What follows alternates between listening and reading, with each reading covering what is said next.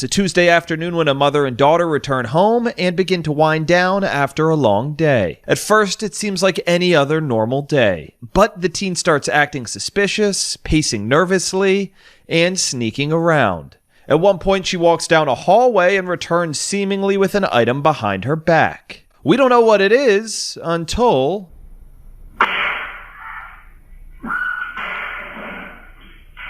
the teen casually walks back into the kitchen, still concealing an item behind her back, and starts to dial a number on the phone.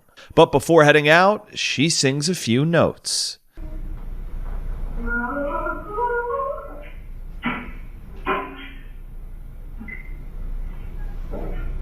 What's the location of your emergency? Mom. She what? She killed her mom. She killed her mom? Yeah, that's what I'm screaming about. Where's the mom at? Mom, and when I do this, she tried to kill me.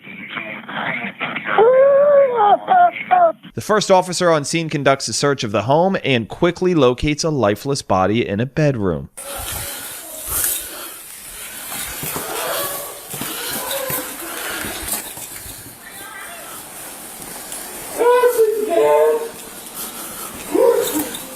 Man, I need you to go.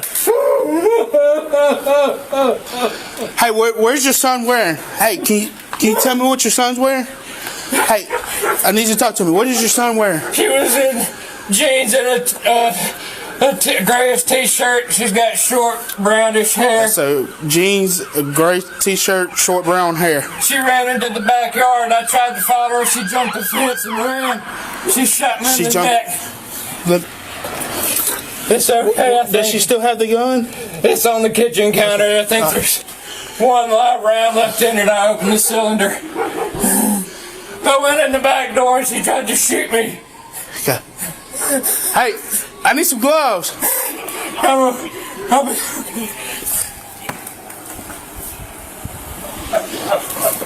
Hey, he's saying that she ran towards Magnolia Place. Are you shot? He's grazed, but he's 10-2. It went through his shirt. He got me right there. Magnolia Place, that gated subdivision. She went over the side back towards my vehicle. She might have looked around this way. Might have looked back, going back towards the pond right there. Hold on just a second, buddy.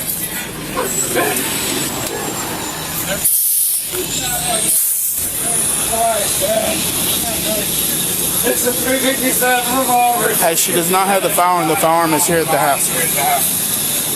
Hey, he's been grazed, but he's 10-2. It didn't really. Hey, Greg, get him. She's laying in the floor with a towel.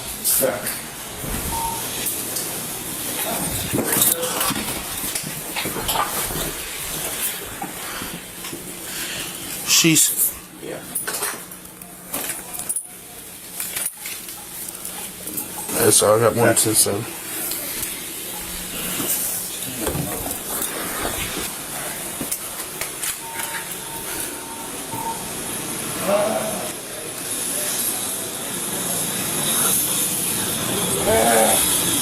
The officer goes back outside to check on the status of the man, but first... Let me grab some gloves. Yeah.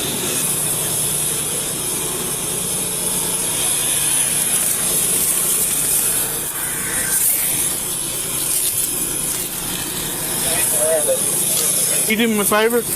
Will you take that tape right there and just go to those trees, from my car to those trees? Actually, go from the mailbox.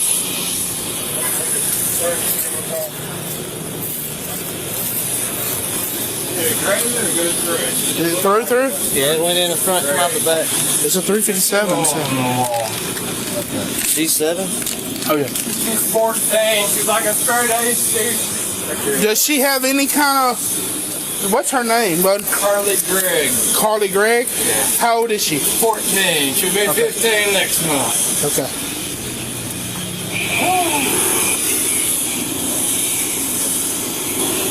I came in from work. She shot me before I closed the door. Where's she at? She jumped a fence, he said.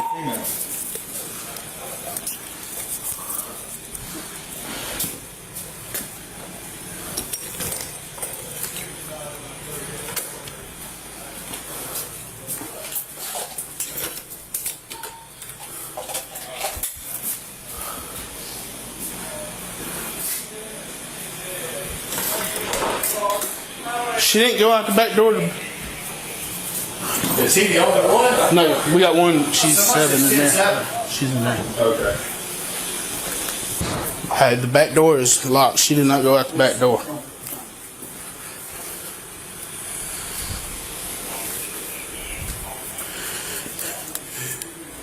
10-4. That's what he's claiming.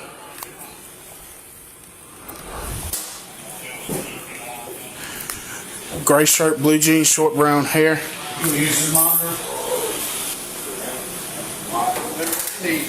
Hey, y'all do be advised. There's several firearms in the house, but the one that he's saying was used is laying on the table. But that doesn't mean she's not armed.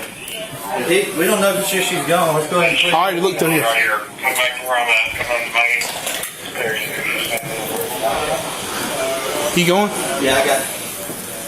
96 headed to you. Yeah,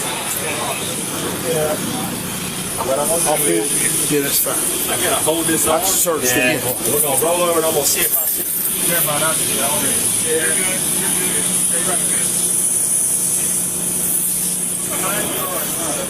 Right in my face. Well, I didn't ring in my ears, it's still ringing. Okay.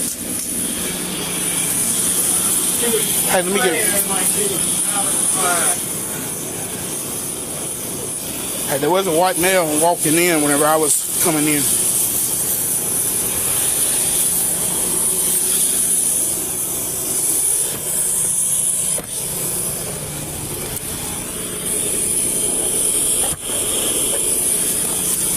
How old is she? She's 14.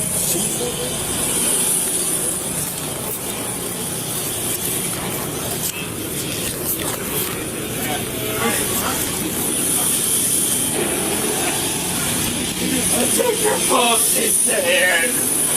Hey, calm down, buddy. Are you hurting anywhere in your chest, in your rib cage, your belly? I'm okay. All right, physically. Good. All right. Hey, buddy, listen to me, okay? I need to get some information from you. What is her name again? Carly, C-A-R-L-Y. C-A-R-L-Y? Carly Madison Gregg, G-R-E-G-G. G-R-E-G-G? She's my stepdaughter. All right. Her dad lives in Starkville, and we're having all kind of problems with him. He's Okay. drugs and All right. stuff. And she's What is your name, sir? Keith Smiley. Keith Smiley? ID. Okay. She's in the back of that. The man identifies the shooter as his 14-year-old stepdaughter, Carly Gregg. Now, investigators have enough information to track down this killer teen on the loose. Right. Hey, let me, Do y'all? are y'all fixing to roll with him right now? Or y'all? No. I need to get a picture. Well, what I was gonna say is, if you need to get anything with him, do it. Yeah. And Well, we're going to have somebody come to the hospital. I'm sure. So. yeah. So I'm just. Yeah, that's Y'all want to that's follow his me? wife. Huh? That's his wife that's in there. Yeah, his wife. That's her living in there. That's why you I kept thought you asking. said that was his mom. That's his wife. When you kept asking, did you call his wife? I was trying to. Okay. All right. All right. This is their stepdaughter that did. Yes. Go ahead and do what you got. Yeah. Okay. Hey, so he's got a. No, I mean I'm getting information. Go ahead. It's a through and through the shoulder. Okay. As of right now, this is him. That she's. Do what? She's 7. Okay. Ashley Smiley, she's 40 years old. And then the one we're looking for is Carly Madison Gregg. Okay. She's 14. Okay. They've been having issues with her Okay. and the dad. So, Okay. because it's his stepdaughter. Okay. But they're fixing, hey, we need anything else from him. They're fixing to roll with him. I said we'll probably send somebody up there with him. Yeah. He's going to UNC, right? Baptist. Baptist? Where he wants to go. That's where he works. Yeah, I understand. Go to people you know. Go to people you know.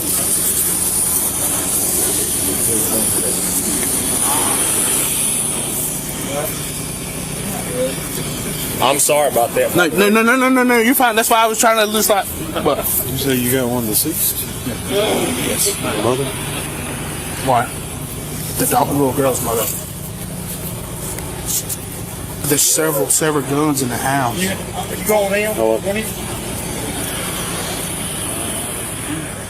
I need a I need a crime log, scene log.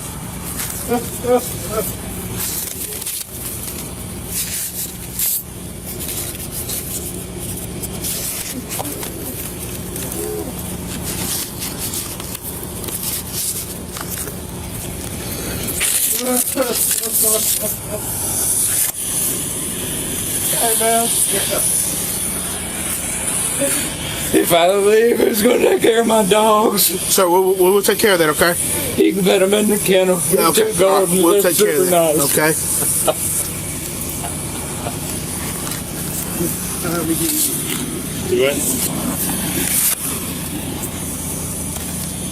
EMS removes the stepfather from the scene, transporting him to the hospital to treat his graze wound. Then authorities come in to process the crime scene. Officer, she's in this back bedroom. Tyler got that good camera, huh? Yeah. Yeah. Hey, Tyler, the gun that's used is right there on the counter in the kitchen. No, no, Nobody? no. So it's still alive? Yeah. My dust kit, Tyler? No, I mean, we got a dad saw who, She's in here. Also, no, there was a juvenile on the other side waiting for her. was it? That's the one. You guys got his Yeah, we got him. Sweet. Figure out where the going. Hey, now that This is Scott's case. hey there's a bunch of gun cases and stuff laying right there. That closet slammed full of guns. So we know she may still have access to a gun. Where's somebody either of them? They got a drone if we need it. I take a picture. She's in there, Duck. I'm not going to move anything until Tyler clears I mean, I couldn't even get him to open the front door. He got out at 357. I don't think that is. It's through and through. That's Hey, we got juvenile around here. through here.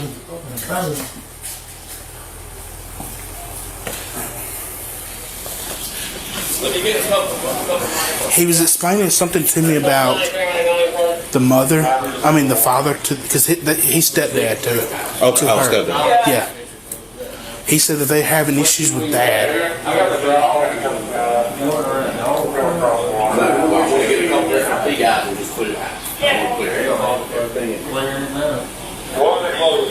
Tell him me and Dustin's already cleared the house. Me and Dustin's already cleared the house. Me and Dustin's already cleared the house. Pretty sure it's blue jeans. Me and Dustin cleared the house. I'm talking every closet, under the beds, I mean, everything. You know how juveniles are. They'll hide in the damn spot. But Dad, he said she ran out the back door and I took know, the field. I know. So. But Dad might. Yeah. You never know. Look, I want to go through the house and I want to very politely. I want to look under beds. I want to look in closets, behind clothes. Let's make sure she's not in this house before we exhaust a whole lot of it. You know how juveniles are. Yeah. Did y'all? Me and Dustin walked through and cleared the house, but I mean, Did you look under beds? we didn't go that far. We looked in let's do it closets real and stuff quick. like that. But Dustin, hey, come in here. Yeah, let's hit. I quickly cleared it, but I hadn't. Yeah, let's hit all of it.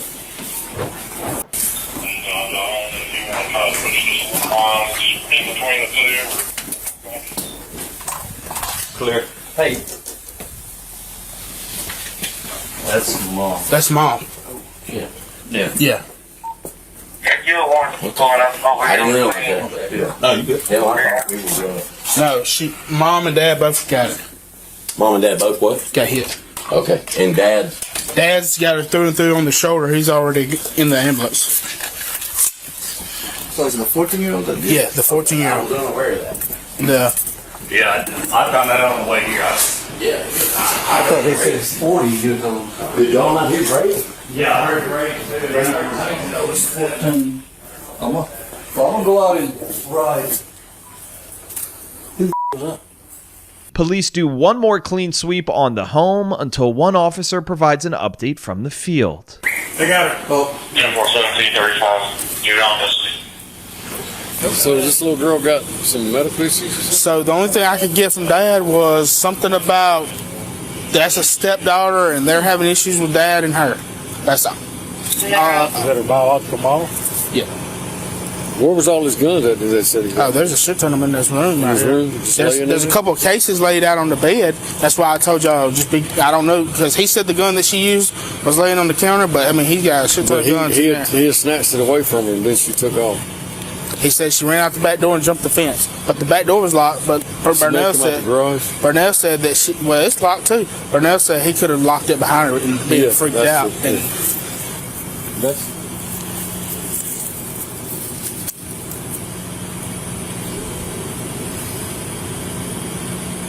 That's a hell of a thing to come home to it.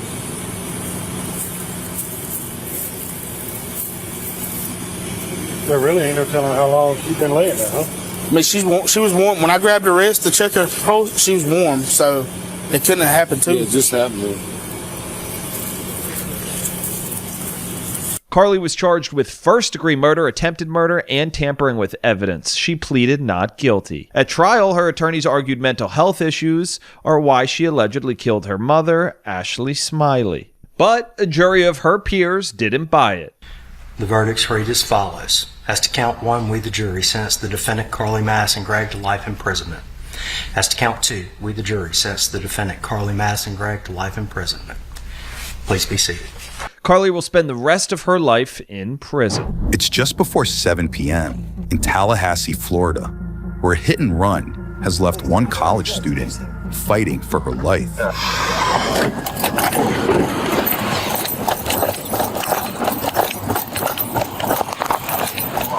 What y'all need? No problem. No. You got more gloves? First responders find 20-year-old Elizabeth Sims, described as a Florida State University student suffering from severe injuries. Moments later, she was declared dead by medics on scene.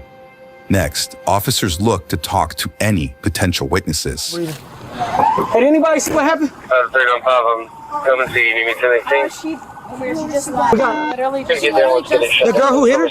No, the girl who saw everything happen. Did anybody get her number or anything? No one knows who. I don't know. Taylor. You seen what happened? Okay, did you get a tag number or anything? Vehicle? It was a white, like that size car. SUV? White SUV? Which way was it? It was either white or silver. And then made a left at that light. It completely she flipped over the top of the car, rolled backwards, and it kept going. Okay. It was like very fast. Like it was. You said an SUV or? Like that size. Like it was like white. Yeah, and I didn't get random. Sorry, they drove by so fast. Hey, a witness on scene said the vehicle. What is that? What is that right there? What street is that? Y'all know what street that is? That's Woodward. The witness on scene said it was a white SUV, and it turned left going southbound on Woodward. Did you see the driver? Did y'all see what happened? Did y'all see what happened? Y'all know her? I literally turned right. I turned right. I was wondering why those cars weren't moving, so I literally turned right and saw it. She got hit by a car. It was a black SUV. It was a hit and run. You seen the car? Because they saying it was a white one. I thought it was black. Which way it turned? There was another kid that said black. 395. EM at the car asking you to your. It's a crime scene, dude. Hey, let's step over here because we in the middle of the crime scene. Or hit and run. Our suspect vehicle is not on scene. We're trying to get that information now. I need a couple more units here to start trying to grab these people, see if we got any witnesses for this, and put out a bolo. We getting two different descriptions on the car. That girl, that's her silver car right here. Yep. She's saying it was a white SUV shaped like this, and the other kids are saying that it was a black SUV, but it made a real time. They made a southbound turn on. Where are the witnesses? We don't have any, but. According to an incident report, investigators determined that Elizabeth was using a designated crosswalk when she was hit by a car, sending her an estimated 127 feet away from the crosswalk, where she was found by first responders. I just saw it, and I saw the car drive, and I heard it hit her. I'm pretty sure it was a gray car. Gray? Yeah, I'm pretty sure. It was a bigger, like an SUV. Gray SUV. Hey, we getting a gray SUV as well as a all right, hospital. The girl that just talked to me, where you at?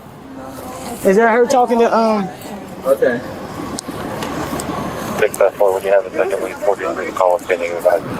All right. Can I get your information real quick, brother? Where were you standing at when you saw this? I was walking down that street. And you just saw it come flying by? Yeah. Did you say you were right behind us? Oh, yeah, I was right behind you guys. Did y'all see it as well? It was a darker color car? Like a lighter, like a gray. Yeah, I feel like silver. Police 395 is there real time.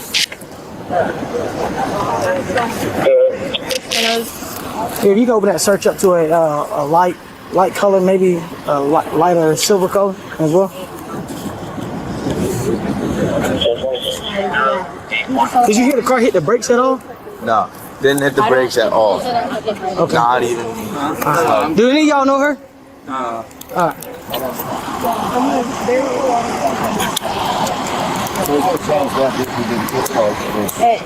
We had one witness say she went flying over the car. Yeah. Okay. So this is great. we had black, white, and gray so far, but it's a lighter color for what other witnesses.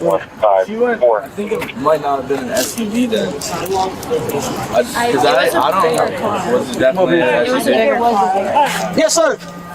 Professor Jack, I'm here, witness. All right. How you doing?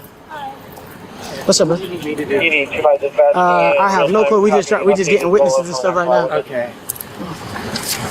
All right. Where were you at when this happened? I was sitting right there. But you see the atrium sign? The ATM sign? The sign right there. It says like atrium. There's a guy going walking here. Yeah. I was sitting right there because I was sitting my dog outside. I heard it turn around. I saw it in the air and land. Okay. And then she rolled kind of. And then the car stopped, like almost slowed down. Then yelled, "Oh shit!" And then kept going. And I didn't get to see the whole car. It's a black car with a silver on the back of the. Like I was telling him, there's like a. Tiffle, hold off because I got a primary witness, and she's saying it's a black car. It's not an SUV. Give me 1 second. I'll give you more. The ground and roll down. All right. So you 258, there's no change. All channel. So you were standing there. I was sitting right there where that guy is on the phone.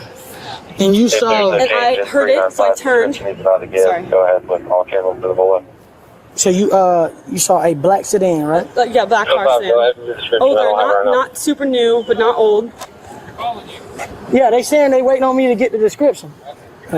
Black sedan. Black sedan, not new, not old. The windows were down because he yelled, "Oh shit." Not new or old? Not super new, not new by any means, but not like 2005. I would say like a 2010 to 15, something. Like it wasn't new.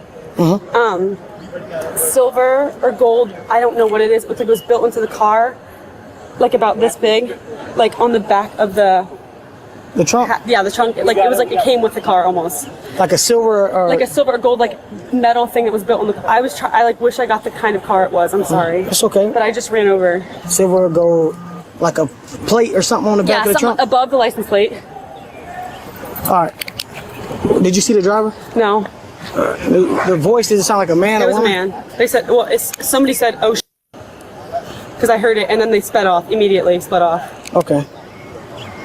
And which way they went? That way. Straight. They went straight. They went straight over the intersection. Straight. They didn't go this way? I looked and saw they were going too fast to turn because I was looking because when I came out here and they instantly sped off. Okay. And they were going like too fast to turn. Okay. That way because Police then I started going this way. to dispatch copy of the description of the vehicle. 10-4, go ahead. It's gonna be a black sedan, smaller model, possibly anywhere between 2010 2015. It has a silver or a gold plaque above the license plate, possibly on the trunk area, and it either kept straight westbound across Pensacola or went southbound on Woodward. It's definitely the crosswalk. I heard it. I got me. Do you want that red on channel? That guy is Temple. sitting like right over there. And we can make sure real time get it as well. Hey, I didn't get her 14s yet. Yeah. We gotta move our point of impact. Okay. Here, I'll hold this up. Armed with descriptions of the vehicle, police said the department's real-time crime center was able to locate a matching car fleeing the scene and running a red light. That led officers approximately 2 miles away, where the suspected vehicle, described as a 2008 Nissan Sentra, was found less than 2 hours after the initial crash, according to police. The car was parked with apparent damage to the hood and windshield, including what police said appeared to be blood and hair. A police report states the suspect and his mother both approached officers, with his mother claiming, quote, he just panicked and came here, and also saying they were, quote, trying to do the right thing. Next, we get our first look at the suspect as he's brought to an interview room for questioning. All right, Mr. Trueblood. It's Trueblood, correct? Detectives identify the alleged driver, seen here, as 18-year-old Willis Trueblood Jr., who investigators are anxious to hear from. It's Willis. Is that right? Again, my name's Detective Adams. You can call me Rob if you want. It's easier. It's okay if I call you Willis. This is Detective Bullock. Josh Bullock. You can call him Josh. You know why we're all here, correct? Okay. Before I ask you any questions about what happened, I gotta read you something, okay? It's your statement of rights. It's your Miranda warning, okay? The detective reads Willis his Miranda rights before further questioning. So, I understand there was an accident, okay? I need to get your side of what happened, because what we see is just what we see at the scene of the accident, and without your side of it, we don't have a whole story. Does that make sense? Yes, sir. Can you kind of give me an idea of where you were, what was happening? I know around the time, I know it was like 5 or 6 o'clock traffic, I don't know, but I just know it was a bunch of traffic, and the sun was definitely beaming in my way. I had my thing down so I can be able to drive. Like visor? Yes, sir. Okay. So I'm coming down like a little hill-ish. It's like a good little hill, so wherever Florida State is, it's 2 different sides. Like, I'm in the middle, like it's a street. I don't know what side of Florida State that is, but I know it's stored over here and stored over there. Do you remember the name of the street? No, sir. Okay. But it's like the Civic Stadium, whatever that is so right before that. Like, up there somewhere all the people be out over there. Okay. Do you remember it was a 2-lane road or a 1-lane road? It was a 2-lane road. No, I mean like there's a traffic going both ways. Like traffic's only one way. Only going one way. Okay. So basically, I'm coming down. And I see the light up there. I'm trying to look at the best as I can. I see other cars going, so that's notifying me that I'm still able to go before I get to the light, because I have to switch lanes to get over. And by the time I look to see what's like my mirrors to see who's beside me for me to switch lanes, I just boom, you feel me, just boom, the car. She just hit the car. She hit the car? Yeah, I didn't even see her coming. Like, just like everything, it just happened so bad. I didn't see her coming. I didn't know what to do. So I just left. Okay. Went somewhere I could been charged phone and call home. Why did you leave? Because I was panicking. I didn't know what to do. Okay. I was really scared. I could start shaking. I was feeling hot, and I didn't know what I just left. I had to leave. I was scared, bro. I was scared.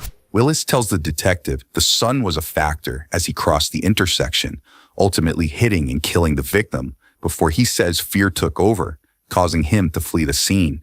Next, the detective wants to know more about the suspect's background. Have you ever been in trouble before? Not like this. Any just little things, or? Yeah, at school, I had trouble at school, but a police officer, but it was like not like during school, you feel me? It was during like a day or something like that, so. And you are 18, correct? Yes, sir. Okay. Okay, so after the accident happened, we go through, like, where did you go? You said you called your mom, right? Yes. Okay. First thing I can do was go to my friend's house and call my mom. That's the only thing I could do first. And where was that at? Where I got it from, Holton Street. On Holton Street? Yes, sir. Okay, sorry. I got called from the house, so I wouldn't. Well, whoever came and got me, they the Liberty Street. That's where they picked me up from. They came and got up from over there. Okay. About how long after you went to his house? You said you called mom? I went there instantly. Called home instantly. You called mom from his house? Yes. Okay, so you called your mom, and I don't. And she came and got me. Like, she came there, sat and waited for everybody to come, basically. So we was just sitting there at my friend's house. Okay. What's your mom's name? Yes, sir. Okay. So she's the one that owns the car? Yes. Just make sure I got it right. What kind of car is it? It's a Nissan Sentra 2008. Okay, a Sentra? Yes, sir. Is it like a 4-door, 2-door? 4-door.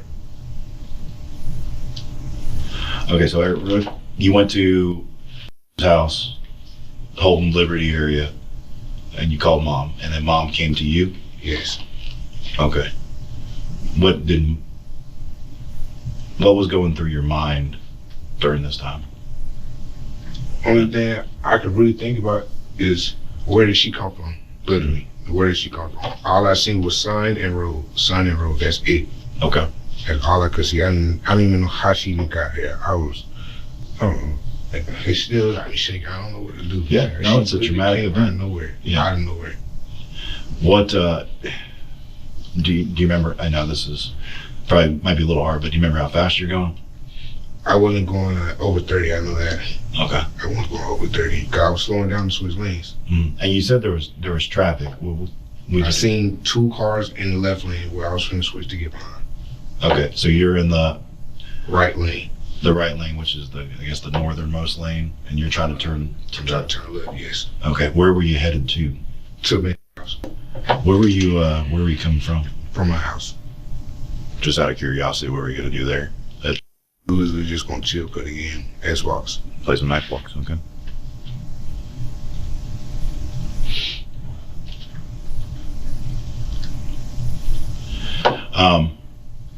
After you got to the house, you said you called your mom. Did you look at the car?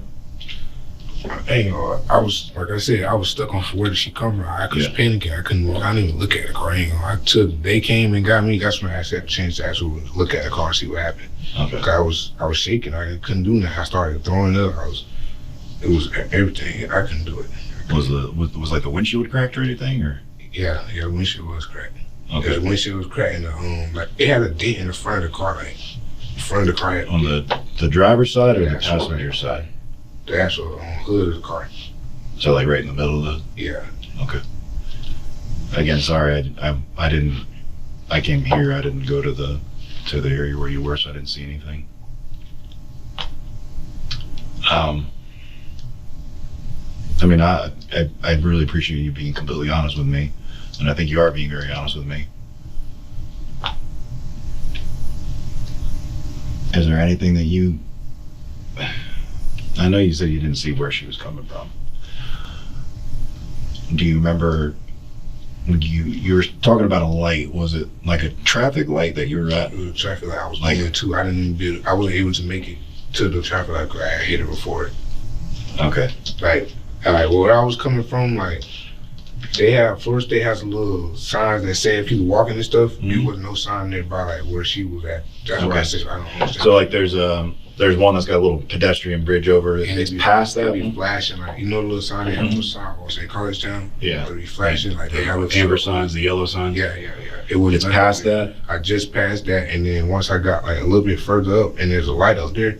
That's where I seen her. Like when she was it? Like, I don't know the roads, but the way I was coming from, you can see it's a little bit of stores like or whatever that is they got on each side of it. And you coming up, and going towards the like stadium. Okay.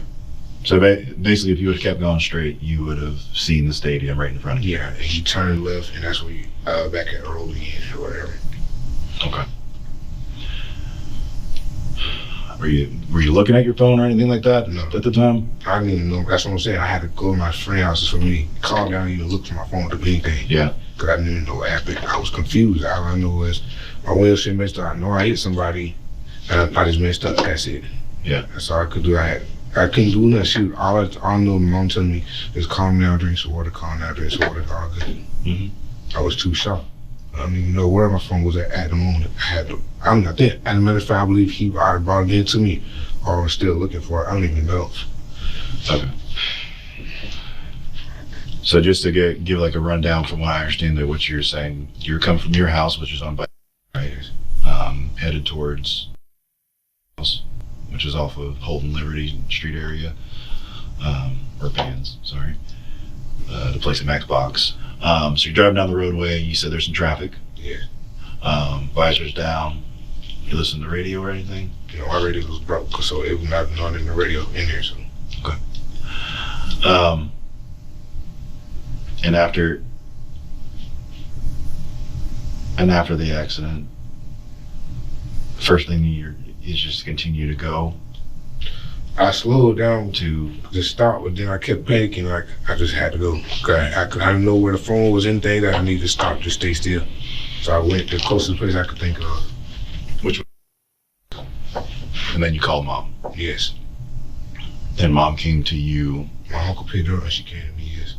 Okay. Did she know? The car that I drive, like it's in her name, but it's for me, if that makes sense. Okay. Do you have any questions for me? I know you're still going through a bunch of stuff in your head.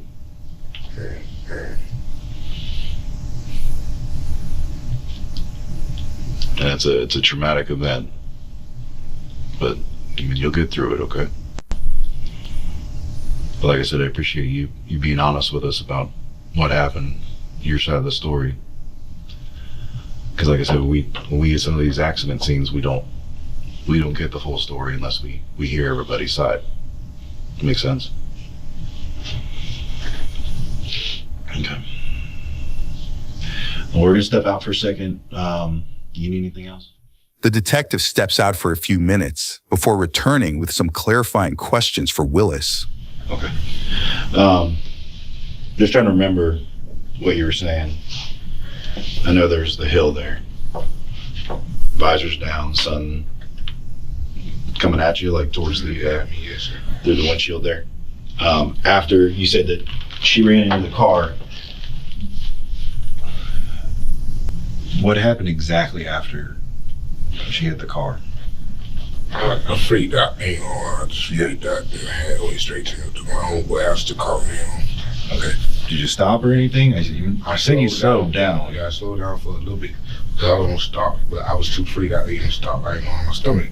Everything just started. My body started feeling weird. Yeah. I didn't want to stop. I was too nervous, too scared, anything. I don't know. In my head. Right. I couldn't start. I said, I can't. I was starting to look. I don't know.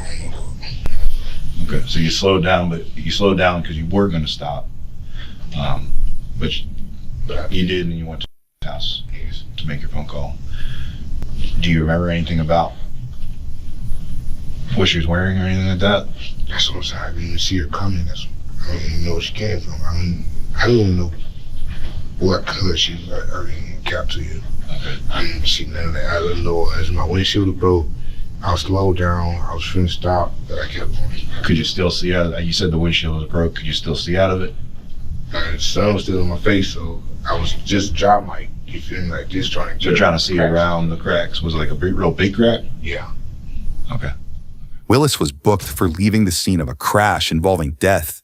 Court records show he later pleaded no contest to the charge and was sentenced to 8 years behind bars. It's just before 3 p.m. at a McDonald's in Atlanta, Georgia, where police are called over a deadly shooting allegedly sparked by an incorrect food order. I had the shooting in the stove.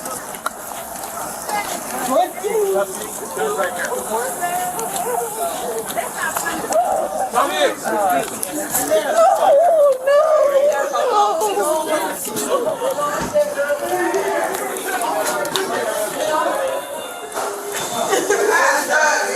I don't even know. They came in here. Them girls and them came here trying to fight me. What he trying to fight?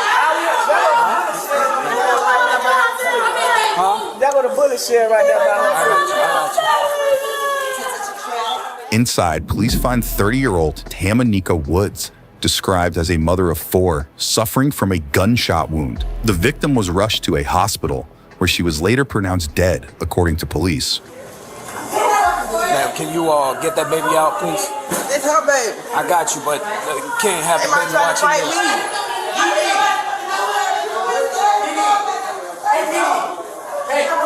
Can we clear these people out of here? I need everybody out. I need everybody out. Stand right here.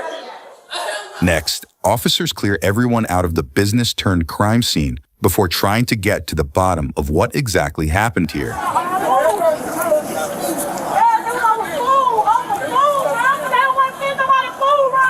They putting us out. They putting everybody out. They saying it's official crime. We can't even go in. Shot this girl on some damn food, man. There's a lot of people here. Someone else has to be detained at least. No, I saw everything. I saw everything when she shot the girl and everything. I told her. There's a shit show inside.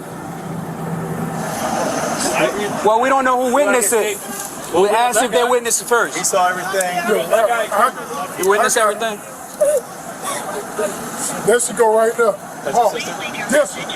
No, she didn't. No, the lady hit my sister in her face first, bro. Hit me first. No, he hit the lady. Witnesses described the 4 women here as family members of the suspected shooter, later identified as 19-year-old Tania Evans, who was quickly whisked away to the police station. Real bad, y'all. Like, real bad. I 100% believe you. I said I 100% believe you, but listen to what she just said. She said, wait a minute. We'll hear more from her later. Now, officers back at the scene continue looking for answers. She hit her first. Wait, y'all, come out. No, nobody came behind the counter. Nobody went. Stop. Go look at the cameras. Nobody went behind the camera. Nobody went behind the cameras. Where's the camera? Where's our camera? Put on the bottom of your car. Hey, get away from the car. Clear it. 3086 Black Mountain. They got to do it. Y'all go run the camera. No, they got to run the camera. Yeah, y'all got to. It don't matter that hoe hit me first. It don't matter that she self-defeat. That shit self-defeat. That shit self-defeat. What you mean? No, I was trying to defuse it. The lady was right. Come out. What you talking about? Don't worry about it. Don't worry about it. I gotta watch the camera. Her in the pink. Her in the pink. Hey, Duncan, girl in pink, Pink, blue. All of them. The pink, blue, and the Where is the supervisor? Where's the supervisor? Where's the captain or the supervisor? Can I get... Give us 1 sec. I can't. There's a pink, the one in the bunny, and the one in the blue. All 3 of them are in the back. All right, well, they gotta stay. Whoever sees, you gotta go, because you just causing a problem. So who are you? Yeah, they're going back out that way. International. I have asked them to call their supervisor numerous of times. No one is calling them. No one is calling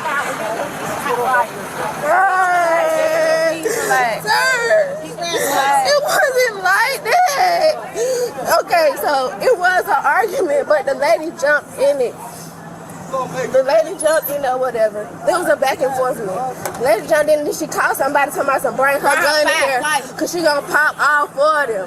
So then that's when tonight was like, no, nobody not gonna pop who, nobody not popping nothing. Then that's she was like, all y'all hoes, whatever, like that, put her hand in my sister's face. And my sister was like, stop putting your hand in my face. And she hit her like that. And then that's when there was an altercation broke out and then there was a shot fired. Still defend me. But from the beginning, y'all have to see, like, they were acting like we were by them with our food. We went through drive-through first, and our food was wrong, so we came through here respectfully. Then they started lollygagging, and then my sister, she told them, like, She swung on us. The pink. The blue. Hey, look, we're not gonna start this arguing, or somebody's gonna go in handcuffs. All right? Walking up on my baby. It would have been a bad day over there. Okay, it's gonna be a bad day. You keep on. Yo, her children with her child while that's why they act like this. Listen, you can go in handcuffs. She act like this, we can do that right now. It ain't nothing to me. That's why she act just like her child.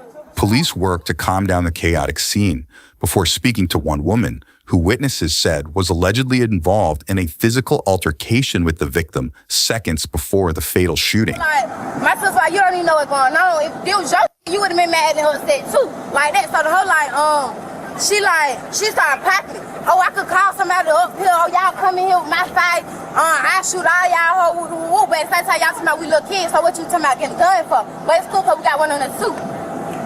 You saying all that, you get in my face, you doing my face like this, you doing me like this in my face. Just keep pointing my face, stop pointing back in your face like, stop pointing my face.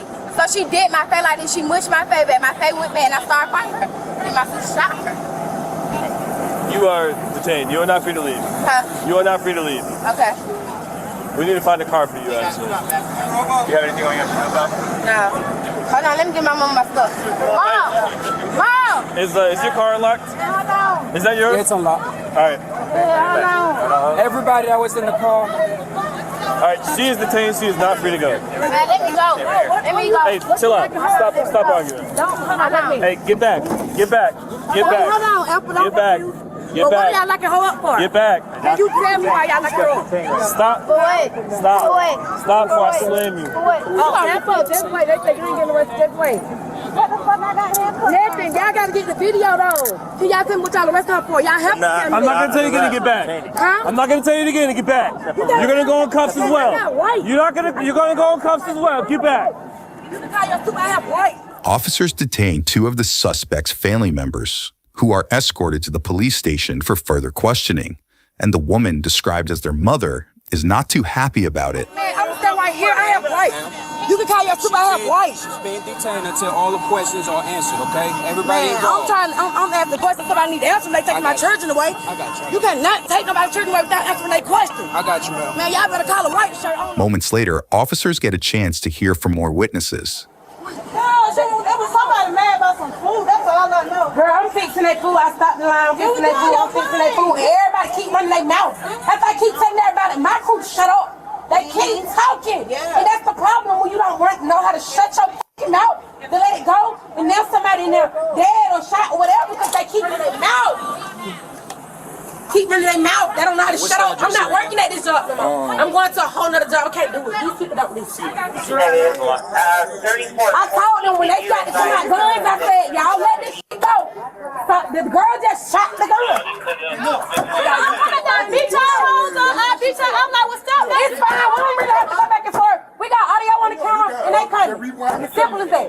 Everybody's just that simple. We ain't finna go back and forth. Ain't nobody finna do all that. We ain't finna fight. We finna do none of that. Charge anyway with these kids around. And then there was plenty of kids in the lobby.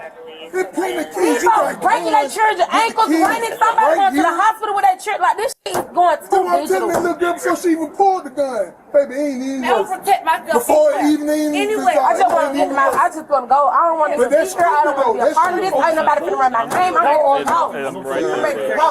I don't want to do all this. I'm ready to go. You arguing over some food? Hey, I got to go, man. I'm giving I don't have nothing for I didn't even see all that.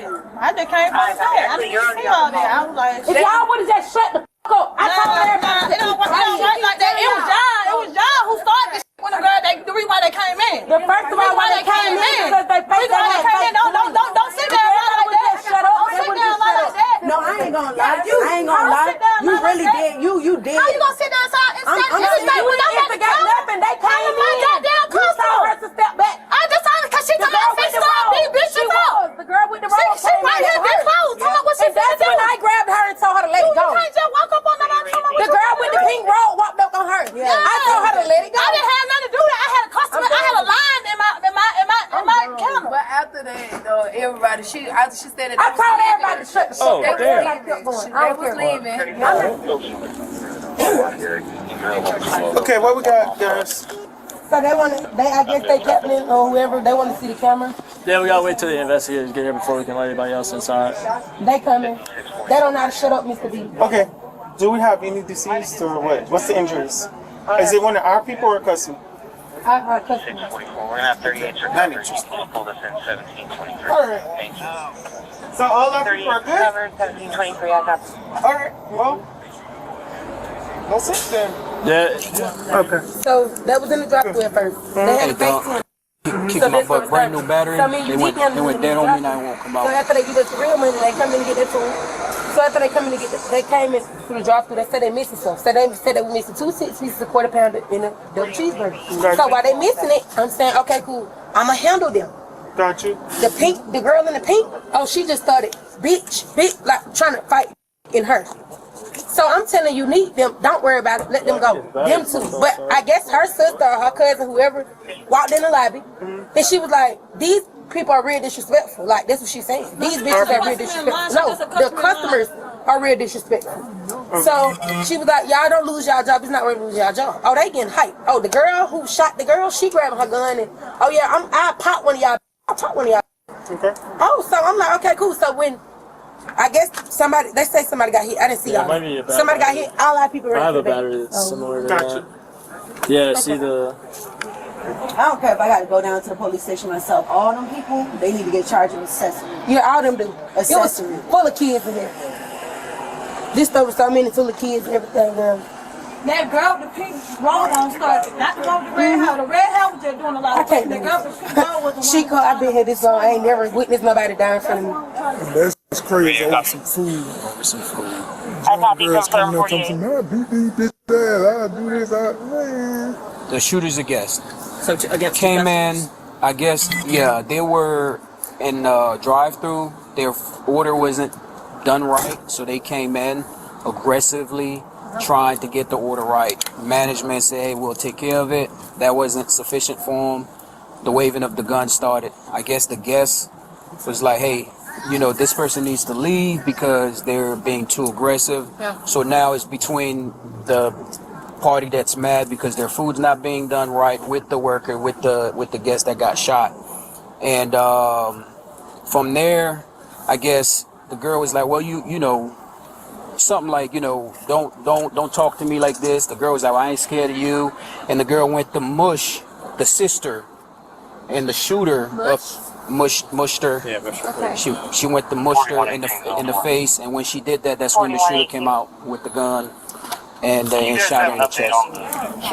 She should have taken her McDonald's staff and pulled them to the back. The manager should have been the only person talking to de-escalate the shit. I mean, she just let her staff argue and walk in there and start talking all this crap. And I mean, we just watched it unfold, and then he said, she got a pistol. Yeah. And then when I saw that punch, I said, oh, it's over. Yeah. Next thing you know, pow. How many punches until? It's just one, the girl in the pink. The girl in the pink, they got her too. Yeah, you in jail. It's not self-defense. Yeah. I mean, damn. Because after that, the other girl had them pull her gun. The one in the black done pulled her gun and shot. Another child gonna go down for life. And the whole kid decided he's gonna be a good Samaritan. Yeah, because the girl had her children with her. Yeah. She had her kids with her. And what'd you do? I just grabbed the girl who was coming out because they were trying to jump on me at the time. Yeah. So the girl had her gun and the gun there and and so I grabbed her hand to make sure she couldn't shoot nobody else. Shoot your ass. Yeah, she would have shot me, but you know, hey, good job, man. Yeah. You know. People of action. Come through the drive-thru, coming there with a gun. You said they were drive-thru? Yeah, they were coming through the drive-thru. They had already went through the drive-thru. They were arguing about what they didn't get in their bag. Yeah. That's how it escalated. So they start arguing with the McDonald's folks, and then her friend start trying to like take up for the McDonald's folks. I don't know how the friend even get into it. That's what I'm trying to figure out. Yeah, I don't even know how she ended up getting into it with them. That bro, we all lost it. And so she was like, all four of y'all walked up. That's all I heard. She was like, because they was leaving. I pulled because I know her and her baby didn't. So I was pulling. The girl that got shot? No, this they sister who just got arrested. She was in there too. Okay, you talking about her? Okay. Yeah, so I know them. So I'm saying I was pulling them, telling them just come on, let it go. So they was actually leaving. Mm-hmm. If you look at the camera, you will see that. I'm pretty sure they seen that. They was actually finna. The lady who got shot was started walking towards saying stuff. So they turned back around like, who? What you know what I'm saying? And she was like, shit, I'm gonna pop your ass. And the lady swung at the sister swung back, and the other sister popped. Who said she was? Next, officials review security footage that helps give investigators a much clearer version of events. Watch. Where is she? She's right here. She comes. Oh wow, she comes out of the damn. Oh wow. She shoots her. Yeah, man, you can't argue that. That's f***ing crazy. So if you watch the motion, and then she turns around and she starts punching while she's getting shot. But this girl, I can tell she had a gun well beforehand. Damn, dude. It's cold, man. So let me get back to the Jeep. Back at the police station, investigators begin questioning those detained witnesses from earlier. We were in the drive-thru line, ordering food, trying to place 2 orders. To the drive-thru, one for cash, one for card. They informed us that since they're short on staff, that they're on. I'm doing straight from I don't want to miss nothing. I appreciate that.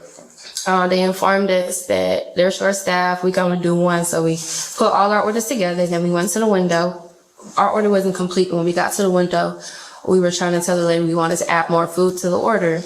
And she explained to us that she's new, cause it seemed like they had, the lady who first took our, order seemed like she had a little attitude or whatever.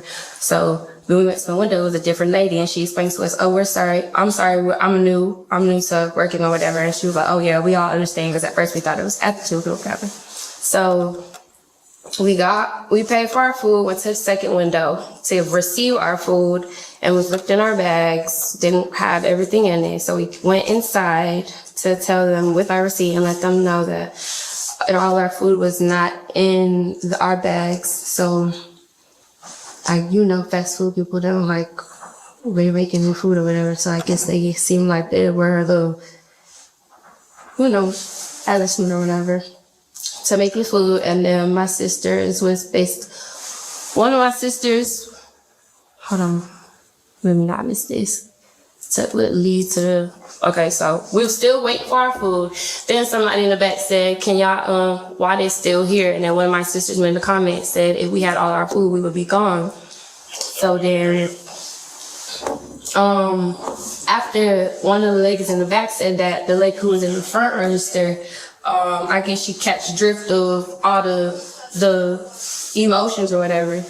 And see my sister was like right here. This is, where people stand, and this is their, whatever. My sister's right here getting the sauce from their inside, and the lady from catching this was like, back up, doing this like this. And she had an attitude of them. I'm not sure what my sister said to her.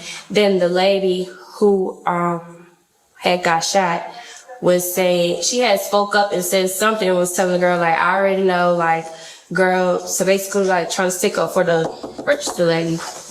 I'm horrible at telling stuff like that's fine. So then the other lady, I guess the lady taking up for the register lady felt like that was her way to get buck or get big. So she was just walking back like, yeah, because nobody wants smoke, like nobody want to, basically trying to antagonize, saying she want to fight or whatever. And then one of my sisters was like, "What you doing all that for?" or something, saying like, "You could clock out," or whatever. And then one of my other sisters was just saying the same thing. And the lady in the back, and the lady who was the guest who spoke up for the cash register lady, was saying stuff like antagonizing too, basically saying, called somebody and told them bring her file in or whatever, because these 4 hoes tripping or whatever, something like that. And one of my sisters said something like, "I got it on me, shoot who," or whatever. Basically saying the lady was basically saying she was gonna shoot first. Then, as we got our food, one of the men, I guess she was a manager at McDonald's, she had came up to me and my other sister, the pregnant sister, and asked us like, "Did y'all get everything? Are y'all okay? What do y'all need or whatever?" And me and my sister were okay, and we was walking out. And then the other lady still kept talking crazy. As we walking out, me and my other sister trying to get me and my 2 other sisters to leave out. And then the lady who told somebody to go get their file had walked up to one of my sisters. And when I looked, she saw her hand. I don't know what she did. Her hand went like this, and my sister's hand went like this. So I grabbed my down, try to grab my sister's. I ain't worried about these, like,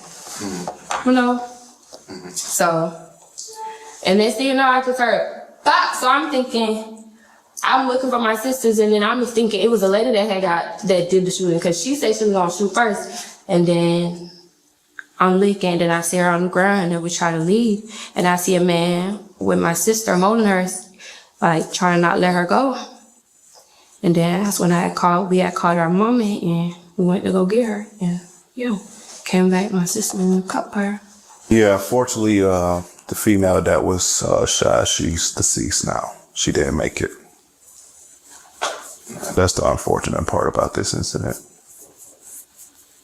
So what does that mean for my sister? We don't know yet. We're still investigating it, but right now. Y'all could look at the cameras. Do they got cameras that you could? Yes, we got it. That you could hear video footage? Yeah, well, we're getting that now, but we got cameras on there trying to get access to that now, okay? All right. Me ask you, because they're going to ask you all that. If it's full y'all there, how did they get to that? You know what I'm saying? Because when we got in there, mind you, they already missed. They claimed that we had fake tunnels, but we didn't have fake tunnels. Somebody that worked there? Yeah, they was like, we had fake tunnels. We had fake tunnels. Y'all never gave us the food and our change. You know what I'm saying? Okay, so when y'all give us our food or whatever, mind you, we're in the drive-thru at first. Y'all give us our food. We only got half of the food. So we started telling them like, we missing this, we missing that. So they getting attitudes and shit, but y'all should have had the right. So we like, all right, we're just gonna come in the inside. So we come in the inside. We standing at the counter. I'm standing like this way, but I'm just standing at the counter, but I'm turning towards the counter. She's like, all right. She started calling people. People was coming in there. She's like, all right, y'all hold a shot. Woo. So then when my sister turned, she was like, hell, who shot? And tugged on her like, I got one too, like type. So the lady was just steady whoop. So mind you, by this time when they arguing, I'm still walking back and forth to my table back over there to my table, get my food and shit. So the lady started putting her hand in my face, doing all like this. So I pointed back on her face like, stop putting your hand in my face, like doing her hand like that. She mushed me 2 times. Then we started fighting.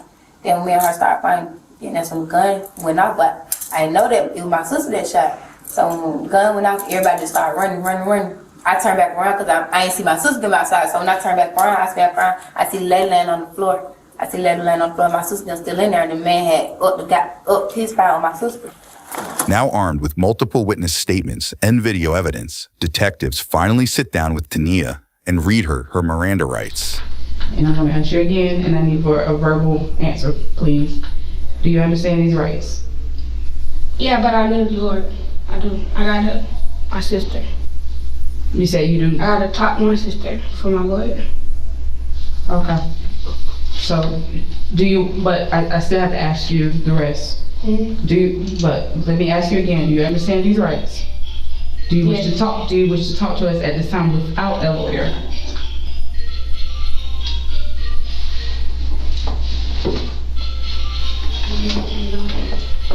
Okay.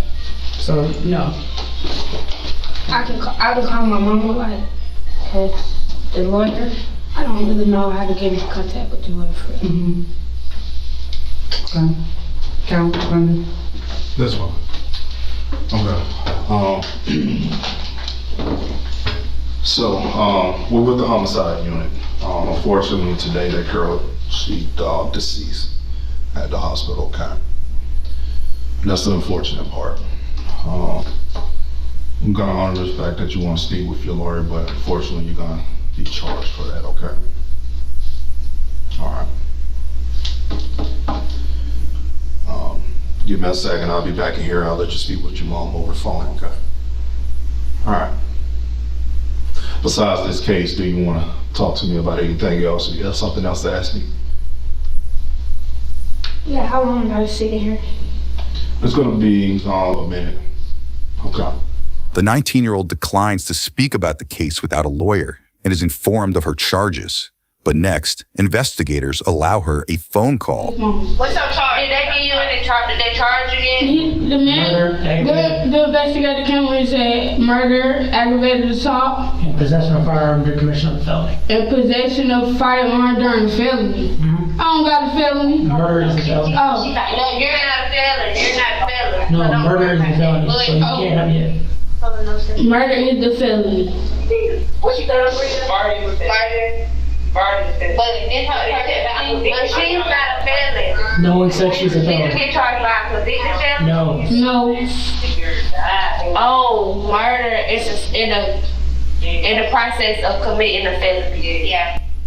Tania was charged with murder, aggravated assault, possession of a firearm during the commission of a felony, and theft by receiving stolen property after police said the gun used in the shooting was previously reported stolen. So what are they saying? You're being charged with murder.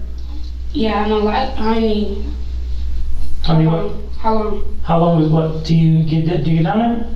How long did that Murder carried for murder? You mean prison? Yeah. 25 to 30 years. Online records show Tania negotiated a plea deal and pleaded guilty to voluntary manslaughter, aggravated assault, and possession of a firearm. The 19-year-old was sentenced to 25 years behind bars. It is a cold February night in Denver, Colorado, where the mom of a young child is fighting for her life after, get this, a 14-year-old allegedly shot her over a fender bender.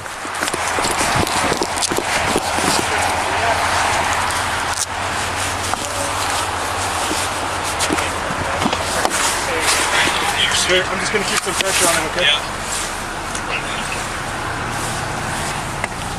Hey, she took quite a few, about 4 or 5 rounds to the face. How many? Is just she the only victim? She's the only victim. She's heavily bleeding, unresponsive. We didn't expect to see that. First responders rushed to help the driver, identified as 32-year-old Pamela Cabrielas, who was allegedly shot multiple times at a stoplight. Let me see if I can find an ID in her purse. Yeah.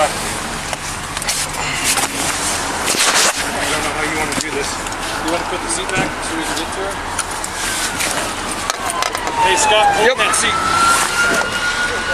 It's not going. Is there anything behind the seat? No. It's all electric. Hang on, I've got it.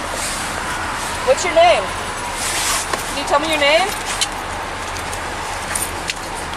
Good name. I'll get over with tonight. Might be a Pamela. Is that her birth? Yeah, I'm trying to find an ID. Is there more than anybody else? No, it's just one person. Could you hold that open while I look through it, please? Thanks. Next, the officer walks to the back of the car, where shattered glass and apparent bullet holes can be seen through the rear window.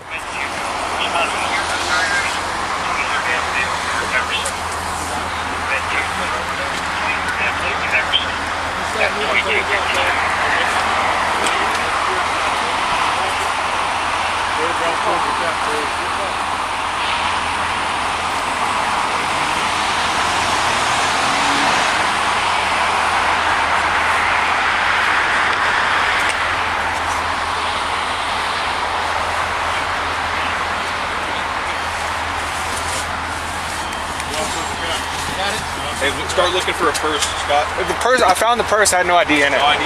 No ID. Here, we get a look at the windshield, where investigators said they counted 8 bullet holes.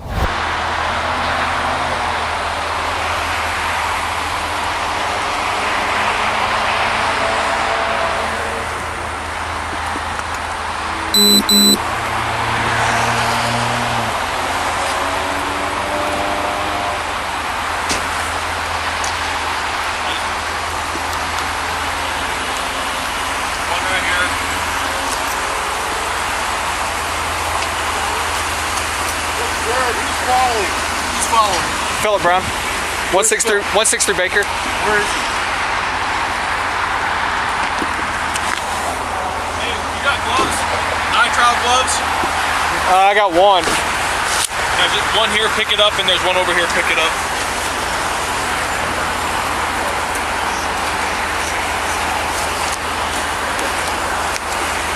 Are you okay? What's your target? I photographed it.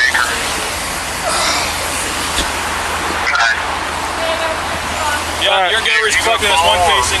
You're good. Anybody to follow? I'll be following. Alright, they're just about ready. I counted 8 shots. 8? Yeah, there's one right above the left windshield wiper. So that's 2 out of, like right there. License plate, that's probably hers. That's the same one as on the back. Okay, that's probably hers.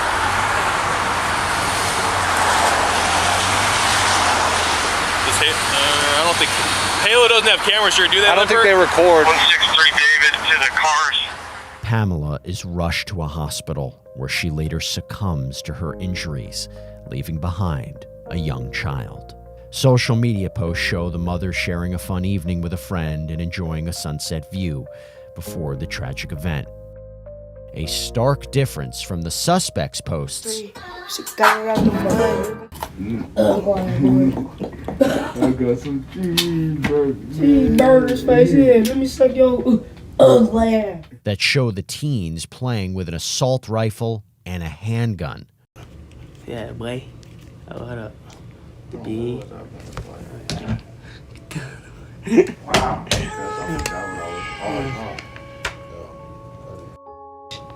Hours later, an officer recognizes the assailant's car from a previous incident involving shots being fired into a McDonald's. The teens allegedly led police on a short chase before crashing and running into a neighborhood where two of the suspects can be seen running down a sidewalk before making a quick about-face and running in the other direction. But it doesn't take long for residents to figure out something's up and for police to respond and arrest all three suspects. Now it's time for investigators to get some answers. First up, the accused shooter, 14-year-old Remy Cordova, faces questioning. Let's see how that goes. They're asking about somebody named Lil Bro. Baby D-Ro? They said Baby Bro. They asked if you go by Lil Bro. I said no. I don't, so. Like, it's totally different. Yeah. Are you guys done talking? Yeah. I'm going to turn the video back on, okay? Yes, sir. Do you have my phone number?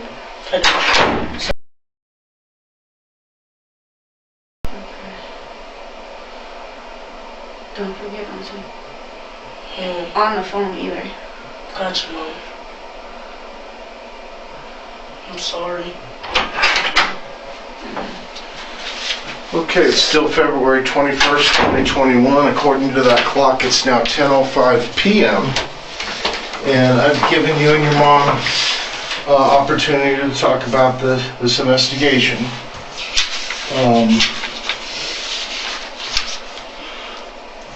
Let me ask you, did you understand the rights as they have been explained to you? Yes, sir. Yes?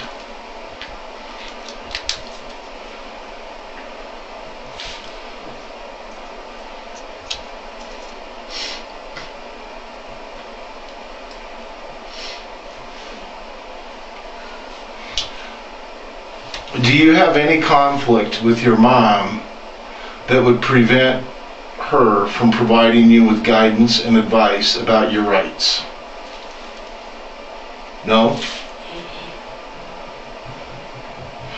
With these rights in mind, are you willing to talk to us about this investigation? No, sir. No? No.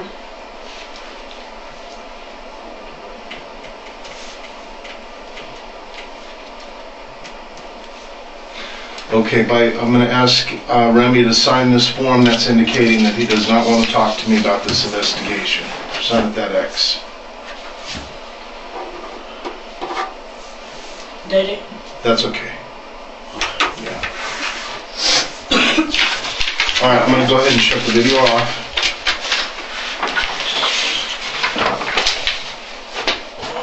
It's 10:07 a.m. I'm sorry. Remy remains tight-lipped under advisement from his mom, a luxury he has just allegedly taken from another child. But our next suspect is not so quiet.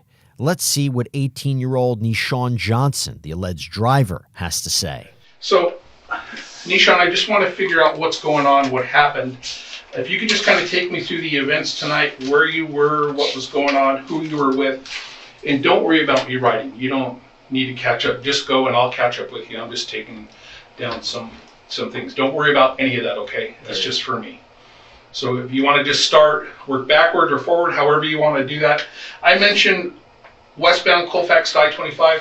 Do you know what I'm talking about with that? No. Okay. Well, let's talk how just your night went where you were. Let's start with that. I was with my auntie and my god sister. Okay. It was like Jewel. It's like behind, it's Federal and Jewel behind the McDonald's. I was there all day with them and chilling with them, and then I left. But around, 12, 11? No, it was like 11, because I think police got behind us, like like around 12 o'clock. So they came and picked me up at 12. So, nigga, all day I was with my god sister and my baby moms. Okay. Is that it? Yeah. Okay. When you mentioned 12, are we talking 12 noon during the day or 12 midnight at night? Like towards night. Okay. I was there, I was at my baby mom's, then I left. And then I went to my cousin's. And then my partners came to pick me up.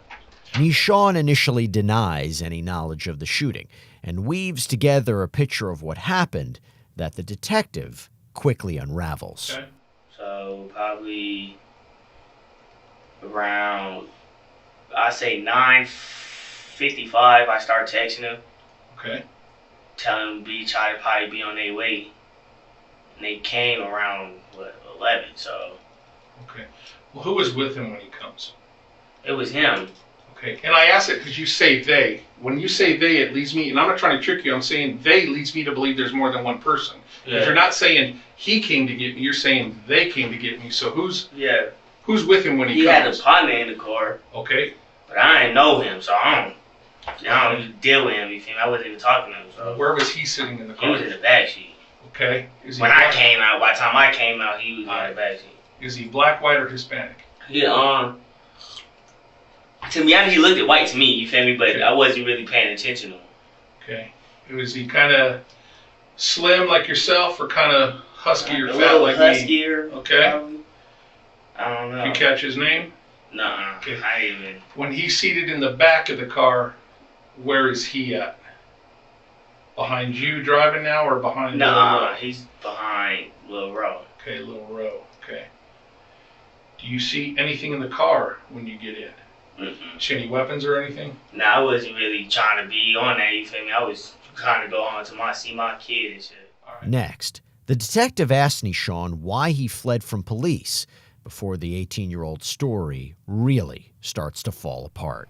The police was on the side of us. He gets to the behind us, we take a right. And then the police was just following us. And the ice was so, snow was slippery. I couldn't, stop and hit a turn. Mm-hmm. And after I stopped and hit a turn, I had, hit the, curb. So, when they turned their lights, I ain't gonna lie, I just did the dash on it, you feel me? But then after the car, it was too slippery. And it f***ed the car up. I f***ed the car up, you feel me? That's what I did. Why? Tell me more about why you didn't stop. Cause I don't have no driver's license, I ain't gonna lie, that's the only thing. If I had a driver's license, I'd pulled over. But I don't have no driver's license, so. When you see the police on the side of you, as you're driving, you make the turn, hit the curb, they light you up, you decide not to stop. When you notice the police, who notices them first, you or the other two guys in the car? To be honest, we all did, because they was right next to us. Tell me more about the conversation going on in the car about the 5-0 being next to you. And we was just police right next to us. I was like, I'm going home. Okay. Lil Row or the other guy in the car, the white guy, we'll call him white guy. Yeah. Did they appear to be nervous? Or? Yeah, they seemed nervous, but to me, you feel me, yet in the game, you're young, you feel me, you see police, everybody gonna get nervous. Cause I've been there before, I was 16, so I've been 16 before. Mm-hmm. You feel me? So I'm like, man, it's cool, you feel me? I'm going home, we're going home. Nothing's cool, y'all cool, you feel me? And I don't know what. Did Lil Row or the guy in the car talk about being on one, or being that they had a heater in the car, or being concerned about the police bumping you guys up with anything in the car? Nah, see, they didn't tell me trying to worry about nothing. They was like, big bro, cool, you feel me? They was like, I guess they were trying to hide it from, cause I get on their ass, you feel me? If y'all doing something stupid, you feel me? Come to my house, nigga, we could eat, food, treat, whatever y'all want, y'all could come to my house. Y'all don't have to do no dumb, you feel me? Cause nigga, I just got through done doing that. Group home, foster home, so I don't want to be done in and out of jail. Nigga, I got 2 kids. I got 2 little girls, so nigga, anybody younger than me, I take them under my wing and I try to show them anything better.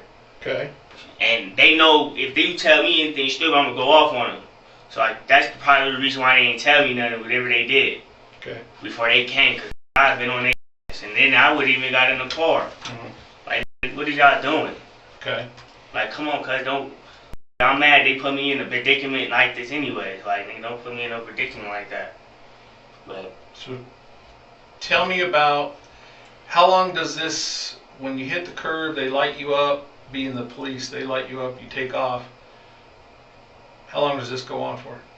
not even long, cause the ice was like this dope. Wasn't trying to go for it, so like after I hit a dip, I go up and I do a spin and I just hit the whole thing. What's that shit called? The pole. Okay. Knocked the pole down. And then what happened? And then I just hopped out. Why'd you do that? Cause I hit pole. I hit the pole and then I ain't gonna lie, I sleep panic. Then I getting the spin, police, I was just ran out the car. Then after that, I didn't know what to do. I just stayed in the shed. I was like, I don't know what to do. Like, and then that's when the team came in. I was even going. I was like, nigga, I didn't know what to do. What did Lil Roe and the other dude do? They guys left too. They guys left me. I just went in the shed. Like, I don't know, cuz I stayed in the shed. That's where they caught me. So who was in the shed with you? Me. Just you? Yeah, we all cause they was the first two out. Cause if you see the car's like parked, like the driving seat was on a tree, so you couldn't open the door. Okay. So I had to like climb out the front, the passenger. Nishan explains how he allegedly crashed after hitting a slippery patch of the road. But that won't be the only slippery slope he's headed down as this interview continues. In the shed, tell me more about when you run. You dump anything? You take it off? I just take off. Okay. And how many fences do you hop? I ain't even hop a fence. I mean, I did hop 2. Okay. But that was like right there. I was already right there. And did you know the area very well where you were? Yeah, nah. I don't even know Denver like that. Okay. I'm from Georgia. I mean, I'm from here, but I moved to Georgia. I know Georgia better. I'm like, no Georgia. My body's in Georgia now, to be honest. Clayco, Southside. But my mom wanted me out here because I have a kid out here too, so she wanted me to be out here with my kid. Okay. So tell me more about getting into the shed. I was just in the shed and I went to sleep. After I went to sleep, I hear people. And then that's when I was in the shed, and that's when the dog came in. Okay. Dog come in. I'm surprised the dog didn't attack me. I ain't gonna lie. Like, I'm sleep blessed today. Cause the dog didn't exactly attack me. He smelled me, walked away, smelled me again, walked away. And then after that, when like the SWAT team came in, that's when he started tripping for real. Like when the dude said or some command, he was on it. And that's when he chipped me. He chipped my back and my foot. I was like, hey, I don't none of that. I don't want to get bit. Whatever y'all say. Okay. And it was like, okay. At any time when you're in the shed, did you meet up with Lil Roe or the other white guy? No, they never came back. So was you in the shed all by yourself? Mm-hmm. Nobody else was with you? Nope. And was it in a front yard, a backyard? I was in like the back medium. Like that was weird type to be honest. Did you know whose shed it was? No. Did you know whose house it was? No. The detective asked Nishan multiple questions focusing on specific details, and soon enough, you'll see why. What is the conversation in the car? Yeah, really was no conversation in the car. But they could go. I'm sorry? I said it wasn't no conversation in no car, but go. But go? Yes. Why was that? I don't know. Okay. Earlier you told me because you didn't have a license. Yeah, like I don't have no license, but that's what they was telling me. You said what was the conversation? Okay. You said what conversation did we have while the police was behind us? And who was telling you to go? Little bro. We was like, bro, just go. You feel me? I mean, don't have no license. Okay. You feel me? I'm not finna pull off. Did little bro say he was hot? Nah. Did he say nigga go? Okay. You know how nowadays this young generation gonna run from the police or do anything from the police. now. You feel me? So you that's listened to how it him. was. So you listened to him and you went. That's how it was. You feel me? Type shit. Okay. From the point you saw the police to the point that you it gets slippery and you end up crashing, how much time passed? I don't know. How much would you say? A minute? 5 minutes? 30 seconds? I say a minute. Okay. And then when you crash, what do you do? Get out the car, run. Okay. Did Go anybody to tell you? the shed. Huh? And go to a shed. Okay. I went to the shed I was in. Right. Anybody go with you to the shed? No. Did anybody follow you? No. I How was in there certain? by myself. Okay, you're in there by yourself. Yes. I was in there by myself the whole, like, 2-3 hours. I took a nap and all. Where was little bro and the white guy? They left. We all separated. When we hit the tree or hit whatever we hit, when we hit it, Okay. we ran out the car. Did they ever tell you there were any guns in the car? No. Okay. Do you know if there was? No. Okay. Saturday, any chance, tell me your activities before Leander picks you up. What'd you do while you were at Dayton? Did you just hang out? Did you go anywhere? No, I was over with my baby. Did you go to a firing range at all? No. Did you handle any weapons at all Saturday day? No. Handle any weapons Saturday night? No. See any weapons in the car when you got in with little bro and the white guy? No. Okay. In that 1 minute when you see the police and then you go, you crash, you get out, you dip, and you go to the shed, you say by yourself, right? Yeah. Anybody give you anything before you got out of the car? No. Anybody ask you to hold anything? Nishan admits to being alone in the shed and having nothing handed to him multiple times before the detective reveals an important detail. No. You know why I'm asking all these questions? Because the shed you were found in, those shell casings match at our murder scene. Can you explain that to me? And you said nobody's in the shed with you. Okay? You're in there by yourself. But the same caliber shell casing that's in the shed where you're at is the same caliber at our murder scene. Can you explain that to me if nobody handed you anything? No, nobody handed me nothing. Okay, so how did that end up in the shed with you? Oh, I ain't gonna cut it. I don't know. Okay? So what I'm asking you, this is your chance to be honest, okay? And I'm not saying you're not, so please don't be offended by that. Okay, but I don't know is not gonna cut it. As I told you before when we first started, it's a homicide investigation. I told you you're not free to leave, okay? You remember that? Okay. If you were there for something or somebody asked you to hold on to something, I need to know, okay? And not just for myself, but for yourself. You got a kid, right? 2. You want to see those kids grow up? Yes. Do you want to be able to hold them and not be behind glass when you see them? Or do you want them to come and visit you during yard time? Again, I'm not threatening you, I'm not upset with you, but I'm telling you, this is the road we're going down. You're digging yourself a hole here, so if you have something, you know something, Nishan, now's the time to tell me. Okay, you tell me you were by yourself when you ran. Nobody else was in that shed. I asked you several times that question. You're adamant nobody was. Okay? So it's one of two things. Either you were there at that murder scene, or somebody gave you something to hold on to. So now's your chance to help yourself. Don't dig yourself a hole.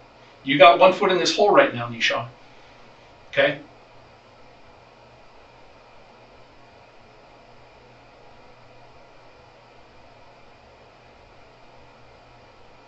I guess you're at a fork in the road right now. What would you like to do?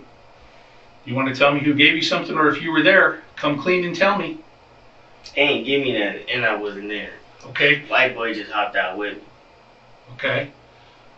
But I didn't know he had nothing. You feel me? And cuz left the shed. I'm sorry, he did what? He went in the shed with me. You feel me? He came in the shed with me and him.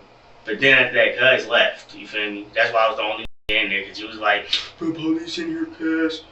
Are they about to come in here?" And then he left, and I wasn't finna just because he wasn't going nowhere. Okay. So I stayed in there. All right.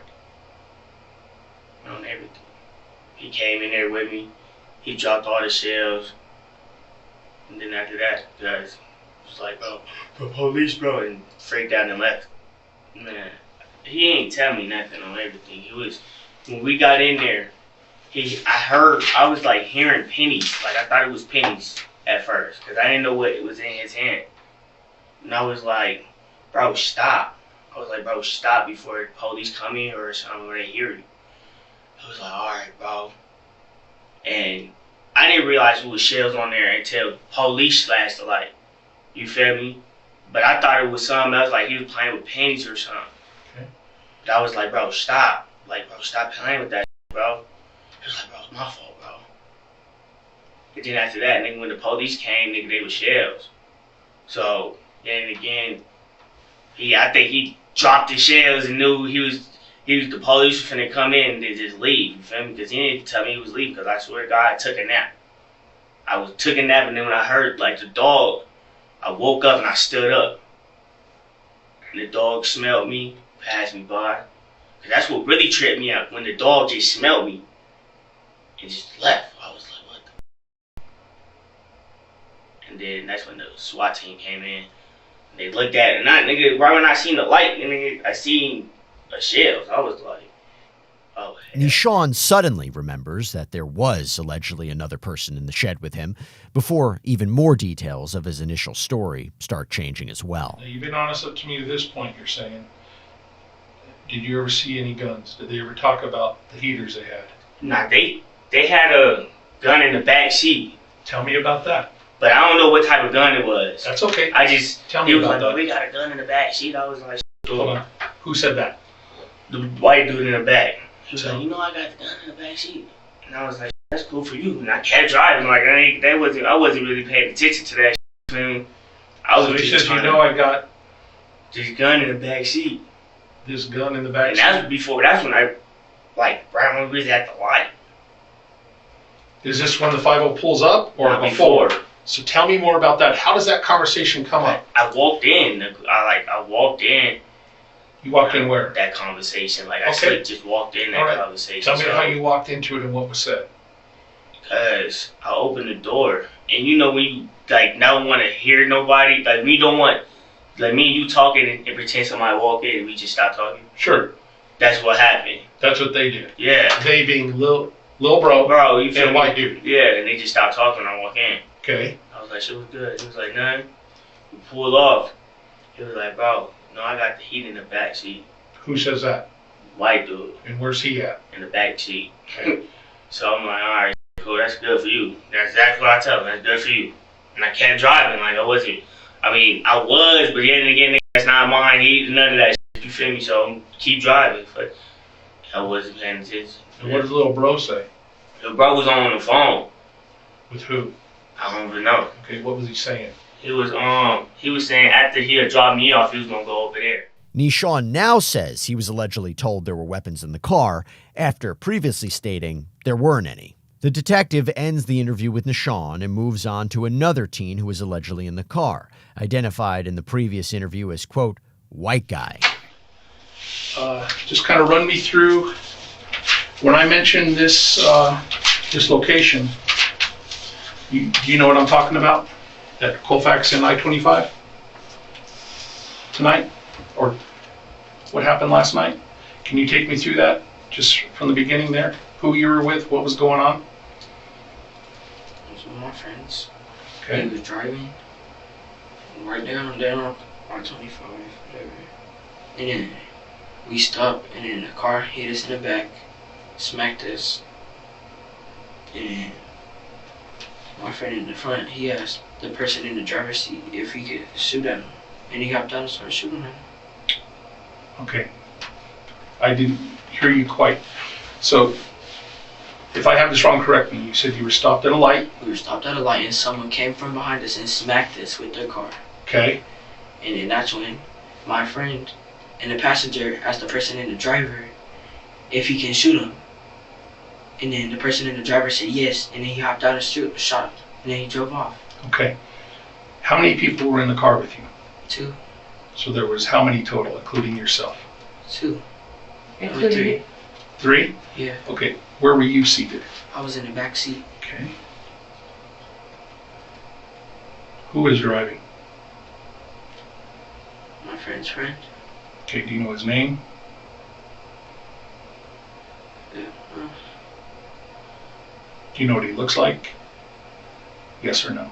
Yes. If you saw a photo of him, do you think you could ID him? Yep. Okay. Can you tell me if he was black, white, Hispanic? Black. Okay. About how old was he? 19. Okay. Anything identifying about him? Scars, marks, tattoos, facial hair, piercings? Right here. Okay, what was that? He has a big tattoo right here. Big tattoo right there? Yes. The teenager gives his initial story before the detective asks for more details. So the car behind you guys smacked into you. Yes. Your friend Remy asked the driver if he could shoot this person? Yes. Why? I don't know. He just asked him and he said yes. Okay. And when he started letting off, I told him to get back in the car. Okay. Tell me more about when Remy gets out of the car. He pulls the chop out, and then at first he said he was on safety, so he flicked it off of safety and then It started wasn't shooting. Remy though, that shot. That's Lil Rock. Okay. I'm confused, okay. Okay. So you say the chop. I know what that is. Aaron, your mom may know what that is. People watching this later on may not know what that is. What is a chop? AR-15. AR-15? Yes. Okay. What color was that? Black. Black. Okay. So you're saying that the other kid asked Remy to shoot. Is that what you're saying? No. Remy asked the other kid if he can shoot, and then Remy hopped out and shoot. At any time did you get out of the car? No, I told him to get back in the car. Okay. And what does he do? Tell me more He about just that. kept shooting, and then he finally got back in. Okay. After I started yelling at his ass. Okay. How many times did he shoot? He let off like 7 rounds. Okay. Did anybody pick up anything there on the street? Did anybody pick up anything? Did anything fall? Phone, bullets, anything from the car fall out of the car that anybody picked up? I don't know. Okay. Do you remember what kind of car smacked into the back of you guys? It was like this white car. White car? Yeah, it was a white van. Like a white van? Yeah. Okay.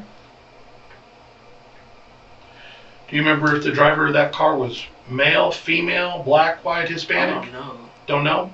All I know is he just hopped out and started shooting, and I told him to get back in. You heard that right. The witness says Remy was allegedly granted permission to shoot Pamela after asking Nishan, the driver, if he could. What time do you think you guys got there? I don't even remember. Okay. When you leave the driver's baby mama's house at 6th and Dayton, you're driving to where next? We were driving to his auntie's house. Okay. So we can go see someone that was in the house or something. The driver's auntie's house? Yeah. And on the way there, the car had smacked us, and then that's when I went off.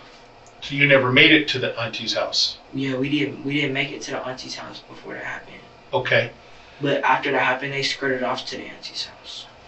Okay. Skirted off meaning you guys drove Yeah. to the auntie's house? Yes. Okay.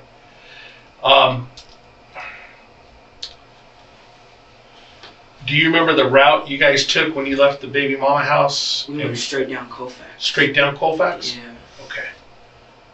Any issues with anybody driving straight down Colfax? Yes or no? No. Okay. Tell me more about what you're doing in the back seat. Are you guys... I was sleeping. Okay. When the car smacked you guys from behind, what were you doing? I was listening to music. Okay. On what? On my phone. Okay. The teen claims to have been asleep in the car after the incident. This will be important later. He doesn't have service. Okay, no service? Just Okay. a phone. Do one of those Wi-Fi things when you can? Yeah. Fair enough. Like I get it. Xfinity Wi-Fi. Okay. Xfinity or Wi-Fi? Yeah, or just normal Okay. Wi-Fi. All right. When you're listening to music, how hard do you think the car smacks you from behind? Tell me more about that. Smacked me up like this, hit my head. Okay. And then that's when Remy started getting mad. And that's when he asked him if he can shoot him. And he hopped down and started shooting at him. And then that's when I was like, get in the car, nigga, what are you doing? Like, Okay. what are you doing? Was there any verbal exchange between the person that hit you guys from behind? Hell no. Okay. He just hopped out and started shooting it. Okay. That car you were in, how many times you been in that car? That was like the second time. Okay. When was the first time? Like a couple days before that. Okay. Whose car is it? I don't even know. Okay, fair enough.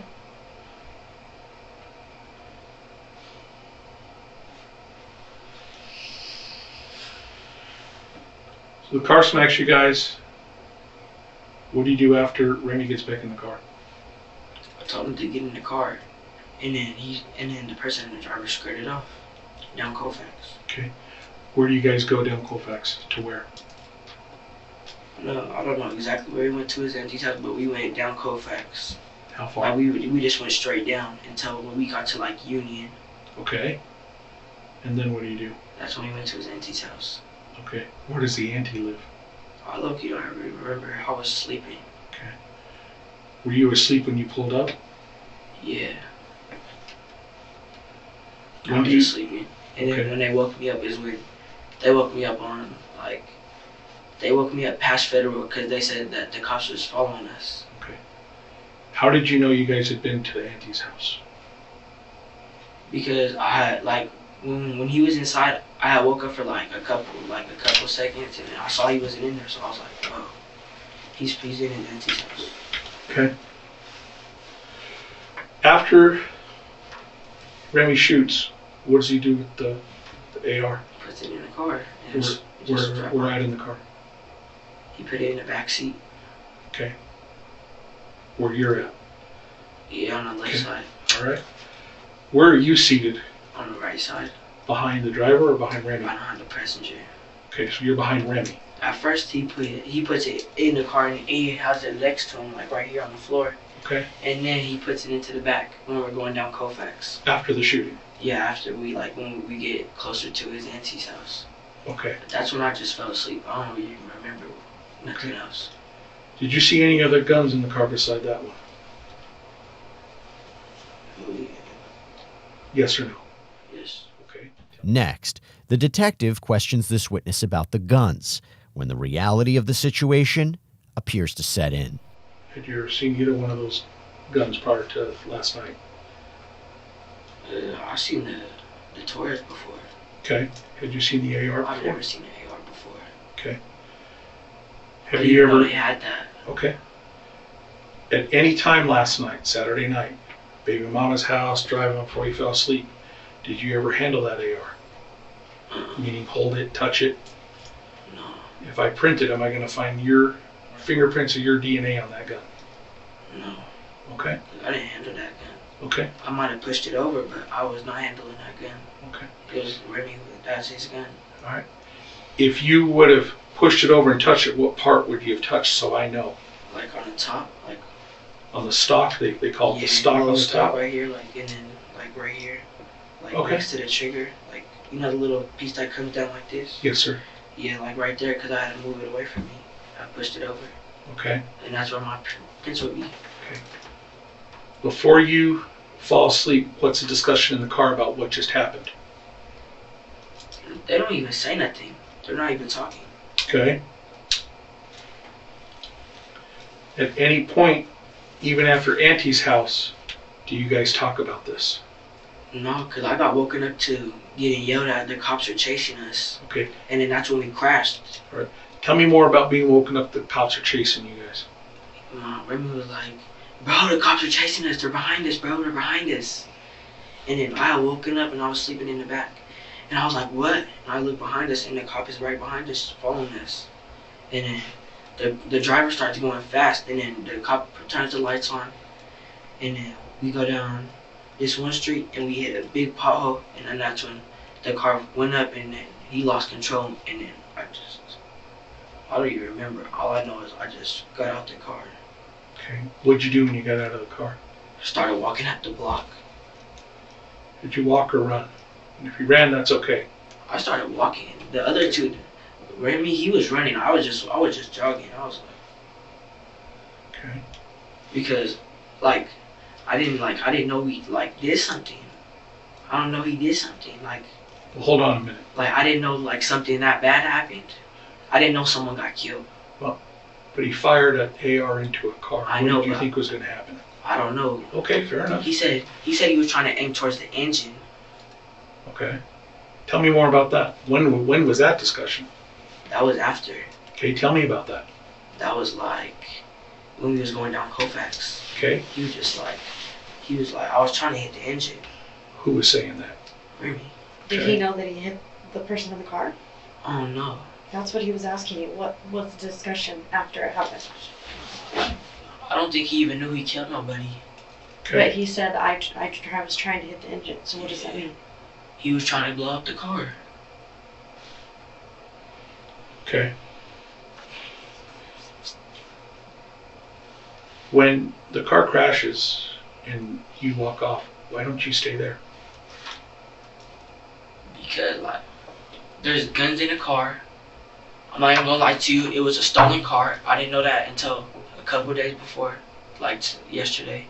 So that's why I was jogging. And then yeah. That's why you were what? I was jogging up the street. Okay. Like I didn't take off how they was running because they was running fast. I was just like speed walking. The teen says Remy was, quote, trying to blow up the car by shooting at the engine, but that doesn't exactly add up with the scene we saw earlier. Let's continue. Okay. When you take off, do you meet up with either Remy or the driver? Yeah, the driver. Tell me about that. I met him when I was walking. I saw him in an alleyway. Okay. Where was he? He was in that little alleyway where he was just in an alleyway and I just saw him walking. Okay. Where did you guys go? I kept walking. I was just like, there's a cops all throughout the block. Like. Well, he tells me that he's with you. He said that to you. Yeah. Okay. So when he says you guys went in the alleyway, where were you guys? We was in an alleyway. Okay. That's where I saw him first, but then after that, we went out of the alleyway into the neighborhood.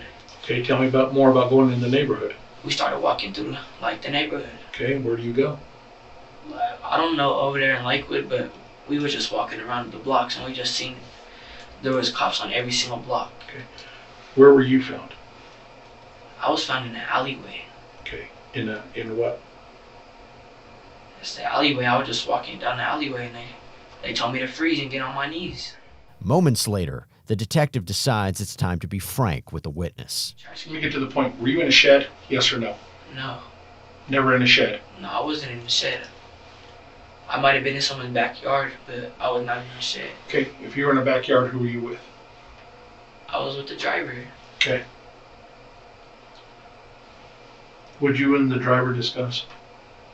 We didn't discuss nothing. I was just like, bro, I'm not finna get in trouble for this. And I just walked out the alleyway. I was like, I do not care. Like, bro, I didn't do shit. Okay. But like, what am I getting in trouble for? For y'all doing it. Okay. And I apologize about earlier about the hypothermia. That's not you. That's my fault. Okay. So I apologize about that.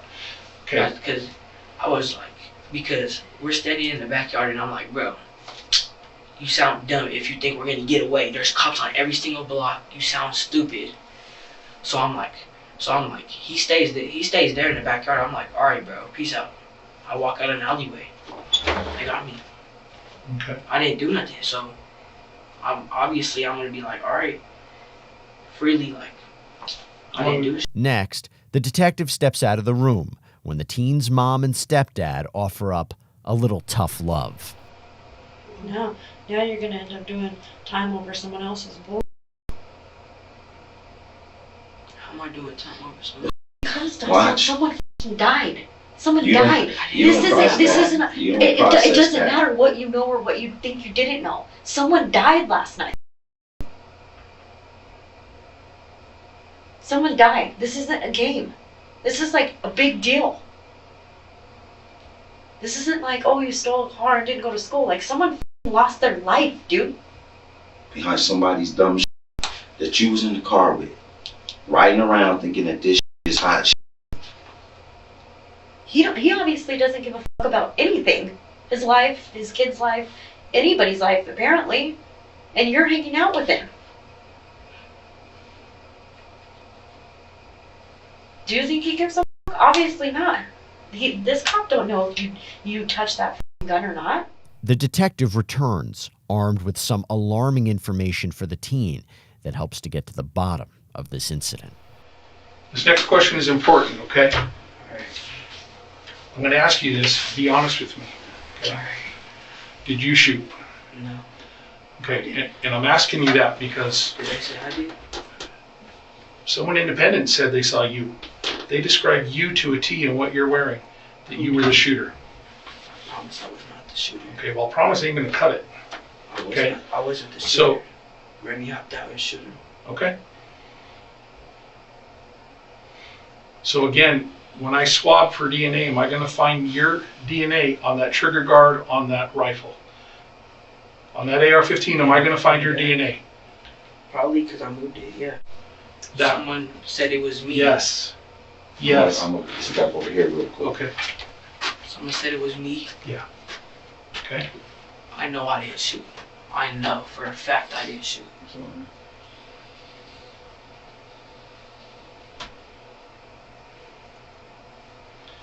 Help me explain why I should believe you.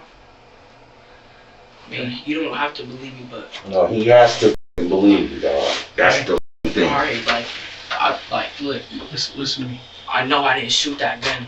I know I didn't because he even asked Rashawn if he can shoot before he even shot the gun and hopped out. The detective continues pressing the witness when he decides it's time to come clean. And all those times, how many times after that have you fallen asleep? Because you know how many people have sat in that chair and told me the same thing you're telling me? Because I don't believe you. No. Okay? I never felt like I really fell asleep. Well, I find it hard to believe you When we was just... at his auntie's house, I really fell asleep. I was just laying down in the back with a blanket slouched. So you've just witnessed a shooting that's turned into a homicide and you're telling me now you've fallen asleep? I know you didn't. But my point is somebody shot with an AR-15, a high-power rifle, and you're telling me within an hour after, within 30 minutes, you fall asleep? I really did fall asleep. Like, Okay. For real. I really, for real. Okay. I really did fall asleep in the back. Okay. And then they woke me up saying the cops were behind us. Who's following they? us. Remy and Rashawn. Okay. Did you ask them to stop? Huh? Did you ask them to Yes. stop? I was like, bro, why are you going so fast? He was just going fast. Tell me more about that. And he just going fast and he just smacking everything in his way. And then we get to the main street, and we go down. It's a hill. Boom, pothole. Flip up. I hit my head, and then I don't remember it. I just hopped out. Okay. Like, all I know is I just started like flying around in the car and hitting my head on everything. All right. If you've done nothing wrong, just explain to me the best you can. Why do you leave? Why do you walk off? Why don't you stay outside the car when the police show up? Why do you walk off? Because I thought I was going to get in trouble for the guns. The gun was right next to me. Okay. The AR-15 was on the left of me, like I told you. Remy put it in the back, and then that's when I moved it over to the left of me. Okay. So I was not trying to get in trouble for two guns that was in the car, and they was going to leave me. Okay. They was going to leave me. They already ran. Okay. How about any casings, any live rounds did you pick up or have on your person or in your possession? I found some 22s on the floor, and I picked them up and put them in my pocket. Tell me more about that. That's it. I found some. Okay. What'd you do with them? I put it in my pocket. And then what'd you do with them? Nothing. They were just in my pocket. Okay. Did you ever see the driver, or you're calling Rashawn, did you ever see him with any ammunition or any spent shell casings? You know what spent shell casings are? Like, after you done shooting? Mm-hmm. I think I had the 223s. Huh? I had the 223s from the AR-15. Who did? Rashawn. Why it did was he? all through the car. Okay. And I guess some of them landed on him. Okay. Did you have any? Uh-uh. Okay. Why would he say that you had them and you dropped them? He said I had them? Yes. He's lying. I never had that. Okay. I never had no shell casing that was empty. Okay. I only had those little 22s that I found on the ground. Due to the severity of the crime and Remy Cordova's history, the 14-year-old was tried as an adult and convicted of first-degree murder in Pamela's shooting death. He was later sentenced to life in prison with the possibility of parole after 40 years at the age of 16.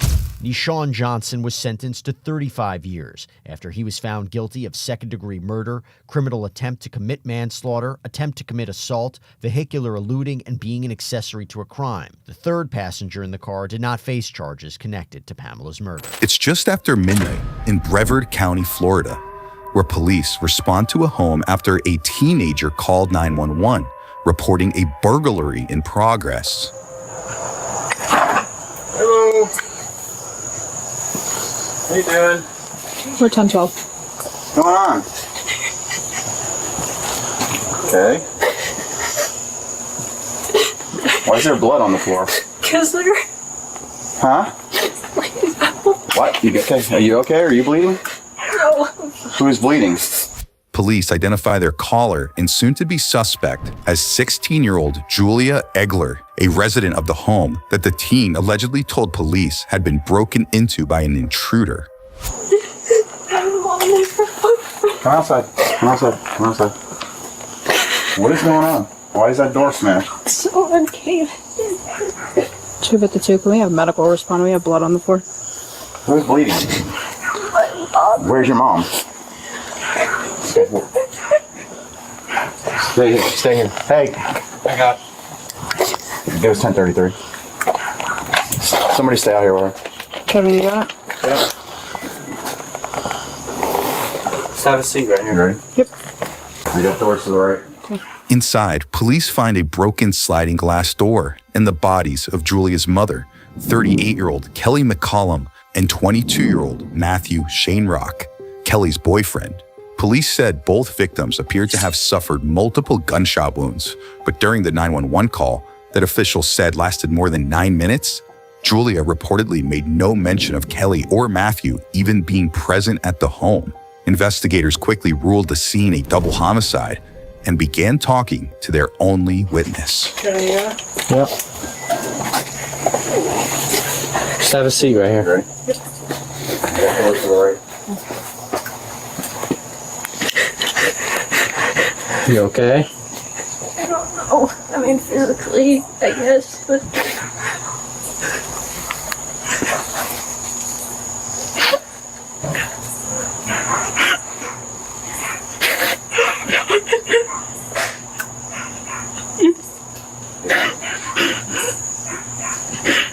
Please help me. Bobby, please. If I had just grabbed the phone. Huh? I just grabbed the phone. If you just grab the phone in time? Okay, who do you live here with, hon? Your mom, are you okay? Are you injured at all? Physically, no. No? Okay. Who else lives here? Just your mom? Her boyfriend was around a lot. Her boyfriend? What's his name? Matthew. Matthew? Mm-hmm. Was there any arguments or anything tonight? Between who? With Me and my mom used to argue before. Okay. Do you have a I told her I loved her. want to get it started? It's okay. I told her I loved That will her. help you. Okay. Hey, it's okay. I'll never get to. It's okay. I'm so sorry. I'm so sorry. It's okay. Please forgive me. I'm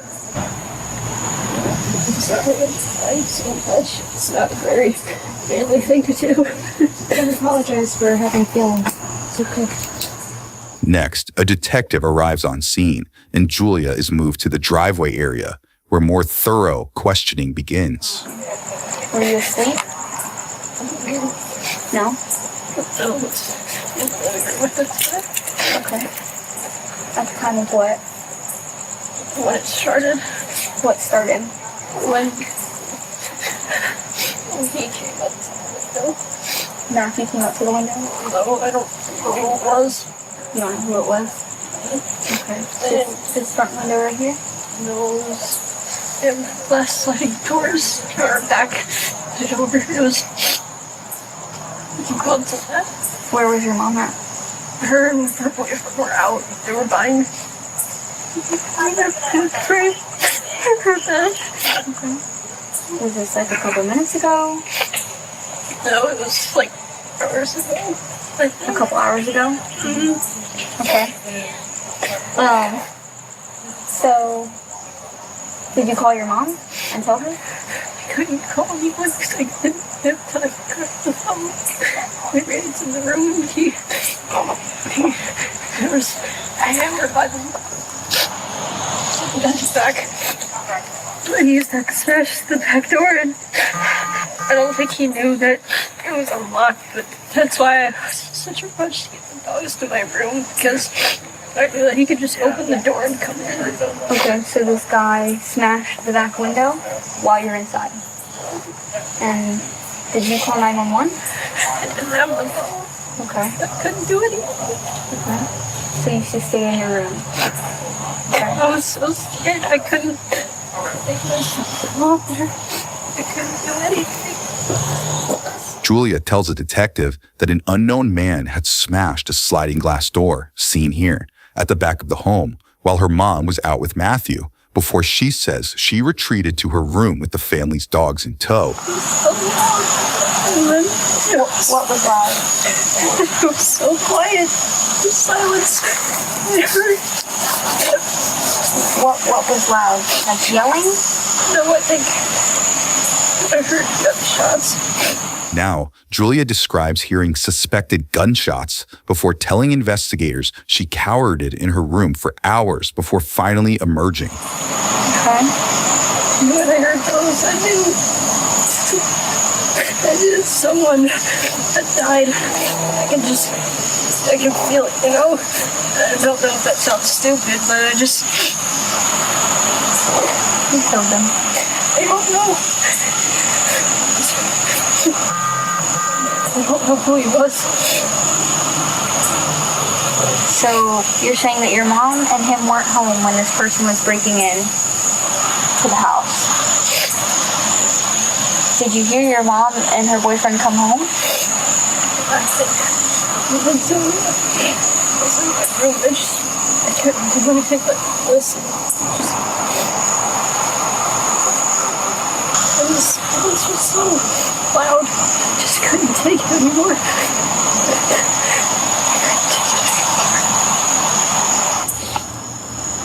Okay. Was he white, black? I didn't really look. It might have been black, because I don't know, if I had to guess, maybe. Julia describes the alleged suspect to the detective, but further questioning soon leaves investigators suspicious of the teen. Let's continue. Is there guns inside the home?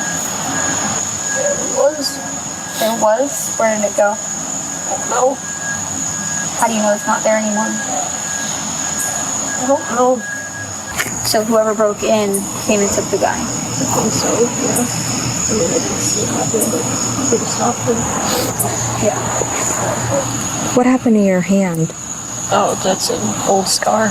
An old scar? How'd you get that? I think one day, I was coming home from just going out on a walk or going somewhere, and I broke the window to get in because the door was locked and Mom wasn't home. Oh, okay. You guys are having conversations, but you said it was light out when someone started breaking into the house. But these text conversations are happening at 9:15 p.m.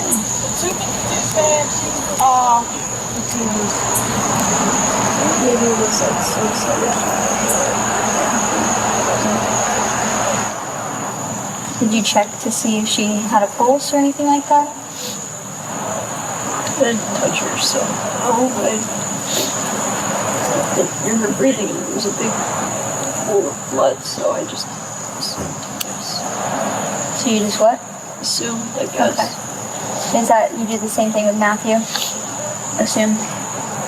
They were all bloody. I didn't want to get blood all over my hands, I guess. Yeah. I didn't want, I don't know, I just felt like if I did anything, it would make it worse.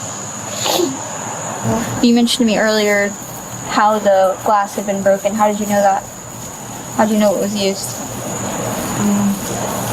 I saw that, when I looked out there, I saw that thing was moved from what it originally was, so I assumed that the hammer wasn't where it originally was, because it was like propped up against the house. And it wasn't in the same spot.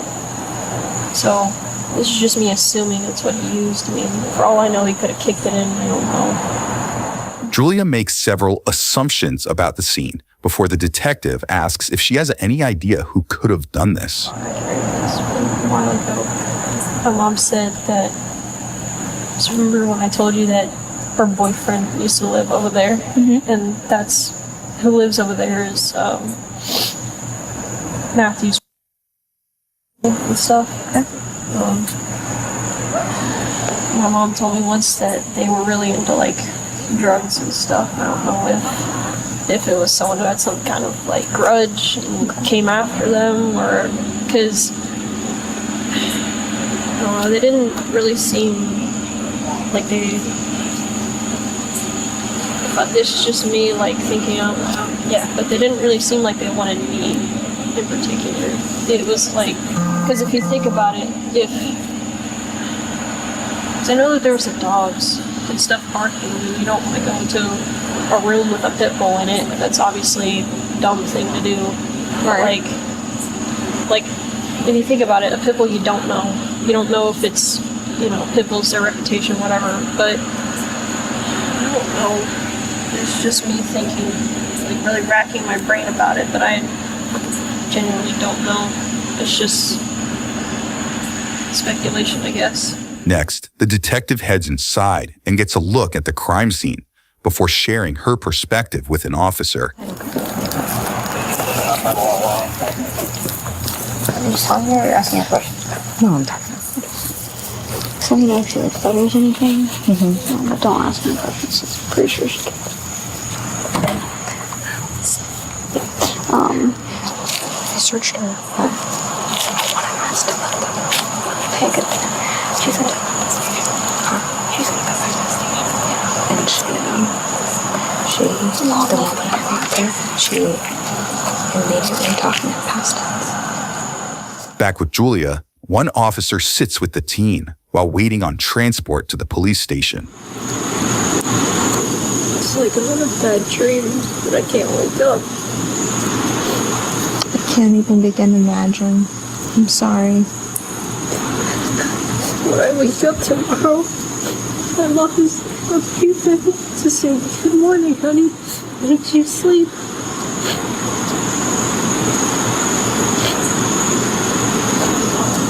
I'm sorry I'm crying so much. You don't need to apologize for that. I know it's not a very guyerish thing to do, but... On the contrary, it is. I thought it doesn't make any sense to you, but it's trans, so that's why I'm saying stuff like that, I guess. Of course it makes sense to me. What do you prefer to go by then?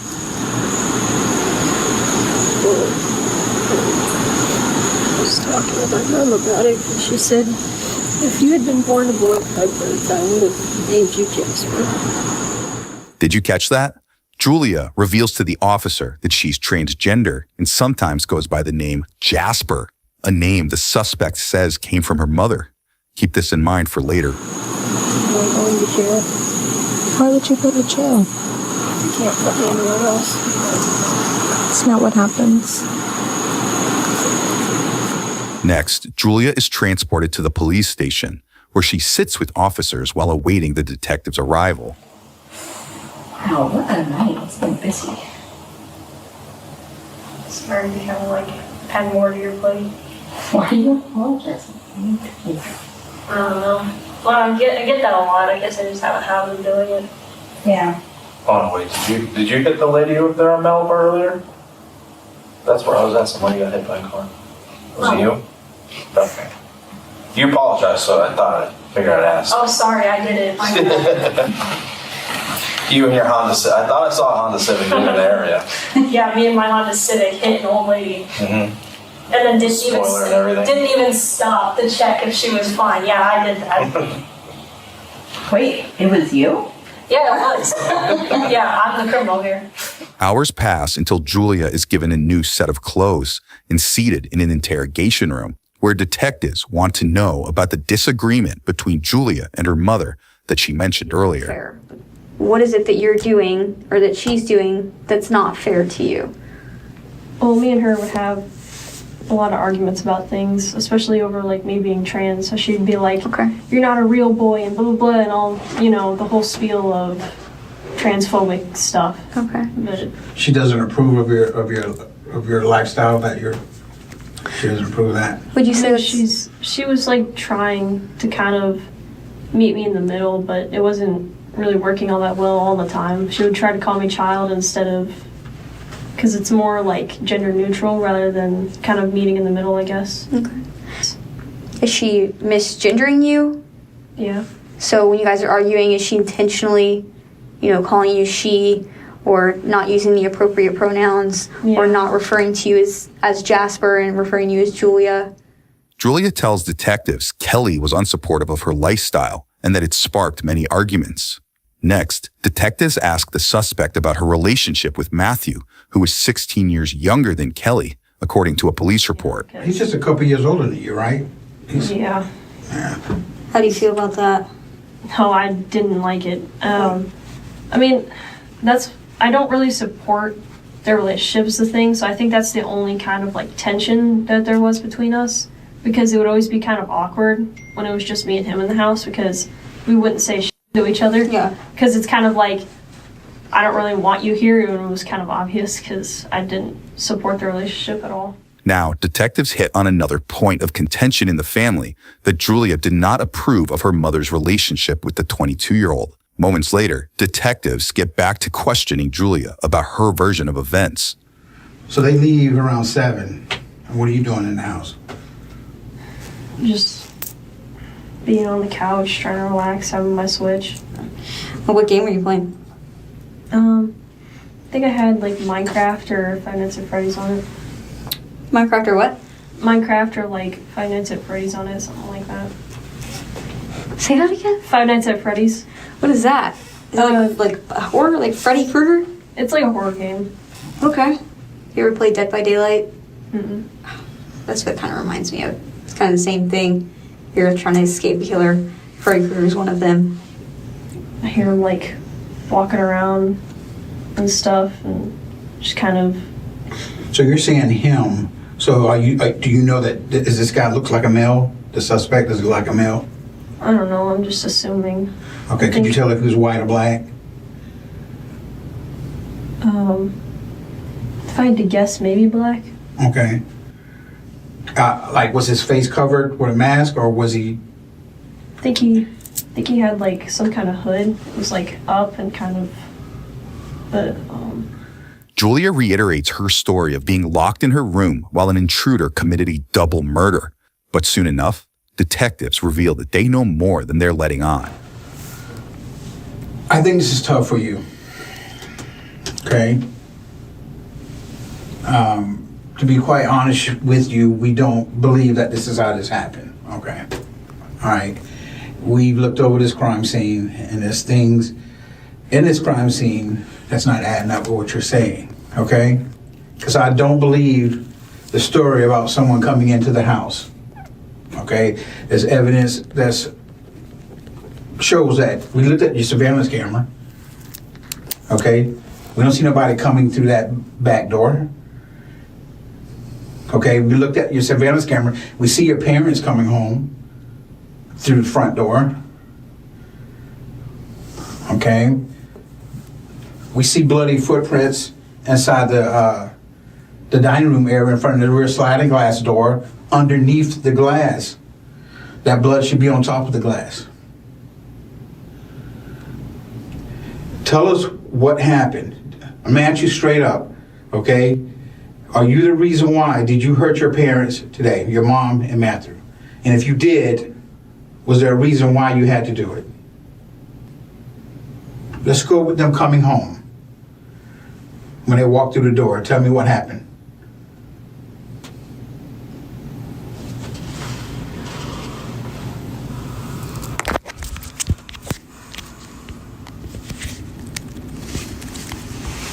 theoretically speaking, let's say what you're saying, that it was, theoretically speaking, let's say that it was me, right? What? So Jasper, we're going to be honest with you. It's not really theoretical at this point. Everything he just stated to you is telling us that something happened that you're not telling us, right? So you're basically saying that I'm the culprit? We're not saying that at all. But evidence shows us on surveillance cameras, it shows them walking into the house. It shows nobody in the backyard. It shows nobody breaking into the house. The way the camera is angled. 100%. But someone would be seen either hopping the fence, coming around the fence, whatever. And you know that. You know that the camera is angled a certain way. You know that you can walk out that sliding glass door and go undetected. Yeah, and that's an interesting point you just made. So this is why we know trust me, we've seen a lot of crime scenes. I'm saying there's a blind spot between the two cameras, and the way that they're angled makes it obvious. Yeah, but someone would have to know that.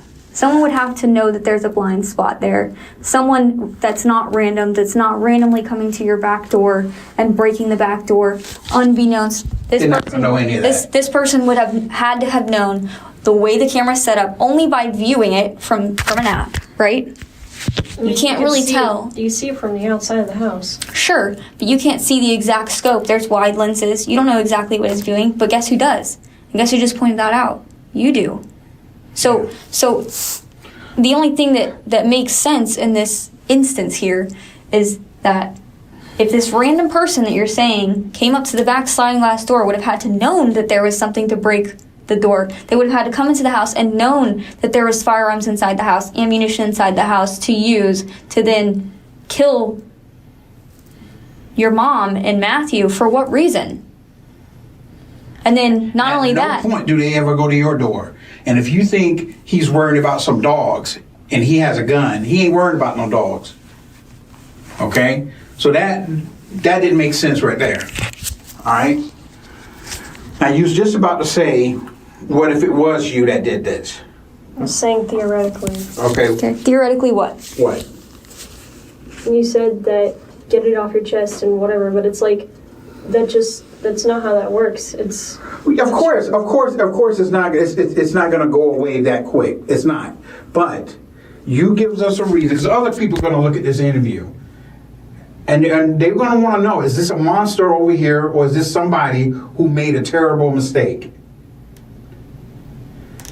Did either Matthew or your mom? Did any one of them try to do anything to you when they came home? Huh? No. Okay. So what happened? And why?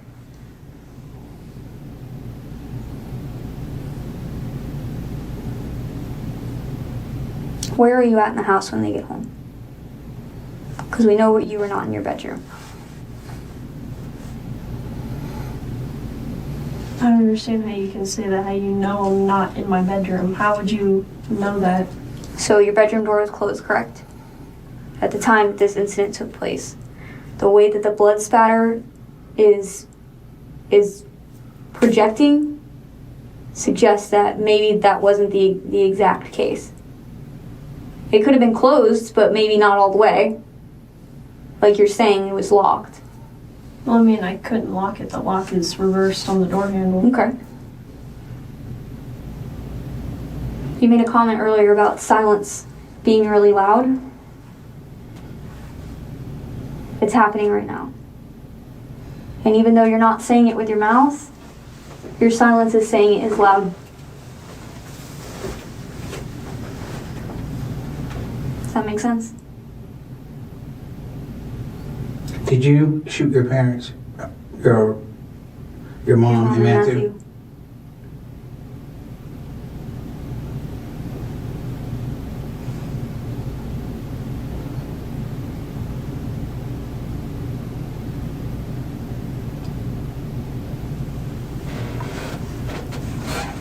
Julia. I apologize. Jasper, right. Did you shoot your mom and Matthew today? Well, you're basically saying that I did, so do you even need my answer? Well, we want you, like I said, we want you to tell us what happened. And tell us what, we're giving you this opportunity to tell us what went on, what was going on to make you do this. Officials redact the remaining audio of the interrogation, but according to a criminal complaint, Julia later decided to come clean and admitted to killing her mother and Matthew. The complaint states that Julia allegedly said "welcome home" to the pair before shooting them multiple times with Kelly's revolver. Even more disturbing, the teen also admitted to stabbing Matthew repeatedly after running out of ammunition and only reloading after she said the 22-year-old asked to be taken out of his misery. That's when she told investigators she loaded the gun again and shot Matthew in the head. Julia was booked for 2 counts of first-degree premeditated murder with a firearm. At last check, the now 17-year-old is being tried as an adult and has pleaded not guilty to the charges. She's expected back in court later this year. Next, we head to Polk County, Florida, where authorities returned to the scene of a crime from the previous night. According to police, the suspect was making concerning threats when he was dropped off back at the home where his mom resides. The body cam is briefly redacted as the officers enter the home to grab 17-year-old Colin Griffith for questioning. Colin, right? Yes, sir. So what's going on, man? Last night, me and my mom went to a physical altercation. I got arrested for domestic battery. We sat down and we ate, and she started talking to me about how a bunch of really bad shit. And then when I got up and I was like, you can't just do that, and she was telling me to shut up, she hit me in the face, and then I reacted like this. She grabbed onto me, I hit her in the stomach, and then I'm a wrestler. It was just reactive. Grabbed her. She got to the ground. I grabbed the phone. I started recording, and then I left. A female officer approaches Colin's mother to get her version of events. Can I have you go down to the end of the driveway? Sure. The deputy's going to want to talk to you, and we'll figure out where we're going from here. How are you? Not really well. He kicked me, and Do you need an EMS? I don't know. It's more here where he kicks me. He kicks me really hard right here, and it just hurts really bad. This is just from him kicking me with his foot and stomping on me while I was on the floor. 208 Central. Can you have EMS respond? So how is the situation with you and right now? Have things calmed down? Are you guys able to get along? Where are we at? No, sir. It's not good. She thinks that I beat the shit out of her. I don't. She thinks that I'm like psychotic, like literally psychopath, sociopath, something like that.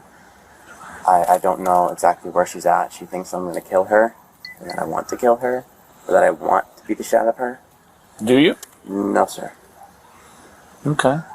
I don't want to hurt anyone, let alone my mom, even despite this happening. But I'm not going to take what I consider abuse when someone's attacking me. And how is she attacking you? What kind of abuse are we talking? When she attacked me. When she threw a punch at me, grabbed onto me, I grabbed onto her back. I got her off of me, she hit the ground, and then I fled and called Rentis, and then he sent someone out. You called who? Rentis, Detective Rentis. Okay. So basically what we came back is when the jail was releasing you to your mom this morning, was there anything said then? Yeah, I said that I didn't really feel safe there with myself and with her, and that I didn't know what was going to happen. I still don't know what's going to happen. As far as what? Her attacking me or her doing something to herself or me. Okay, what about you doing something to her? Are you able to control yourself? I'm in a constant state of fight or flight, and I don't know. If I think she's going to do something, even if she's not, I might act. I'm not going to go crazy or anything, but I'm not sure, honestly. Okay. You're not sure if you're going to hurt? Only if she tries to hurt me. Okay. Did you make any statements saying that you were going to kill your mom if you got in a car with her? No, I'm trying to figure out why we would have a corporal at the jail that took you out, that dropped you off to your mom and telling us that you said, don't put me in the car with her, I'm going to kill her. Yeah, was that said? I did not say I was going to kill her. I did not say kill. I don't know why he sent me back here. I asked him not to, but he said he didn't like my attitude and that I had to just work on it. And he sent me back here. But his word's not mine. Okay. Well, we're just trying to figure out. We just want to make sure we do everything we can to prevent anything happening. Sir, given the situation, I don't think that we should be in the same house at all. I don't think it's okay. I mean, we're going to court anyways at 1. God knows what's going to happen then. How are you getting to court? By car. Do you drive? How old are you? Yeah, but I have to have an adult in the car with me. You got learner's permit? Yeah. She's been trying to lure a confession out of me all day. It's been... Well, it's not, sorry, not all day. But So what does this all start over? Has this been ongoing forever, or is this all of a sudden happened last night? For a long time. So I came live with her after my dad died, and since then, there's just been kind of times when things boil over with her, and she acts out. One time, she pulled a gun on me. I called the cops. I guess I wasn't believed. So what got her to the point that she's doing these things? I don't know. You have no idea. All of a sudden, out of nowhere, she pulls a gun or hit you? It's because that I'm driving her crazy somehow with the way that I act, and I don't know how I'm acting badly. She talks about school a lot. My grades are fine. I got a 3.7 GPA. Okay, I mean, obviously you're not, you're a smart enough kid. I get that or whatever, but I mean, obviously it takes two to create this type of environment in this situation, right? And I've heard nothing. You haven't said a word about what's going on, what you're doing, or what is going on to provoke this, or where it's coming from, other than out of the blue, your mom flies off the handle and does this stuff. I'm struggling with that a little bit. She claims that because I don't help around the house, don't seem to follow rules. A big thing for her is that I don't make a schedule. I don't schedule my day. She has ADHD and a lot of other stuff. She was really abused by my dad, from what I know, and that kind of just made it to where she has these very specific things that set her off, these triggers. They're strange. It's hard to understand them. I still don't. So that kind of just sets her off, and I'm worried that she's at her breaking point. I mean, with everything that's happened, how could she not be? So how long ago was your dad passed? Sorry to hear that, by the way. 7 months. 7 months? Yeah. He attacked me, my dad, and when he did, he tried to kill me overnight, and then it was in Oklahoma, and he died. So, yeah. How was that? I shot him when he tried to kill me. Did you already have a gun in your hand? Or did you go get one? I was fleeing, and the house was filled with guns, 23 to be exact. And you knew who they were? I didn't seek one out. I was just trying to run. But when I was cornered and I had nothing else, there was a gun. And just kind of happened. Why was he trying to kill you? He's also a bit of a case, but homophobia. If you can believe that, and a bit of other stuff. Okay.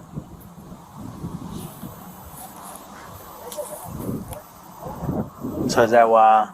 No. No, I'm saying, is that what you think a gun out on you, or what? I don't know. I think she know about that incident? She does. And she thinks that as a result of that incident beforehand that I'm murderous or sociopathic. She said sociopathic a lot. So I don't know the clinical definition, but basically she thinks that I'm an emotionless, narcissistic, murderous person. Are you seeing anybody about that situation and work through that, or what? Online therapy, but other than that. Online therapy? Yeah. How's that working?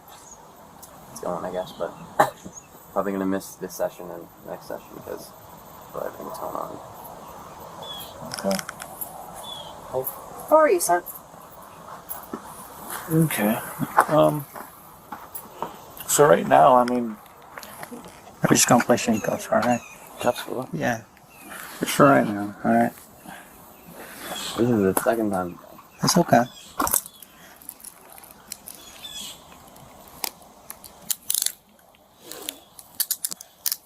I'll still make my court appearance, though.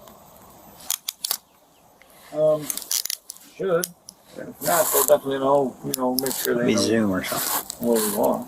Is this an arrest or a Baker Act? This is bigger. You ain't got anything on you. You got something in your pocket there? I don't know what that is. My wallet.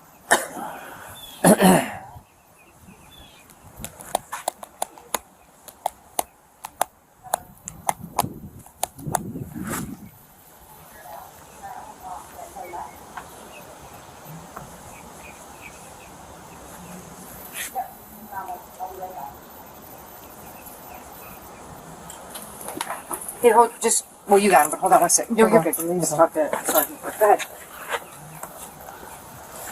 Nothing in your wallet? Shouldn't be there? I think so. I'm guessing you just came out of jail with that? Yeah.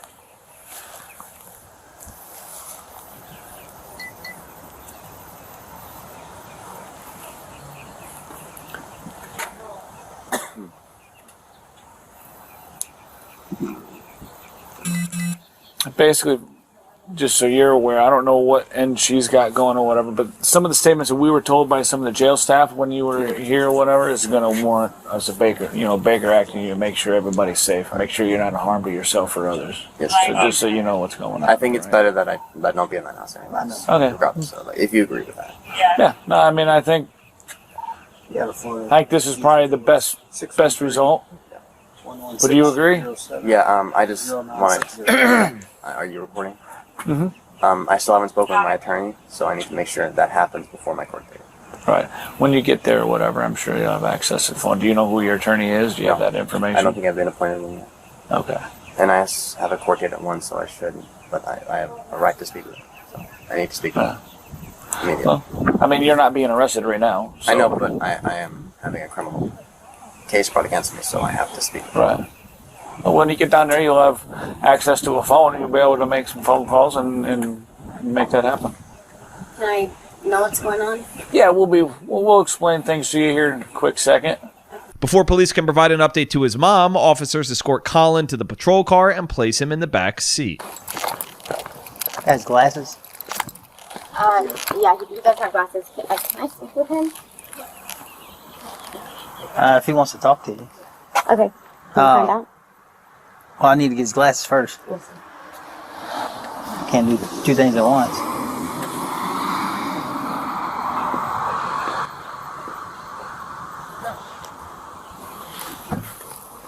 Thank you.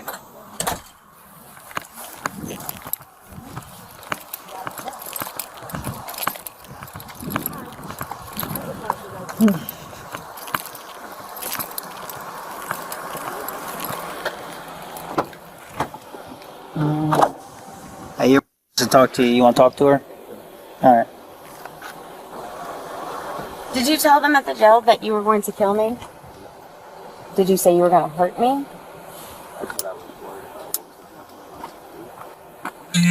Okay. I heard you say you were worried what was going to happen. Ma'am. Yes. They have to go. I understand, but They have to go.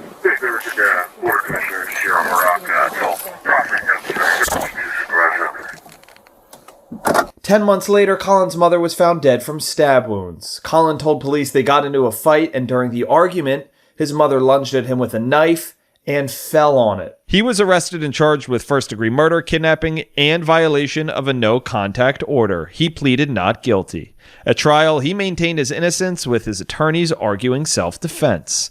Jurors returned their verdict after 11 hours of deliberations. Found as follows. As to the defendant in this case, the defendant, as to count 1, the defendant is not guilty. As to count 2, the defendant is not guilty.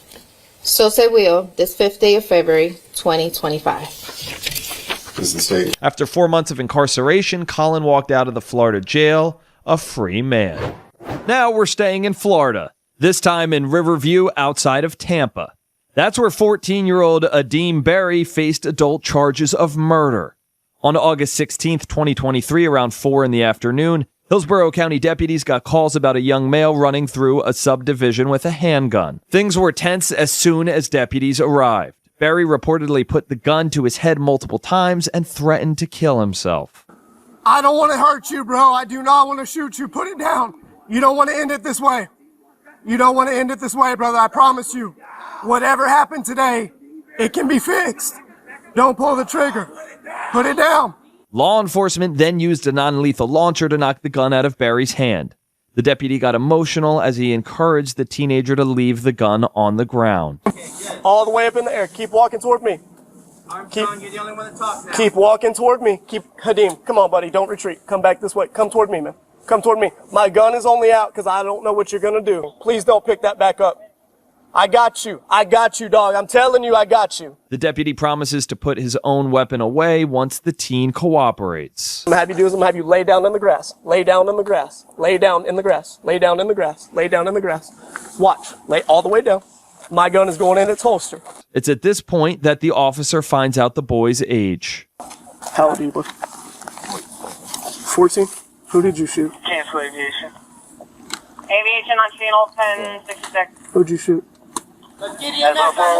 It took the officer about 16 minutes to fully de-escalate the situation. You could hear fellow law enforcement calling for EMS. They found Barry's mother's boyfriend with 5 gunshot wounds. He survived, but Barry's mother, Tiffany Harris, was found dead in a driveway. Barry's brother later told police he saw Barry shoot their mother inside the home and ran away to save himself. Barry was charged with murder in the 2nd degree, attempted murder in the 1st degree, and aggravated assault with a deadly weapon. After evaluations, the court ruled Barry is currently incompetent to stand trial. He was remanded to the Department of Children and Families to be placed in a mental health facility. If Barry is later deemed competent, he could stand trial. We end today's episode in Tulsa, Oklahoma. It's the middle of the night when a mother of 2 awakes to her biggest nightmare and instantly calls police. Tulsa police officers dispatched to the scene.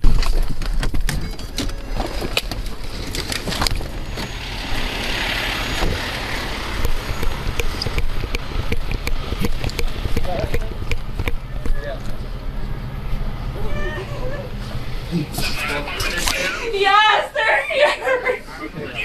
Where's your daughter? She's upstairs down here. Where's the knife at? I don't even know what she used. I'm so sorry. I'm so Come here. sorry. Come here. I'm so sorry.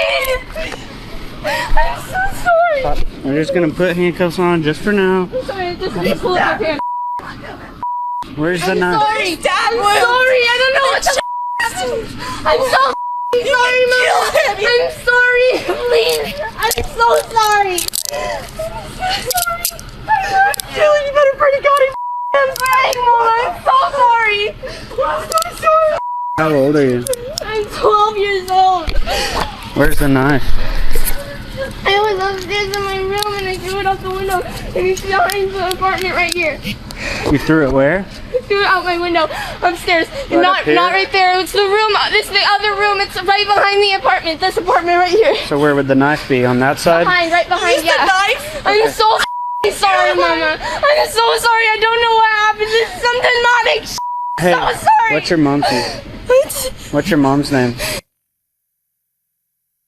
I gotta go with him. I'm so sorry. I don't know what the happened. I don't know what happened. I don't know what happened. Come over here so we're out of the paramedics' way. I don't know what happened. I'm so sorry. Hey, what's your name? Seat for me. Sit crisscross on the grass, okay? Okay. Just sit there for a second. You don't have the knife on you, right? No, I swear I don't. I'm Sorry. sorry. I don't. I don't. I'm sorry. I don't know what happened.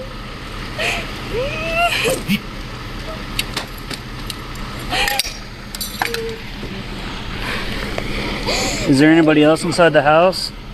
No, it's just me, my mom, and my brother. He's dying. Hey, how would I get to the knife? Is there the back side? I can show you. Okay. I'm so sorry. I'm so sorry. I really didn't want things to happen like this. This sucks. I'm so sorry. I'm probably gonna go to jail. I'm gonna live the rest of my life in prison. That's it right there? Yes. Okay. I'm sorry. I don't know what Do me a favor. We're going to sit crisscross applesauce right here. Okay. Which one is it? First apartment right here. Hey, She threw the knife over here. Stay there. I'll look. It's right there. Okay.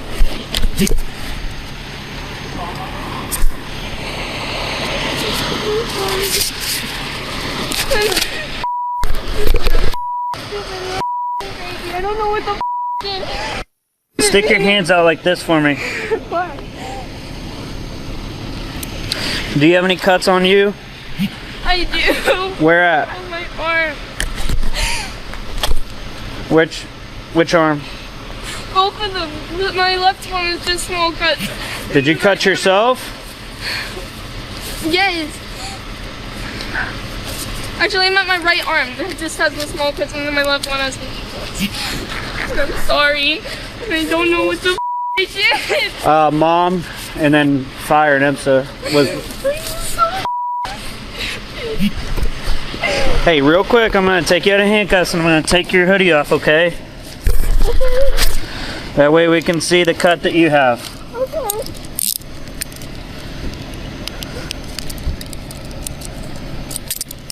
Take your hood off for me.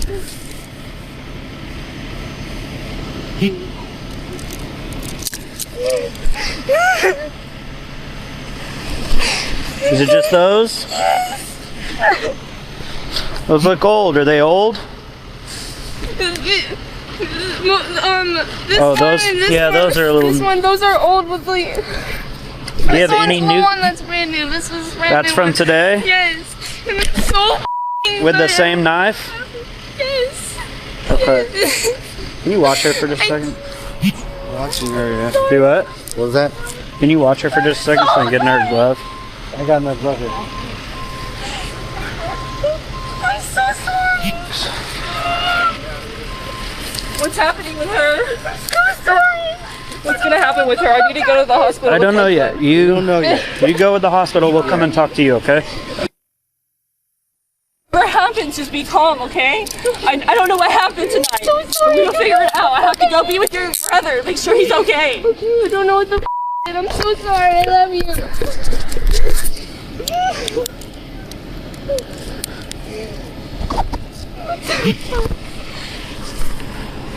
Does your arm hurt? No. Okay. It's not bleeding, The so knife is over there. I think we're good. I'm gonna stick your hoodie back over, okay? Okay. Let's get to the car. Alright, let me clear my car. Clear my car. Carter, take her to my car. Okay. Okay. Yeah. Ready? We're gonna get up. There we go. Let's go this Am way. I going to jail? We're gonna figure it out, okay? I'm so sorry. I don't know what the happened.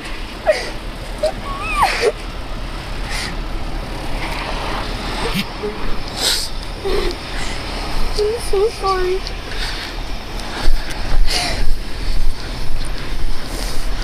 What's your last name? How do you spell your first name? Yeah. What's your birthday? Here, let's back up so you can have room to. You have shoes or anything? No, just socks. Okay. I have stickers in my socks right now. A lot of stickers. Is he going to the hospital? Yeah. I'm When are we following to the hospital? Okay.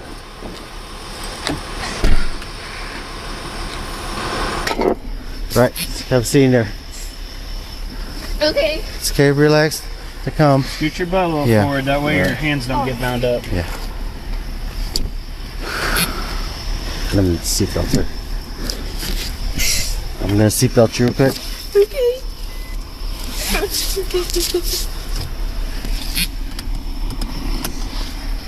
I'm so sorry. No, no worries. What happened when you got here? Huh? When you got here, what happened? One fire crew was already inside working on the kid. Mom said the daughter was upstairs and yelled for her to come down, and she came down, and it's been like this ever since. So she's sorry, doesn't know what happened. And then I took her How'd you know outside. the knife was out there? I asked her where it was. She just threw it out the window and then showed me where. Did somebody collect it or is it over there? Oh, I don't know if it's still there. Go check it out. I'll stay here. With the 12-year-old in custody and her family on the way to the hospital, officers work on clearing the home so they can process the scene. No, I'm gonna move up. Blood right here. Yeah, I think it's upstairs is where this happened. Closet's clear. Looks like his wing is down here.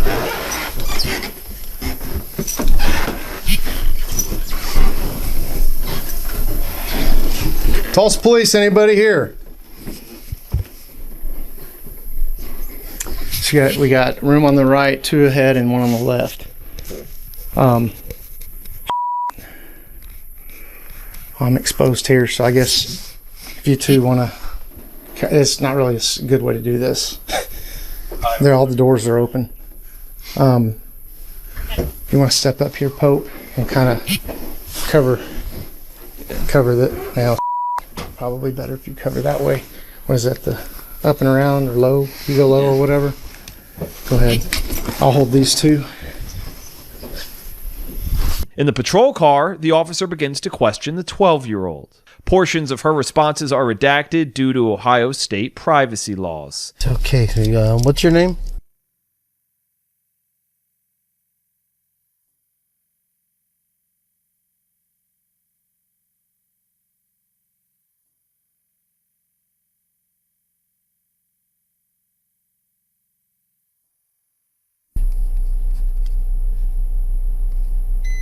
I'm so sorry. It's okay, it's okay. I don't know what happened in my whole life. I don't know what it is. It's okay. How it happened. I don't know what the happened to me. Do you have a phone number? I'm grounded right now. My mom took my phone away. It's okay, what's your... Do you have email address? I think so. Wait, my email address or my mom's? Your email address. Uh-huh. How's school? Good. I love my school and I love my friends and family and I don't know what happened. It's okay. You're good. If I were to live at school, I would. I'm a good student. That's good.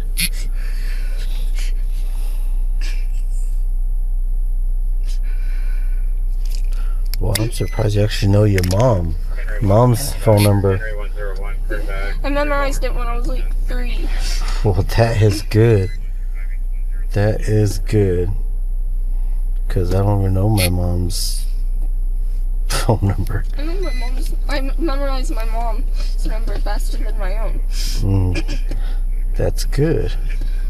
That is good. Most people wouldn't even know or remember.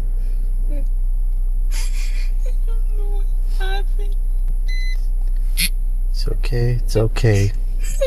The officer tries to provide some comfort to the young girl by changing the subject. What do you love to do in school? Everything? That's good. I used to be homeschooled too, but I wanted to go to public school. Yeah, I wasn't that lucky to be homeschooled. I went to public school. Yeah. I didn't like homeschool. Some people like it. I know. It's so weird. Yeah, it's weird too, but then again, you probably have friends, you know, you have fun over there, talk all the time. I like to socialize. Yeah. A lot of people don't. Me too. I like to socialize. I like to talk to people, meet new people and all that. Yeah, what'd you do all day today? You went to school? What time did you come home from school? Huh? You went to school today, right? I was supposed to go to school on Friday. Oh, this Friday. Oh, It's Friday. I was supposed to go to school today. Oh. Yeah, and my mom was like, I'm not going.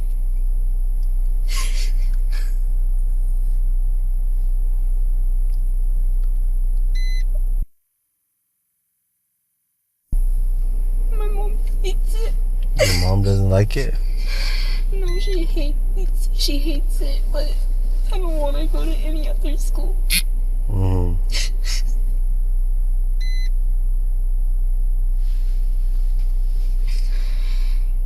It's okay. Just take a deep breath, okay?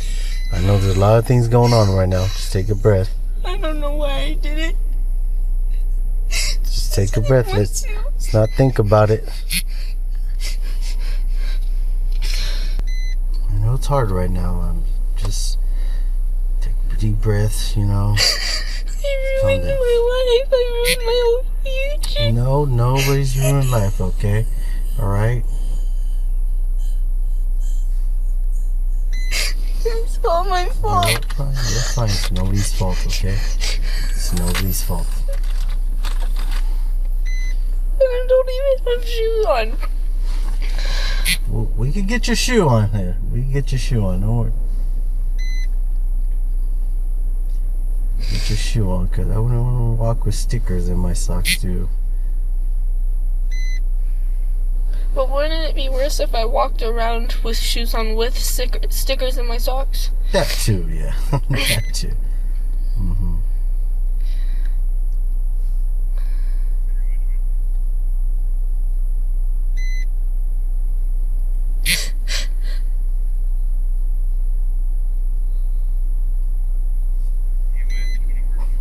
What do you like to do on your days off from school and all that? What's your activities?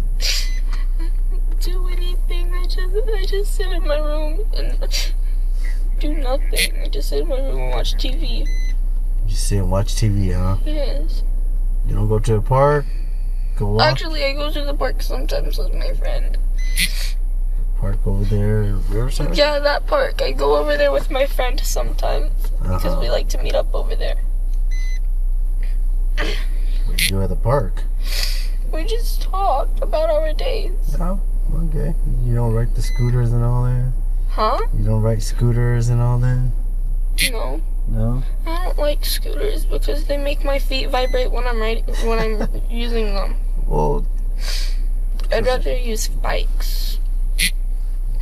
because the tires are pretty hard, and so you're gonna feel every bump and, you know, all that. Yeah. If you don't mind me asking, where's your dad? I don't know. You don't know? It's fine. It's fine. You don't have to answer that. You don't have to answer. He doesn't live with us. Okay. Who watches you guys when your mom goes to work and all that? It's just me. Just you and your brother? Yeah, I babysit because I have a 3-year-old brother. He just turned 3 in October, but he goes to his dad's every week. He goes to his dad's every weekend, but we got a day early today. Mm-hmm. So we just went to his dad's house, and I don't want to see him. So he's at his dad's house, huh? Yes. You? No. Any knives or scissors? Carry her. No. Okay. The 9-year-old boy succumbed to his injuries at the hospital. Due to the nature of the case, no court records are available to report the outcome of this case. Stop. Turn around. Get on the ground. Get on the ground. A teenager is charged with manslaughter after a Florida officer collapsed and died following this struggle. Don't walk away from me. No, sorry. Don't pull away from me. I'm checking you for what? Get your hands away from your... Stop. Stop. A portion of the body cam video released online from the May 19th incident captures a police officer calling in dispatch and approaching a teen who can be seen walking outside a local motel in St. Augustine, Florida. Stop. 422 St. John's. 10-12, single 13 PE, Hispanic male, white t-shirt, black shorts, Super 8 third 16, 3576. You be 54 on me. Stop. Yeah. Okay. I'm sorry.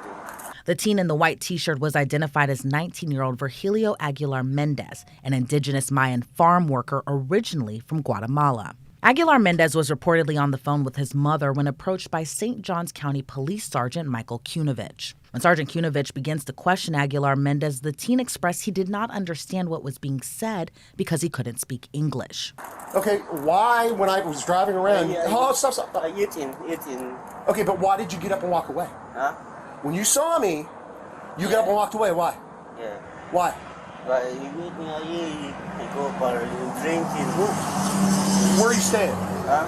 Where are you staying? Sleeping? You say, yeah. Here? Yes. Well, why aren't you eating inside? I'm sorry. Yeah. What? I'm sorry, it's Okay, I've got somebody coming. Okay, do you have any ID and identification? License? What? ID, identification. Yeah. In the room? Yeah. Okay, what's your first name? Huh? Your first name? I'm sorry, I'm speaking. Okay, do you have any weapons on you? Huh? You have any weapons on you? No. Well, you know what that is. Turn around, let me look. No. Turn around. No. Turn around. When Sergeant Kunovich attempts to search Aguilar Mendez for weapons, the teen still struggles to understand the officer, and that's when the incident takes a turn.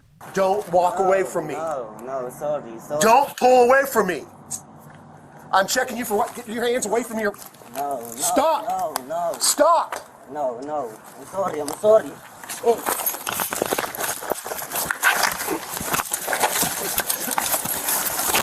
Another officer arrives on scene to assist Kunovich as Aguilar Mendez repeatedly can be heard saying, "I'm sorry."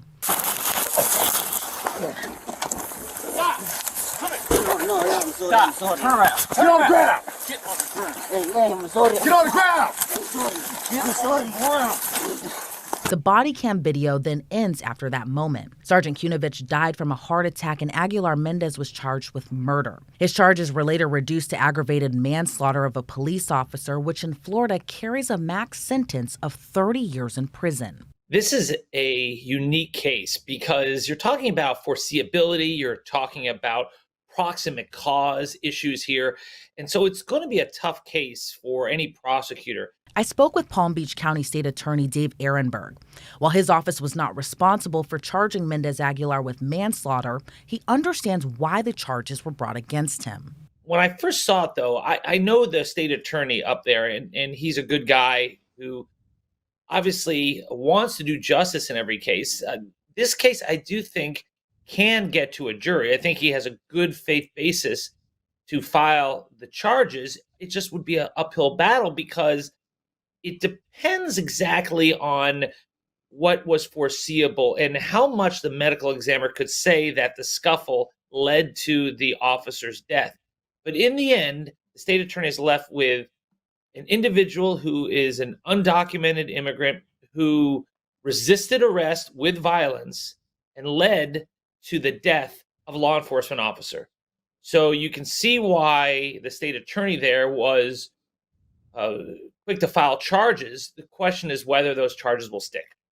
Well, every community is different. We all represent different places here in the state of Florida, and what would lead to a conviction up in that district, in St. Johns County, Volusia County, that circuit up there is different than what would lead to a conviction in Palm Beach County. I can say that that case would be unlikely to result in a conviction here in Palm Beach County. That would be something to influence our filing decision because as state attorneys, we have to have a good faith belief that we can get a conviction beyond a reasonable doubt. And knowing judges and juries here in our community, it would be very unlikely that we could get a conviction for anything above resisting arrest with violence. But keep in mind that resisting arrest with violence is a felony in Florida. It's a third-degree felony. And so there are legitimate grounds to file felony charges. Here's what we didn't see from the body cam video. According to a police report from the incident, Aguilar Mendez had a folding pocket knife inside his shorts pocket. While the body cam video doesn't show the knife, Aguilar Mendez allegedly grabbed the knife from his pocket, and that's when the officers tried to disarm him. Aguilar Mendez reportedly told the officer he needed the knife to cut up watermelon, seemingly referring to his job. According to reports, the struggle lasted 8 minutes. During that time, the officers pinned and pushed the teen to the ground as the teen begged for his family. Police reportedly held him in a chokehold and stunned him with the taser 6 times in 2 minutes. Right after the altercation, the teen is placed into cuffs and put into a patrol car, and that's when Kunovich suffered a heart attack. According to an autopsy report, Sergeant Kunovich died from natural causes after suffering from cardiac dysrhythmia, which may have been a result of severe heart disease. The autopsy also reportedly noted Kunovich had a prior heart attack or heart and lung deterioration due to smoking. I understand why the advocates are upset, because he's facing 30 years in prison, and the medical examiner ruled that the officer's death was of natural causes. If the officer's death was not foreseeable, if it was not proximate cause of the resisting, then I don't see how they're going to get a conviction beyond a reasonable doubt for that first-degree felony. But at the very least, there is a good faith basis and I think enough evidence to sustain a conviction for resisting arrest with violence. Even though there is a language barrier, the individual did resist, and I think that's something that a jury would have to sort out. So here's what we know about Virgilio Aguilar Mendez. According to a previous motion filed by his public defender, Aguilar Mendez arrived to the U.S. 2 years ago at 17 years old to provide a better life for his family. He was held at a federal detention facility for minors until his release. He later traveled to St. Augustine to work at the local farms. While Aguilar Mendez learned some Spanish previously, his native language is ma'am. On the night of his arrest, he was reportedly outside the Super 8 motel where he stayed with other migrant workers, eating a meal outside and talking with his mother when approached by Sergeant Kunovich. According to reports, officers recovered cash, a cell phone, lighter, pocket knife, and his motel room card from Aguilar Mendez. Well, the question is whether the officer had probable cause to make an arrest, and it seems like he did. But then the question is, can he make the stop? Does he have reasonable suspicion to make a stop? And that's something that would be litigated in the courts. That's something that the court can decide that there was not the basis to even stop him in the first place. But so far, the fact that he's being held without bond shows that the judge has already found that probable cause existed to make an arrest. And because you have the immigration status and because you have the language barrier, he's being held longer than someone else would without a hearing because of all the extenuating circumstances. I understand what the advocates are saying. I can understand looking at this from the outside that it looks like something that is not justice. But on the other hand, the prosecutor is had a good faith basis to prosecute this case as a resisting arrest with violence. And I think based on the facts, he could pursue it as something more. But now there's an indefinite pause on the case. During a December competency hearing, Aguilar Mendez was declared by the courts as mentally incompetent to stand trial due to his lack of understanding of the U.S. criminal justice system. And with the issue of competency at play, Ehrenberg says there's a brief flaw as that system was set up for people with mental illness, not people who have to deal with a language barrier. The craziest cases seem to always happen in Florida. I have faith in the system and the process. I know it can be very frustrating to people because of the delays, but the reason why this defendant is behind bars awaiting trial is because he's undocumented and also because there's a language barrier, that he speaks a language where there is not an interpreter in that area. The issue I would have is that the competency system, which is designed to send someone to a hospital to get competent while they await trial, is really designed for people with mental illness. It's not really designed for someone who's not competent because they don't speak the language. If he was a defendant down here in South Florida, there would be an interpreter available for him, a Mayan interpreter. But because he's in North Florida where there is no interpreter available, it complicates matters. And I would hope that a judge could have a hearing so that they could determine whether or not he's able to stand trial or can get a Mayan interpreter so that he's not just kept behind bars indefinitely. And if there was an instance where there's not a mom or mime interpreter, what would happen in that case? Eventually, he would be let free. If he's not restored to competency, then he would be let free. That's what happens even in cases of mental illness. We don't keep people behind bars indefinitely for life unless they've been convicted of something. And if there's nothing that can help him understand the proceedings around him, then he would be set free. But look, he's already served like 8 to 9 months, and That's more than he probably would have received even if he was found guilty of that third-degree felony of resisting arrest with violence. Until the issue of competency is worked out, Aguilar Mendez will remain behind bars with no bond. A judge put a pause on his case until Aguilar Mendez can receive the proper help before his case can move forward. It's 7:30 p.m. in Waukesha County, Wisconsin, where police respond to an alleged drunk driving crash that has just left a teenage girl and her dog fighting for their lives. We're talking to your mom right now. Yes, ma'am. She was in a car accident. She will be going to the hospital. Okay? I think that's it. I think it's my jaw, my leg got hurt. No! I just wanted to make sure he was okay. Are you okay? Police identify the suspect, seen here, as 19-year-old Jason Zehe, who has yet to learn the severity of his alleged crime. Is she okay? I'm okay. Okay, she's taking paramedics right now. Were you in the car? She is talking. I was the driver. Can we get some more to there? Because there's a lady in there that's on the this one? The middle one? Yeah, Yeah, there's a paramedic over there. Is there? I'm so sorry, I didn't see that. Yeah. Sir, they're not going to let you just pick her up and take her home. She's going to the hospital. This is a bad accident. She is 18, and I was wearing my seatbelt, and I am 19. Witnesses said Jason was driving this pickup truck with his 18-year-old girlfriend in tow, who also suffered serious injuries in the crash. She's laying on the ground. She thinks she may have a broken jaw. I think we're okay. Her head is. She is with paramedics now. Please, treat this. She is not good, sir. Can't have any food. Okay, I'm sorry. I was sorry. But I'm just Come talk to me, okay? Is she okay? She's gonna be okay. She's conscious. She's talking. She's gonna be okay. Gotta let the paramedics do their job, okay? No. Okay. What's your first name? She's getting cold. Jason. How is she related to you? Girlfriend, boyfriend, type shit. She's gonna be okay. What? I'm sorry. What's your first name? Keep going. I need the intersection shut down from every direction. What? No. We'll get out of here. You're gonna get me up. No, we're not gonna. I'm sorry. He's standing. He's standing. He's moving around. I'm really cold. I'm really cold. You okay, buddy? Yeah. You got a lot of blood on you. Does anything hurt right now? I'm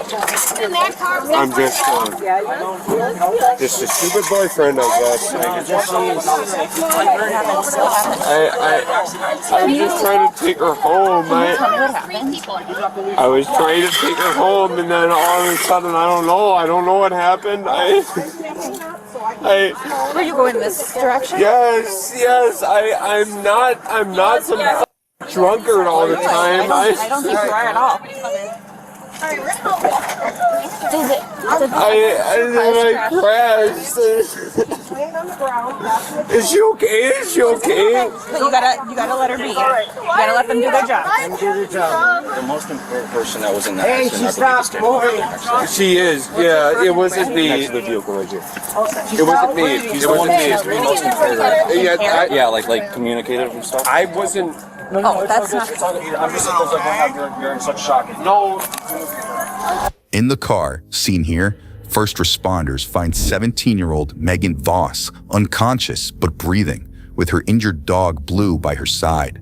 Megan was airlifted to a hospital where she was pronounced dead, and Blue was later put down due to the extent of his injuries. All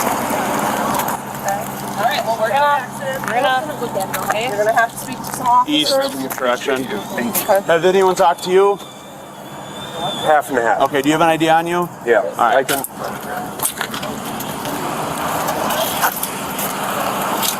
I'm sorry. You all right? I got in this accident. She's in there, and who was driving? I was. You were? Do you have your ID on you? Yep. That's what I'm getting right now. It's.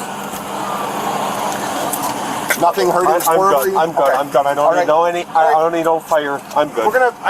With this mechanism of injury, we're gonna definitely want you to get looked at, especially we got some. I know, but I really cannot afford. Don't worry about the money, buddy. Get your ID. That doesn't matter. That doesn't matter right now. Okay. I am getting it. sorry. I just got f***ing hit by a semi-truck, okay, man? I got you.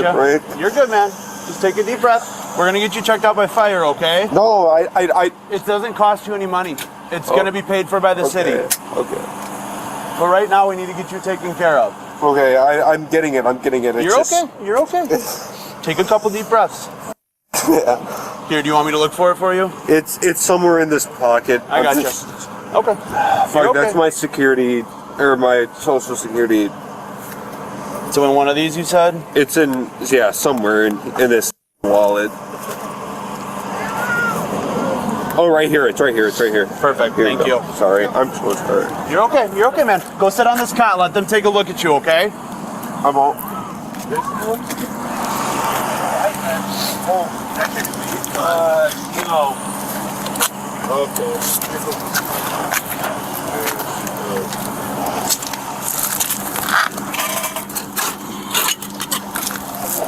Hey man, is this the plate to your car? That car doesn't have a plate. Okay. I just bought that car. Okay. A few days ago. I gotcha. Jason is taken to an ambulance while other officers talk to witnesses. This car was coming this way very fast. This one? No, this car. The one? Oh, It was coming very fast and flashing its brights. And this car it stopped and started to come through to the intersection. And I saw that, this one was flashing its brights, like I ain't stopping. And smashed right into her. And then what direction was she going? she was coming this way. She's coming. I was the car that just got through the intersection, and then I saw him flashing the lights. He was going pretty This guy quick. was flashing the lights. SUV, and she was already at the stop sign. I got there first, so I passed. She came in. I noticed him flashing, going fast, and then I heard the slam. And then I turned around. So was she in the intersection first? Yes. She was in the intersection And first. he just went right through the He just stop sign? flew right through, probably 40 miles an hour. How did Witnesses tell police Jason was driving erratically and flashing his brights before flying through a stop sign and slamming into multiple vehicles.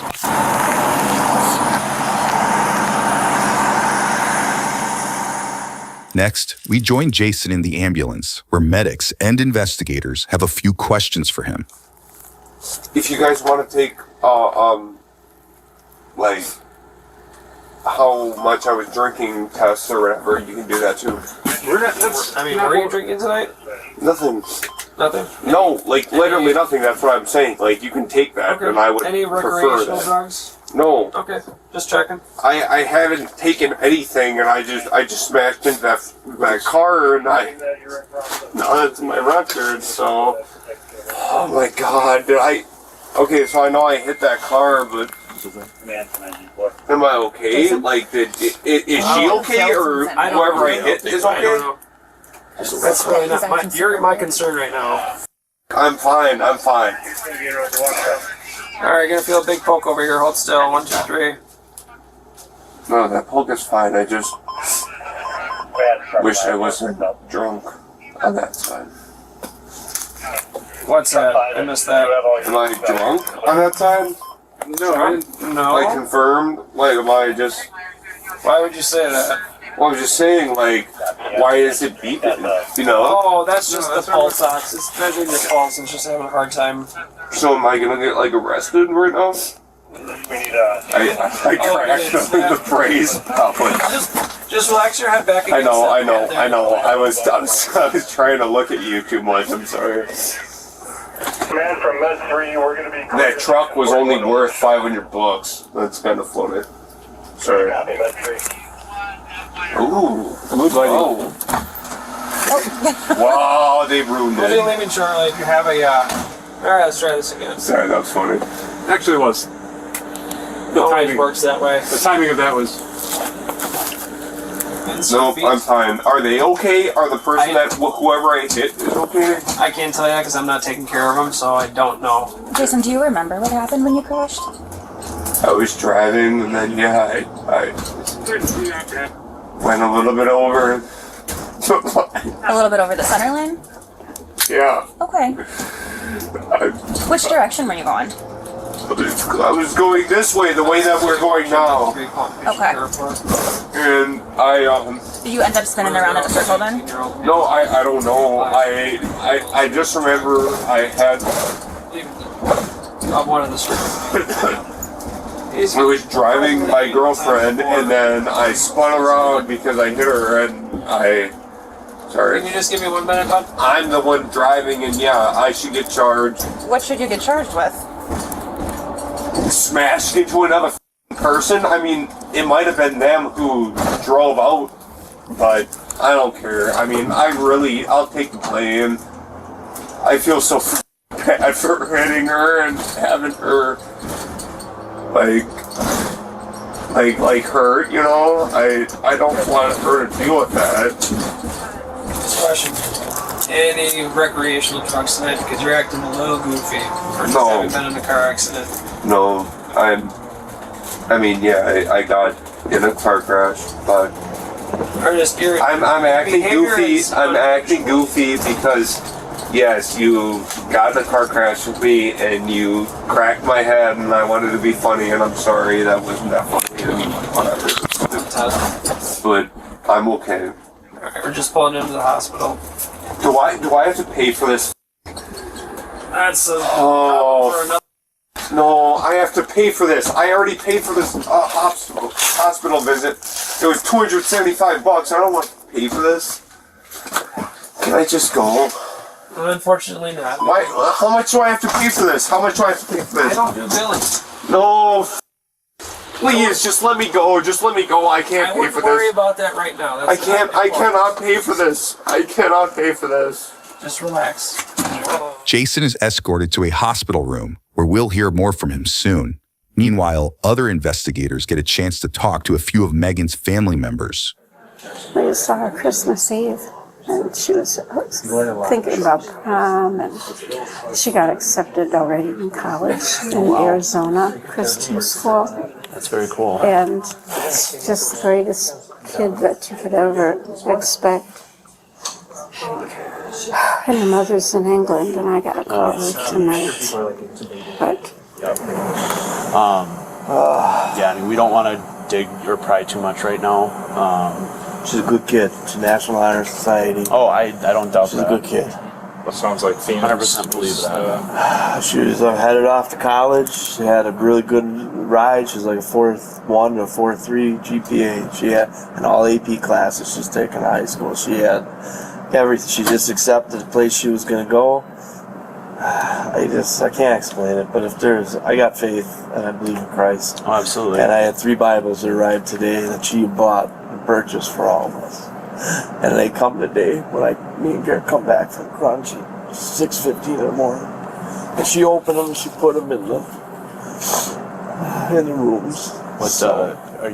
Now, we rejoin Jason at the hospital, where he starts to come clean about tonight's events. And then he said her parents allowed me to drink with them, and my parents allowed it. So he was drinking with his girlfriend, probably his girlfriend and His parents. girlfriend and her parents. So he said he's a drunk piece of shit. So he's being very honest. Do you remember how much you had? How many drinks do you think you had tonight? 2. 2? And if they want to say that I drank, then yeah, it's okay. I can get a charge for whatever I have to get. Test of the Like percentage of alcohol in 100%? your blood. No. Oh. Well, okay, so I drove home and is the person who I crashed into okay? Are they okay? I don't know yet. She was pretty banged up. No, I don't care. I deserve to get I deserve to get a DUI or whatever. It's fine. Okay. You can let me get a DUI. What makes you say that? What makes me say that? I smashed into another person and hurt them. Do you feel like you're drunk? No, I just feel f***ing horrible. I was forced to leave because I was too drunk from her house, and then, I got drunk. Who forced you to leave? Well, every time I forced myself to leave. Never mind. Okay. Forced myself to leave. Did her parents tell you to leave? No. Did she tell you to leave? They aren't gonna get in trouble, right? I'm not trying to get them in trouble. I'm just trying to figure out what happened. Yeah, they told me to leave, yeah. Okay. Did they know you were driving? They know I was drunk. They were the ones who got me drunk.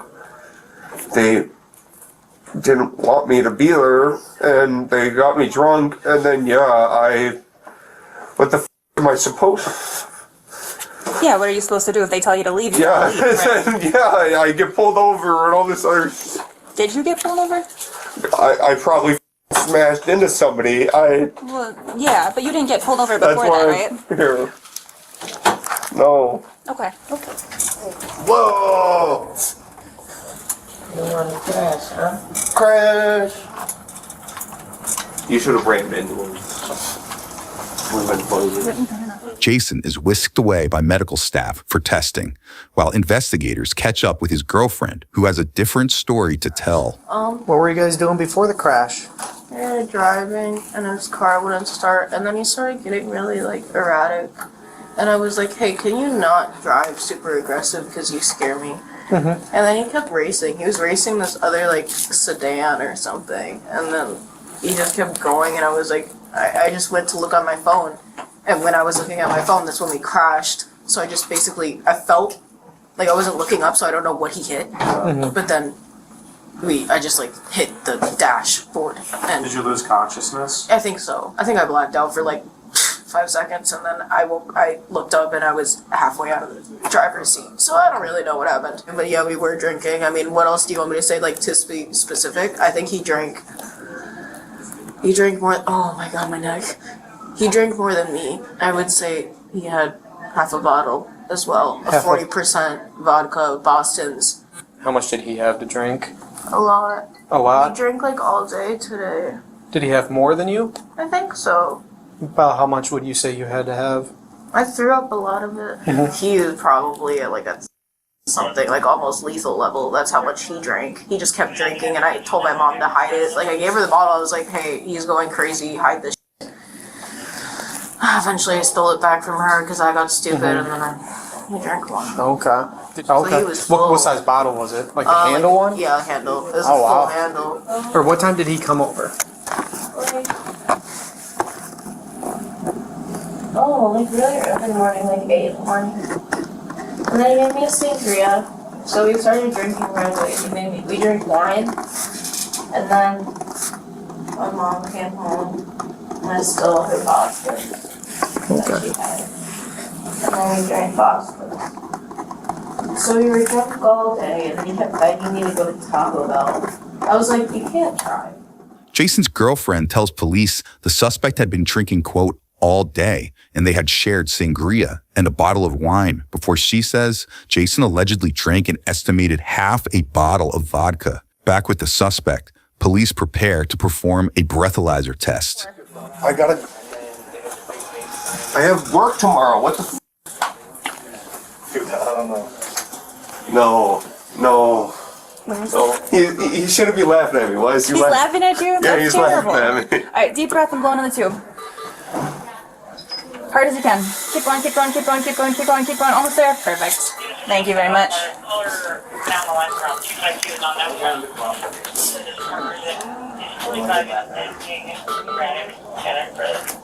It's thinking. 0.238. Is that I'm Yeah, but I already knew that. Alright. Because your eyes told me and your actions and speech have told me. So, yeah, 0.238, which is pretty high. Nice life. You heard that right. Police said Jason registered a .238 on a portable breathalyzer test. That's nearly 3 times the legal limit to operate a vehicle. So I do have to place you under arrest for Right. OWI. Can I put my underwear on first, please? No, you're gonna stay just like that. She's got a form to read you, okay? I don't care if she's gonna form read me.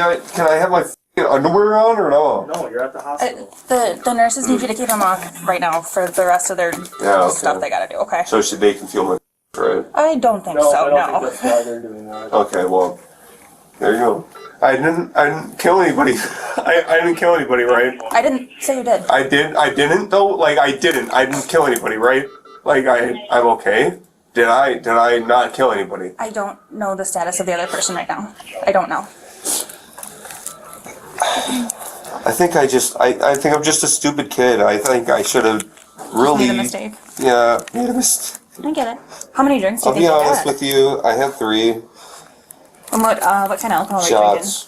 drinking? You had 3 shots? Alcohol, like Do you know what kind vodka, of alcohol? Okay, but just the 3 shots today, nothing else. and yeah. Are you sure?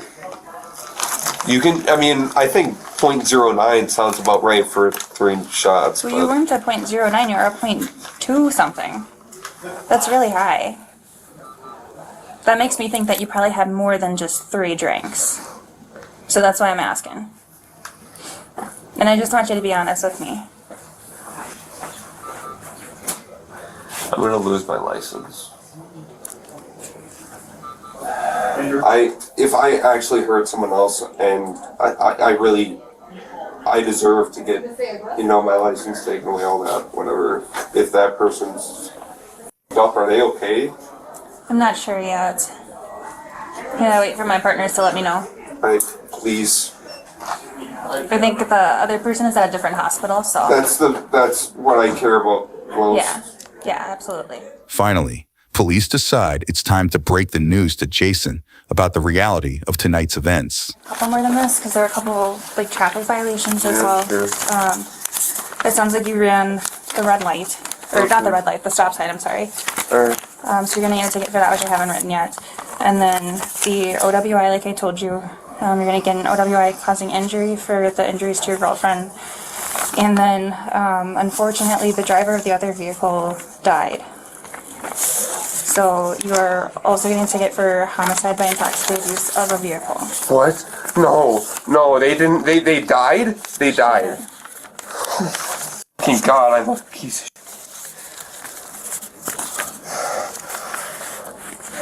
Holy shit. How old is she? Is she like 17? She's 17.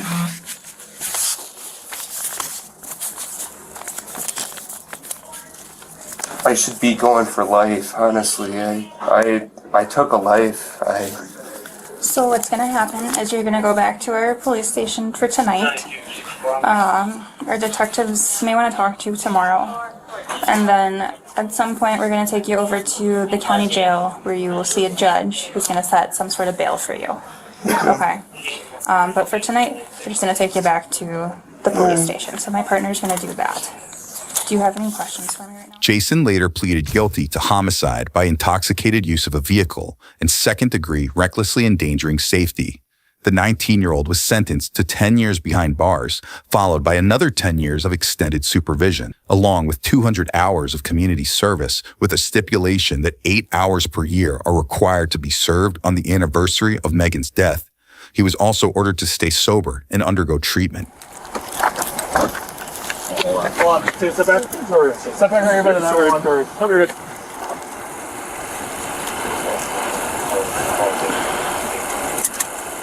Alright, I'm sit there, man.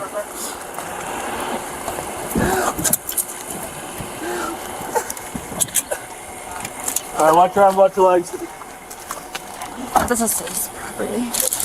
Thank you so much for doing that. It's March 2023 in a parking lot in Columbus, Ohio, where the broken bond of 2 former friends has just left one fighting for her life and another on the run. I know. Stay back, all right? Hey, you gotta let them do their work, okay? Oh my God! Come on, guys, let's get back. Hey, back up. Come on, I understand. Did anyone see what he got stabbed with? He's asking. What did he get stabbed with? Yes. You don't know? They don't know. Hey, man, just let him work. Bro. Yeah, see, just let him work, man. Just let him work. That's what I'm saying, bro. That they were supposed to be fighting. I didn't see no knife get pulled or nothing. They say no, she bleed on her neck. What's his name? You know his name? Halia Blue. Halia Blue. That's all I know. Halia. Where's Where's my little?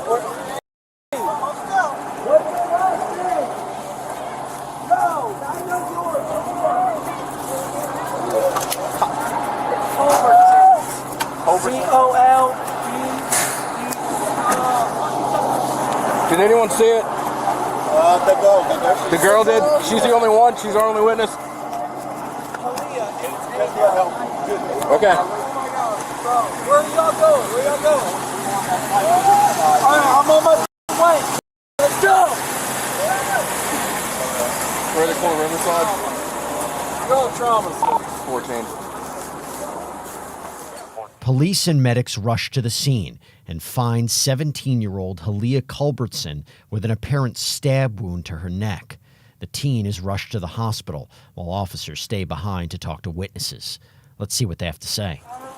I'm standing right there. You're standing right there? All right. Is that from that's him? Okay. All right, come on. You got any ID on you, bud? I do in my wallet, but I can give you my name, my birthday, and my social real quick. Where's your wallet at? In my mom's. All right. Let's go ahead and have a seat right here. My sister. That's your sister that got cut? No, she's not blood related, but I've known her since she was 12. Okay, so a good friend of yours? Yeah, right. man. So what, did you see what happened? You Man, I got that on video, man. I don't even know where the fuck she got stabbed at, bro. Slow down, bro. It was beef in the side of the square. Get it over with, bro. Country, get it over with, Halia.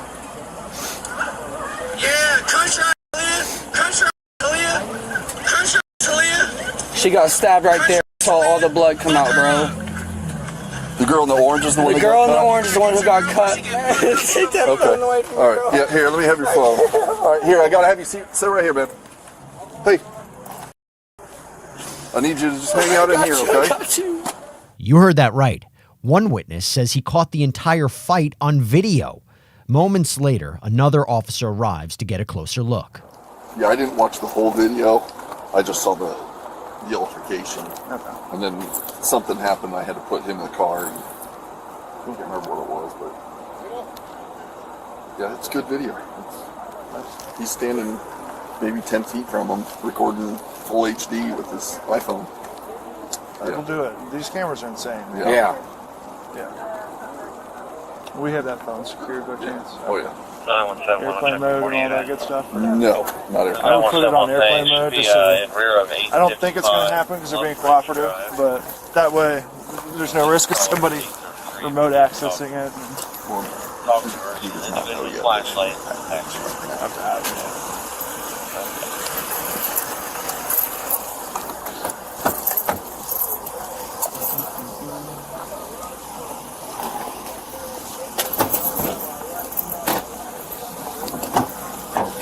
Can you unlock that for me? You mind if I watch it real quick, buddy? Does it show the car on there at all? Actually, it might. Hold on, come here. Just start it from me. Am I allowed to come out? Yeah, you're standing right there. Hey, get off my sister, bro. Remember, hold it. Yep, go ahead. Get off my sister. Halia is the one in the orange. I have to put my phone down, bro.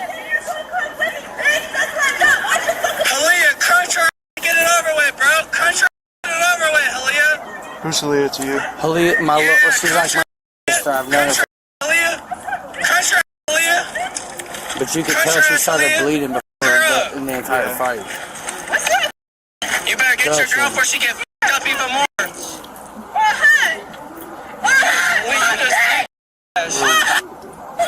So it doesn't have. Okay, so I saved it down there. You could tell. That button down there saved. I might. Here's what we're gonna do. I'm gonna put your phone on airplane mode, buddy. Yes, sir. You do and what then you I'm gonna need to sit do. right on the dash, like right where it was. Yes, sir. You do what you need to do, man. All right, thank you, boss.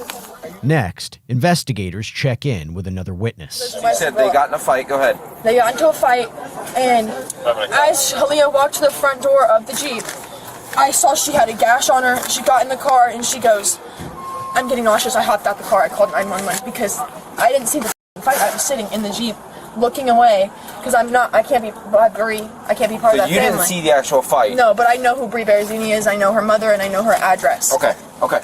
All right, hang out for me, okay? Okay. All right. Multiple witnesses identify the stabbing suspect as now 20-year-old Brianna Barozzini, who's nowhere to be found on the scene. What he said. Clear as a day, you can see their faces on video. If I would have known my sister was going to get stabbed between a fight, like I know it's bad to say, I know, So Bree was fighting with. Bree and Halia were supposed to be fighting while they were in the Columbus Was this Square. like a planned thing or what? No, it was random as she came in while we came in. Like it was random as In the smoke shop. Yeah, in the smoke shop right there. Okay. It just And they happened to started come going in and they started going at it in the store. And Bree called Halia a cokehead. Okay. Halia is a sober, like she's a recovering addict. So she took that into great offense. You know, I don't know if you've met any recovering addicts, but like me personally, I'm one. Who was an addict? I'm sorry. Halia was an okay. addict. So and she called Halia out on being a cokehead. Yeah. So like Halia got mad and Halia was waiting outside and they were supposed to just fight. It was supposed to just be a fight. Like I was there. I was supposed to be like in between it. I didn't even see a knife get pulled. Okay. Like I'm not sure if it was a knife or if she had a ring on her finger and just got her. Like you know what I'm saying? Like because the knife got pulled out and it was on the ground and I saw it. What kind of knife was it? It looked like a switchblade, like a butterfly knife type of knife. But I'm not entirely sure. Okay. Like if I'm gonna be honest with you. But she didn't have time to pull it out because Halia, like I'm not gonna lie, that's my little sister, but she smacked the out of her first. Like you can see it on the video. Right. Halia smacked her. All you saw from that was hands on hands. There was no like digging into pockets and pulling out and going like, you know what I'm saying? Right. Like, there was none of that. Because if I would have seen that, I would have already been in there and y'all would have been called sooner. We didn't know she was bleeding out till she got it back. She crunched Bree in the face. Bree was on the ground and she walked away. Halia walked away, got in the Jeep ready to drive. Right. And she was sitting there and comes over to me and goes, she's spitting blood out of her chest. And I come over and I just see like right in this area on the right or left side of her chest, shooting blood. My first reaction is take my shirt off, put it on top, put pressure on it. Okay. I've had my brothers die in my arms because they got shot and I didn't put pressure on it. You know what I'm saying? Like I didn't put pressure fast enough. So like that's rough. That's rough, brother. That's rough. Man, just please save my sister, bro. Okay. Despite life-saving efforts, Halia Culbertson was later pronounced dead after succumbing to her injuries. Officers finish gathering details and try to paint a picture of what allegedly happened while waiting for detectives to arrive. So is this a DV thing or no? No, this was two girls, friends, and the video is unbelievable. Where's the video? On his cell phone. It's his sister, not biological sister, one of his best friends. That went to the hospital. She was transported. Okay. So they're all standing out here arguing, and he's sitting there, your typical street fight video, and everyone's like, punch her, blah, blah, blah. And he's standing from me to you away, videotaping it. And all of a sudden they start swinging at each other. Well, one girl, suspect, had something in her hand and got her right in the throat. Yeah, his video is perfect. It's not long until the stabbing suspect gets a knock at her door and realizes she's not getting away from this so easily. Do you have anything sharp on you? Anything I need to know about? Just my views in my pocket. Just what? My views in my pocket.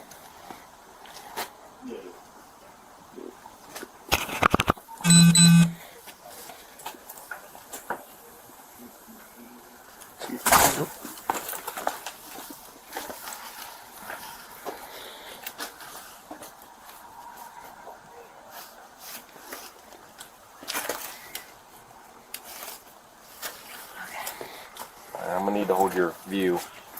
Okay. And like I said, when you get this back, you'll have this back too. Okay. All right. Come on this way.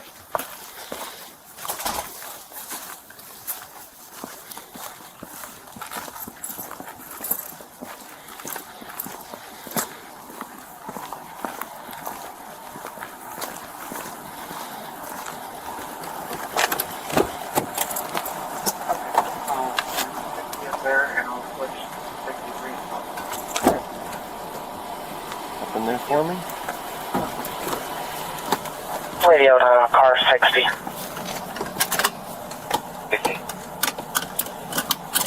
I'm going to need you to start to 231 Pen Oak Court.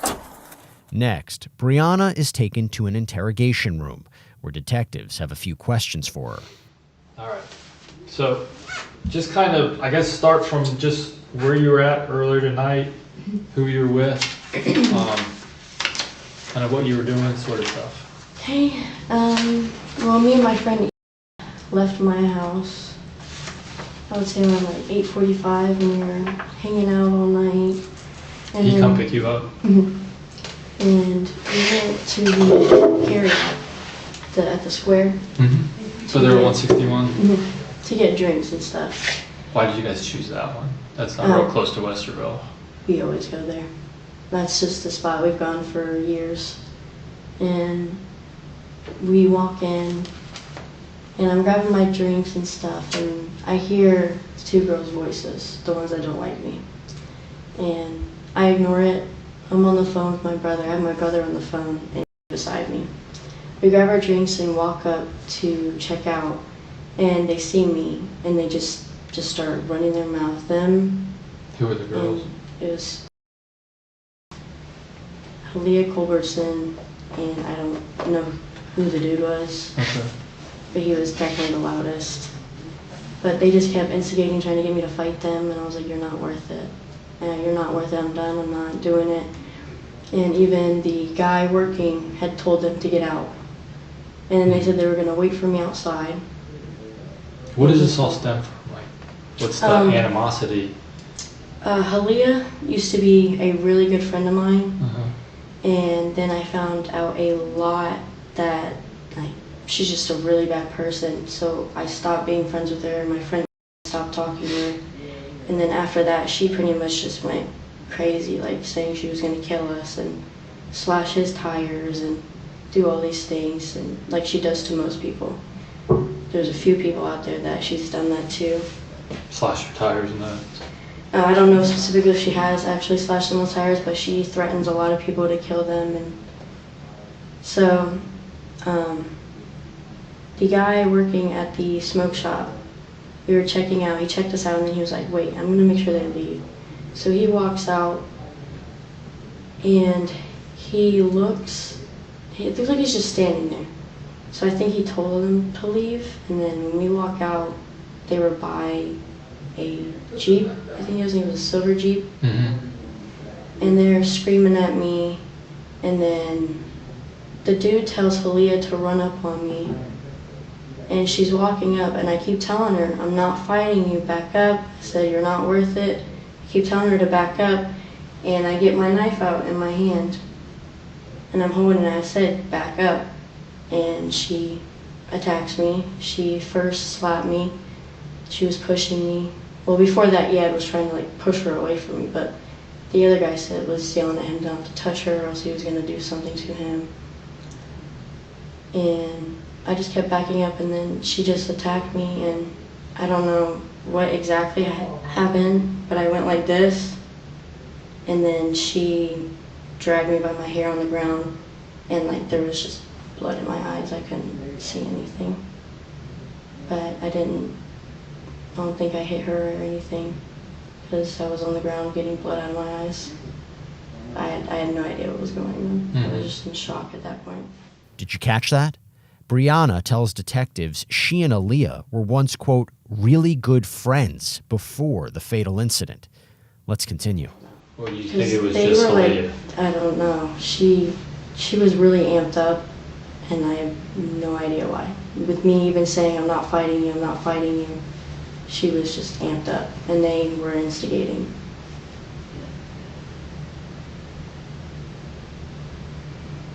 So now, before any blows, like any hitting or anything like that, you pull the knife out and hold it to your side, right? Yeah, That's I was what you backing said. up away from her. Was it open or shut? Open. Okay. Is it a knife you have to? We haven't seen the knife. Is it a knife you has a sheath, or is it like a pocket knife, or? It's like a pocket knife. It's like folds. Okay, so then once you pulled it out, you opened it up immediately? No, it wasn't immediate. Okay. But I had it there, and then when she kept getting closer, that's when I opened it. Okay.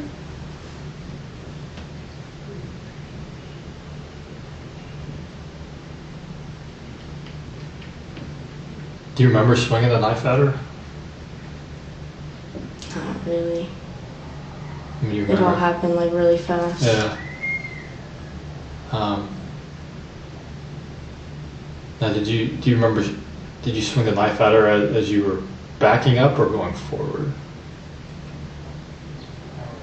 I think I was backing up because I was trying to put. I think I was putting space in between us by doing that.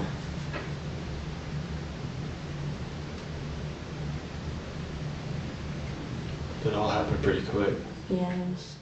Brianna admits to holding the knife, but says she doesn't remember striking the victim. Next, detectives have some questions about that missing evidence.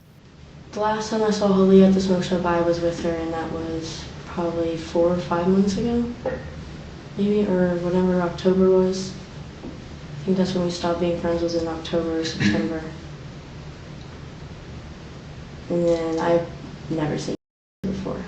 I heard she went there, but I never saw her. It is kind of like a hangout type place. No, I don't usually hang out there. I don't know. They were there for a while, I think, because they were just standing there talking when we walked in.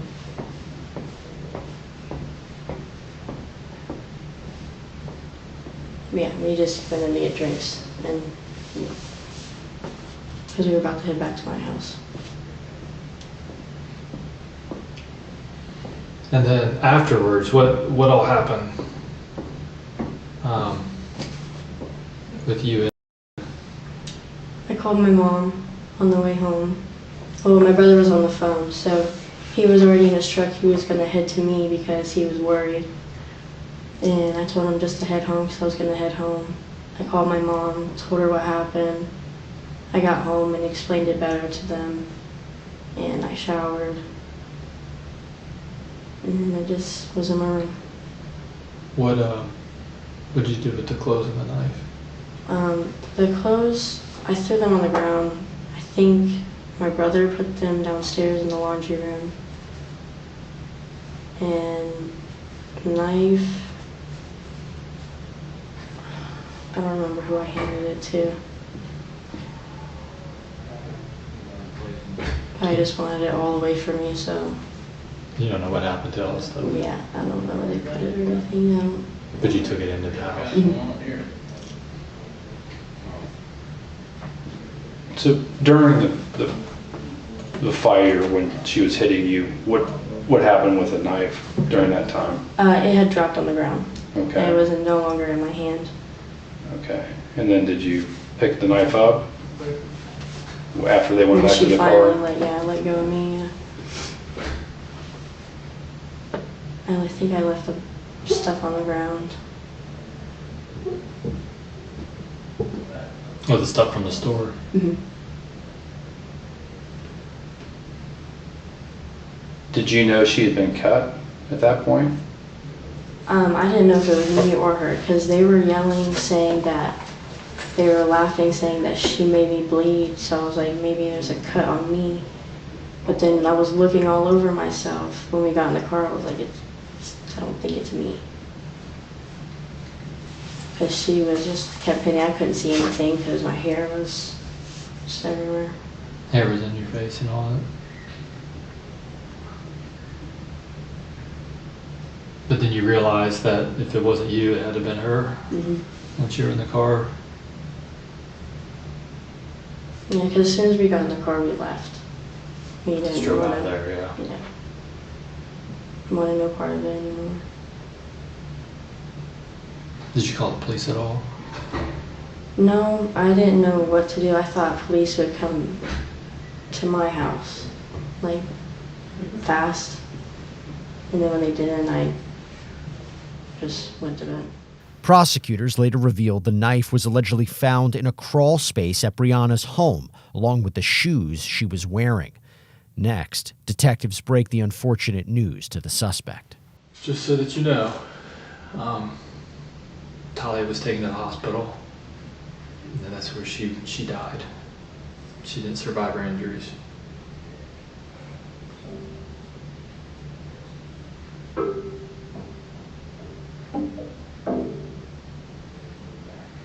So with all the people that we interviewed and the video that we recovered, we're charging you with murder. No sort of self-defense or anything? Essentially, it'll be up to the prosecutor's office. We'll present the case to them, and then if they decided that they want us to present to the grand jury, we'll present to the grand jury. If you get indicted for it, then it'll go to trial, it'll go to court, and then you'll be able to present a self-defense claim at that point. Does that make sense? Do you have any questions for me at this time? Do you want me to call your mom right now, or do you want to call her? You'll get a call when you get to the county jail. I'm not going home? No, you're going to jail.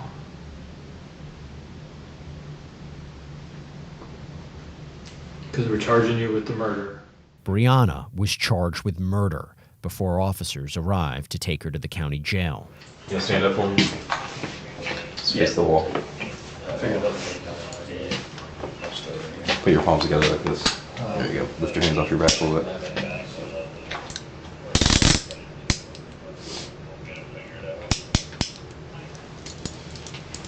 Tire off the street, all right? Can't get anywhere else. I'm not going to second. That's the problem. All right. I'm not going to third. So we're gonna run downstairs, get your picture taken, and then head down to Jackson Pike, okay? We're going to the right. More than a year later, Brianna makes an important decision. Stand up for me, please. So I have in the computer a 3-page entry of guilty plea form. The document looks like you signed it and your lawyer signed it. Did you sign it? Yes, Your Honor. All right. In signing it, you're telling me you want to admit to a felony 3 crime called involuntary manslaughter. When you plead guilty, it is a complete admission you're guilty. You're going to be convicted today and you're going to be sentenced on July the 11th. It'll be on your record. It's a non-expungable offense. It carries up to 3 years in prison and a fine of up to $10,000. Do you understand the nature of the charge to which you're pleading guilty and what the maximum penalties are? Yes, Your Honor. After over a year of litigation, Brianna ultimately accepted a deal and pleaded guilty to the lesser charge of involuntary manslaughter. She was sentenced to 3 years behind bars with the possibility of early release. It's around 1:30 a.m. in a dormitory at the University of New Mexico, where one room has just become a crime scene after a shooter fired multiple rounds, killing a 14-year-old boy and injuring another. Are they just going next door to each other?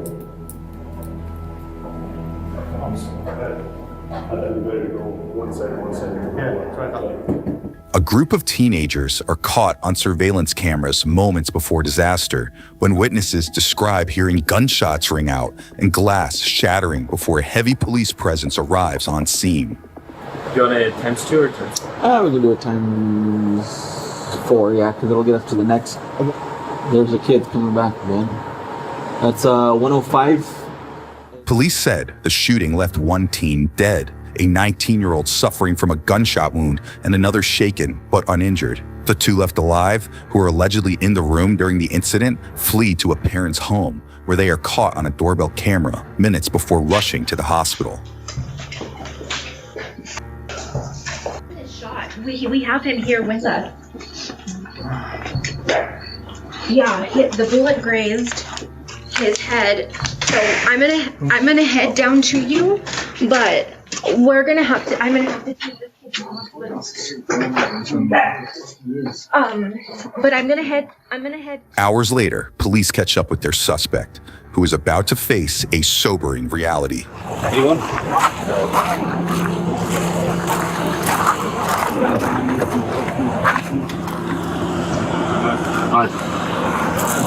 Police identify the suspect, seen here, as 18-year-old John Fuentes, who was the subject of a manhunt after he said he retreated to a family member's home following the shooting.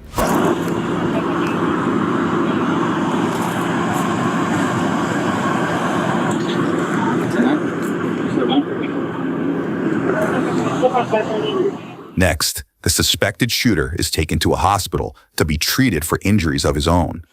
Go sit down.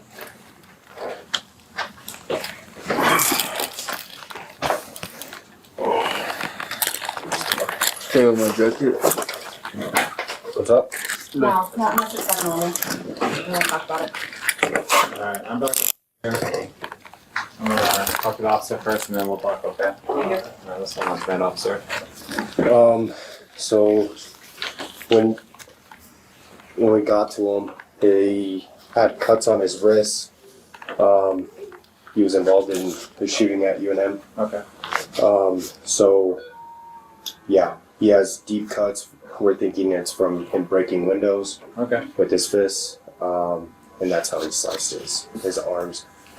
Bringing him here because EMTs did check him out, but I saw as he was in the holding cell, he was still bleeding. So I want to make sure that everything's clean and ready to go. Once clear from the hospital, John is taken to the police station to be processed before detectives arrive to question him. I'm gonna open up your mouth. I'm gonna rub the inside of the cheek, okay? And I'm going to do this.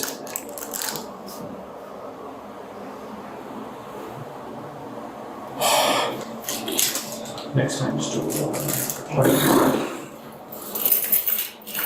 Just so you know, we do have a search warrant for your DNA and the photographs. Cool. Alright. How's it going, man? Thanks, bro. How you doing, man? Decent, and you? Yeah. I'm Agent Donis with the New Mexico State Police Investigations Bureau. Double Corner with the State Police. Your name is John Fuentes, correct? Yeah. Okay. So we're just here to talk with you about what happened, just to get your version. Right. We don't want other people speaking on your behalf. What brought you to UNM?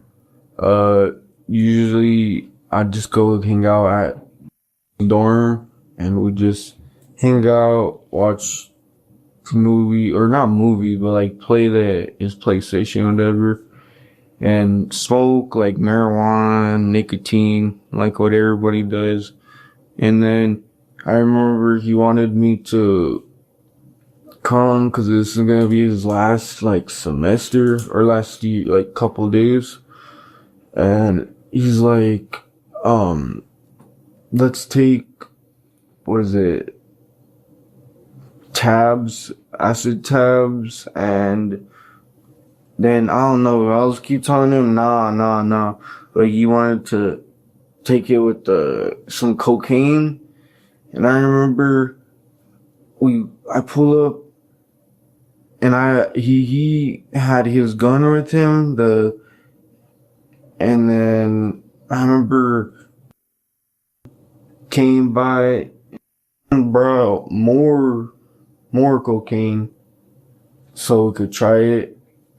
And at the time, I remember I took like a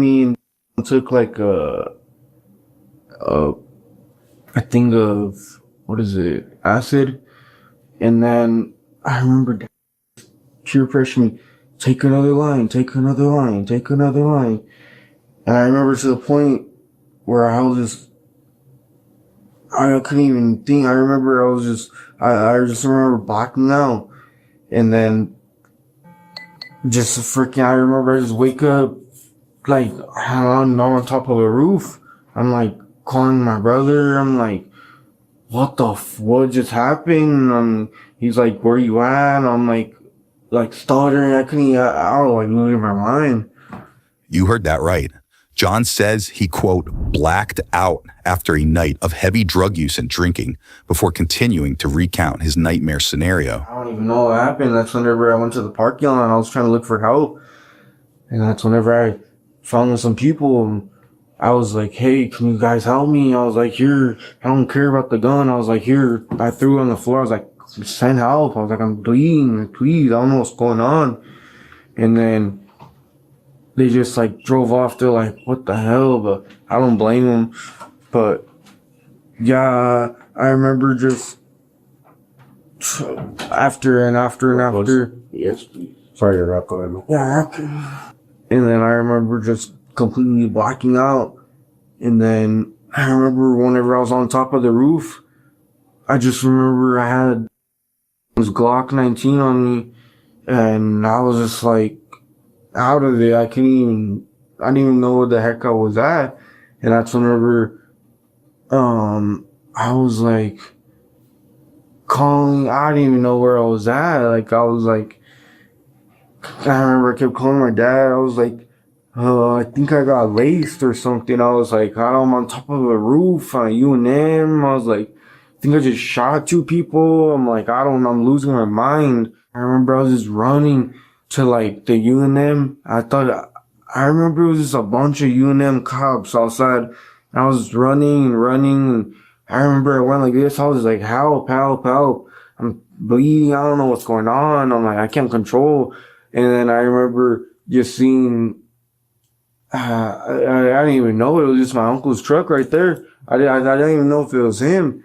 And thank God he saved me. He was just like, yeah, hop in. What's going on? And like, he thought I got like jumped, and cause I told him, I thought, I don't know, there's something in the cocaine, or I don't know. Cause he just, what I kind of remember was just glass breaking, I remember, and just full sprint running.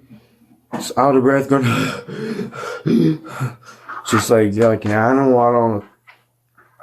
John tells investigators he remembered running and holding a gun before he was picked up and ushered away from the scene. But next, investigators want to know how he learned the outcome of the attack. And then I remember my mom went to go like peep out the scene, and then she tells me the whole news is there, and that she looked on the news and one's injured and one's deceased, and that's when I started losing my mind. I was like,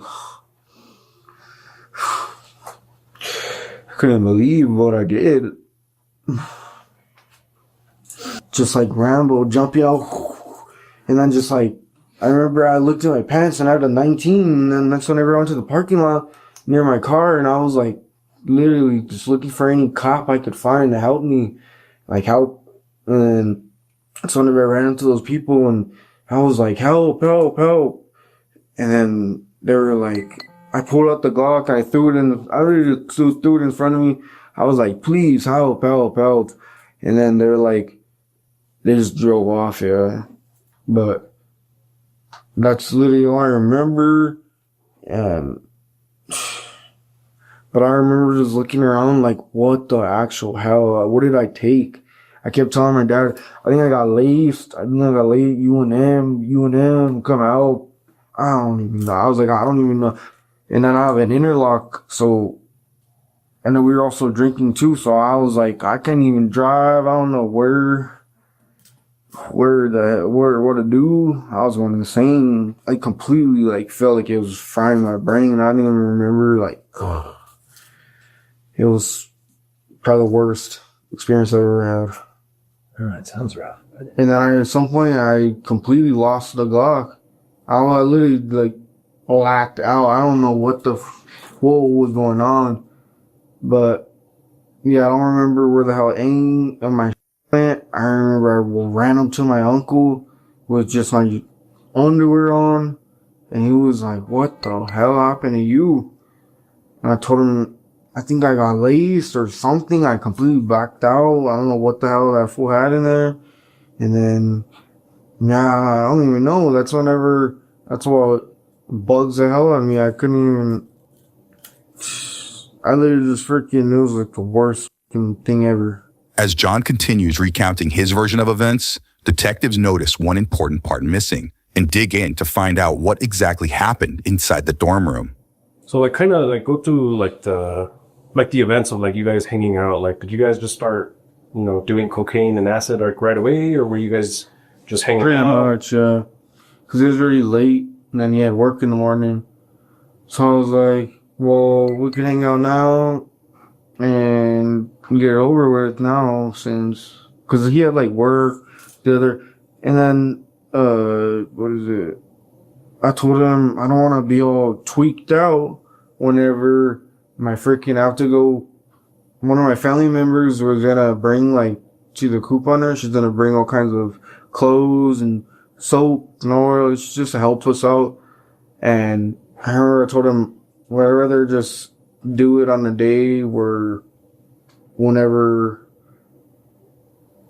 So, like, the night we do it, I don't want to be going and hanging around with my family the morning, you know what I mean, the next morning.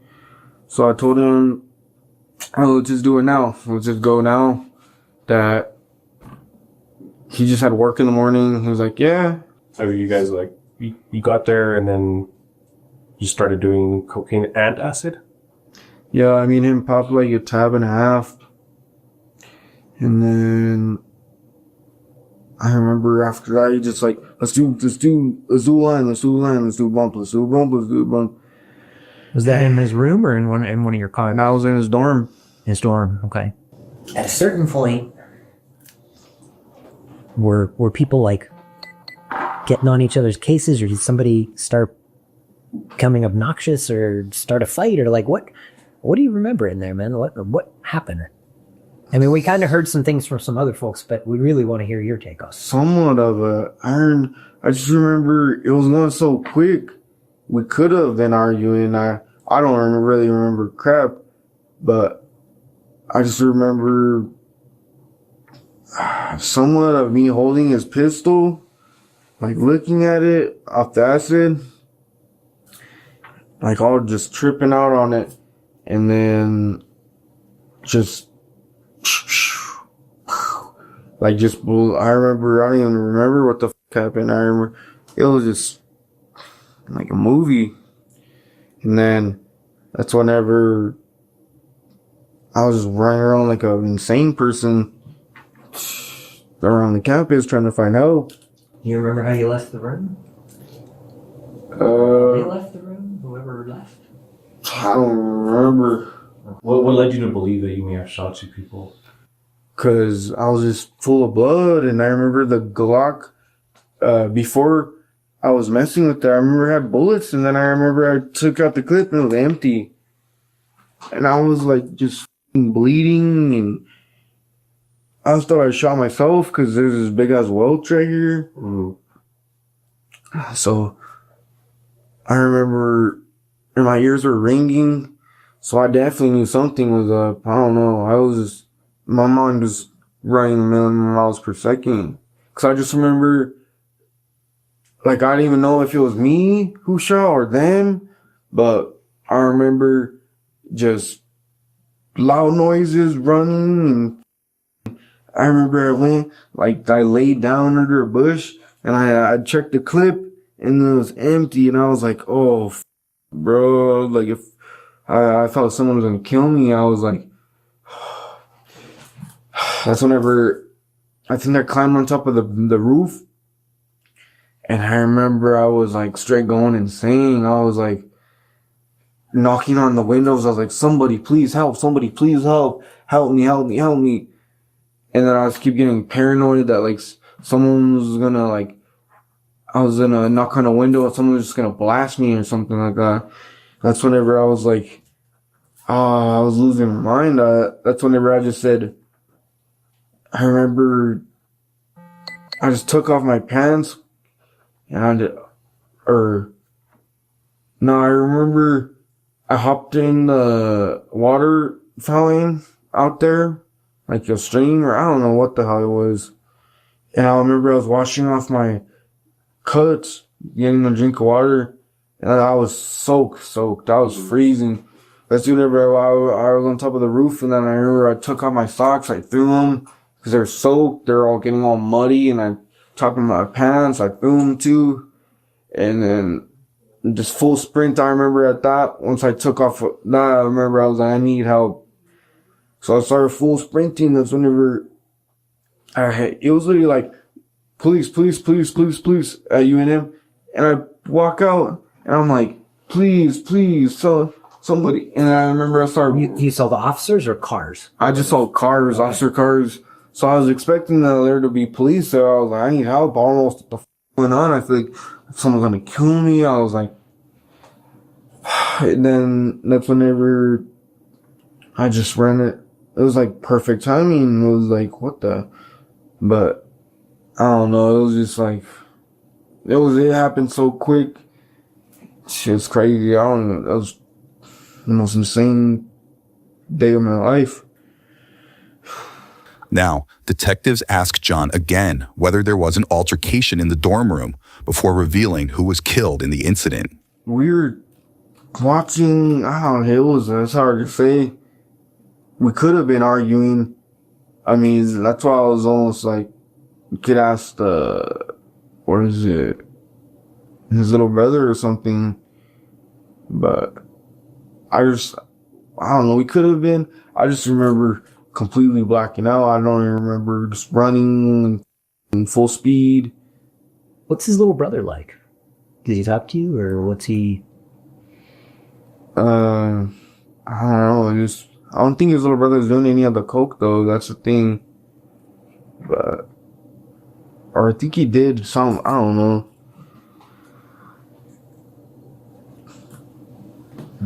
Was he into the guns the way you were? I mean, everybody was, it sounds like. Yeah. Or was he not? Like, pretty much everybody was. So you don't ever like recall at all, like ever actually shooting a gun at any point in time? I could have, but I'm not 100% sure. That's why I can't say. Mm-hmm. But I'm pretty sure I did, because I don't even, who else would? It literally said on the news that one's injured, one's deceased. So I'm pretty sure I did. Mm-hmm. I just don't remember what the. Do you know who's injured or who's deceased? No, I don't. Well, what would you guess? I'm pretty sure deceased. One's injured. I'm pretty sure.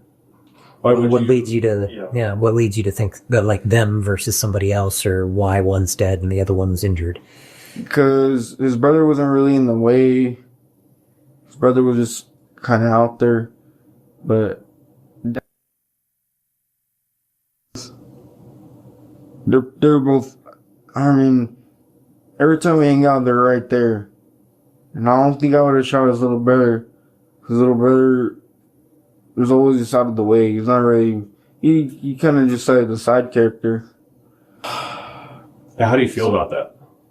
Horrible. I remember I was literally going insane in my room, like crying, and I didn't know what to do because my brain was still off the acid. I was like, I can't go to them now. I can't turn myself in. I was like, I need to wait till I get sober or something. I was like, I was literally going insane, and I remember I was like, I couldn't handle it. And that's whenever my grandma was just like, I'm gonna just spend the last time with you, get you something to eat, try to chill you out, try to detox your mind, and then we go turn yourself in. At some point I told her I'm gonna have to, I was like, either if I don't turn myself in, they're gonna find me. I was like, there ain't no doubt about that. So do you want us to tell you who was injured? Yeah. I mean, I'm asking, do you want to know? Yeah. Okay. So the little brother, he's 14 and he's dead. What? And then, injured, but not seriously. It's not. What? I must have blacked out. What the fuck? I'm sorry.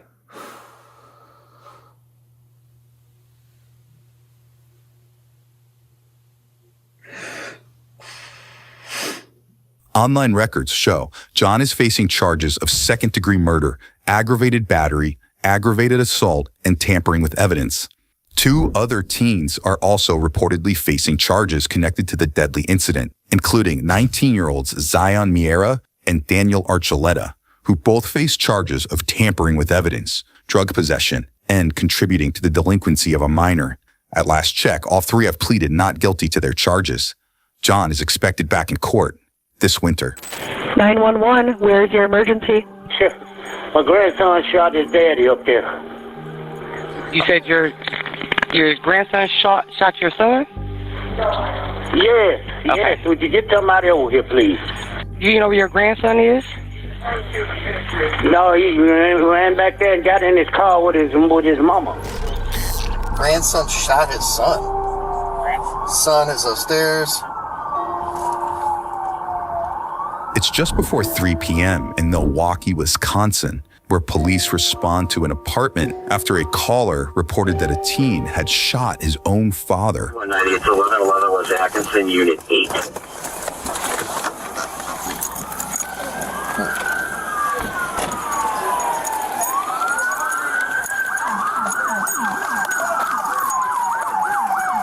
We got entry here. We got entry right here. Right there. Across the street. Across the street.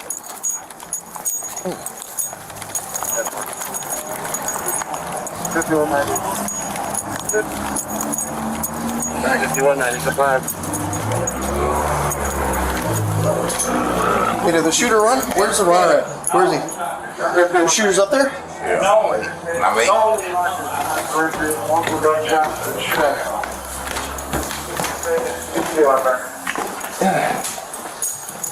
This last alarm 11 was Atkinson, Unit 8. All advised by the ledger. Where's the son? I don't know if that's. I think that's the son. I think the grandson. In the apartment. No, us. The medical and us. Hey, tell him I'm starting CPR. Commencing CPR. Do we have? We got a scene. Yep. You know where grandma is? Is grandma here? Anybody else in the house? Apartment's clear. Apartment's clear. Sorry, there's cases going wrong with me right now. There's cases everywhere. We'll say probably. Can you go get someone? I got the gun right here. You want to do that? We got a firearm here. We got firearm recovered right here. Inside, police find 47-year-old Corey Williams Sr. suffering from multiple gunshot wounds. First responders attempt life-saving measures, but the victim was pronounced dead on scene a short time later. Next, officers get a chance to assess the situation and talk to potential witnesses.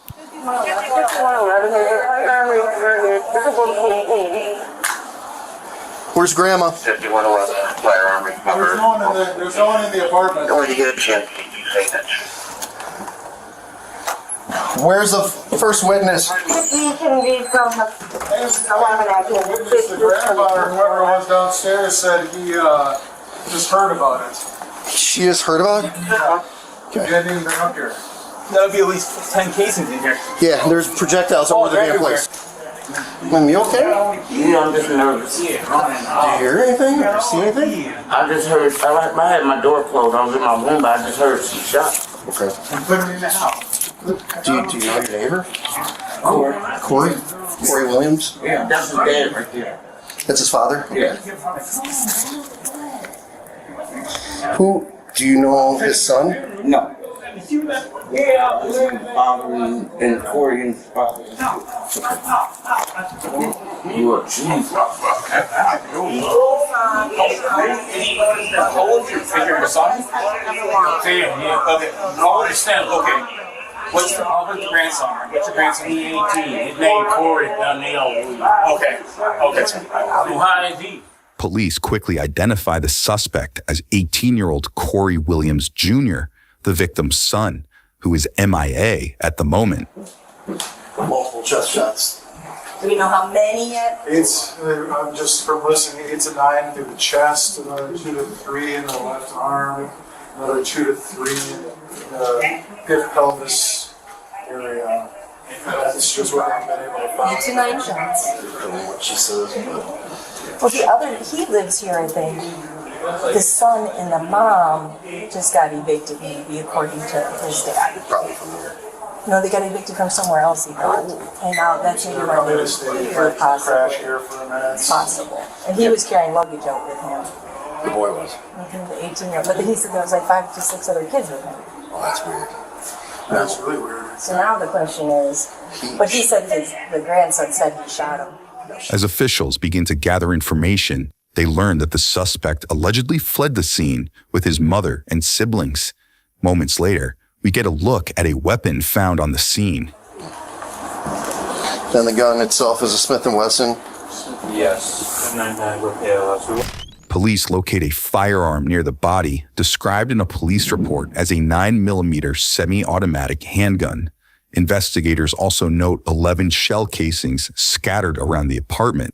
Moments later, officers holding the scene notice some suspicious documents. Looks like he's asking for custody. Oh. Interesting. He's trying to get custody from the mom probably because she lost her place, so maybe he filed a quick emergency injunction. Yeah. And mom didn't like that? Possibly. Keep this in mind for later.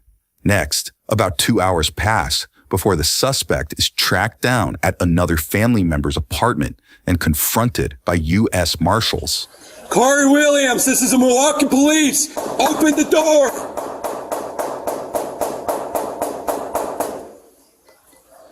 Corey, open the door. Voice. Open the door. This is gonna get breached. It's open it. Open it now.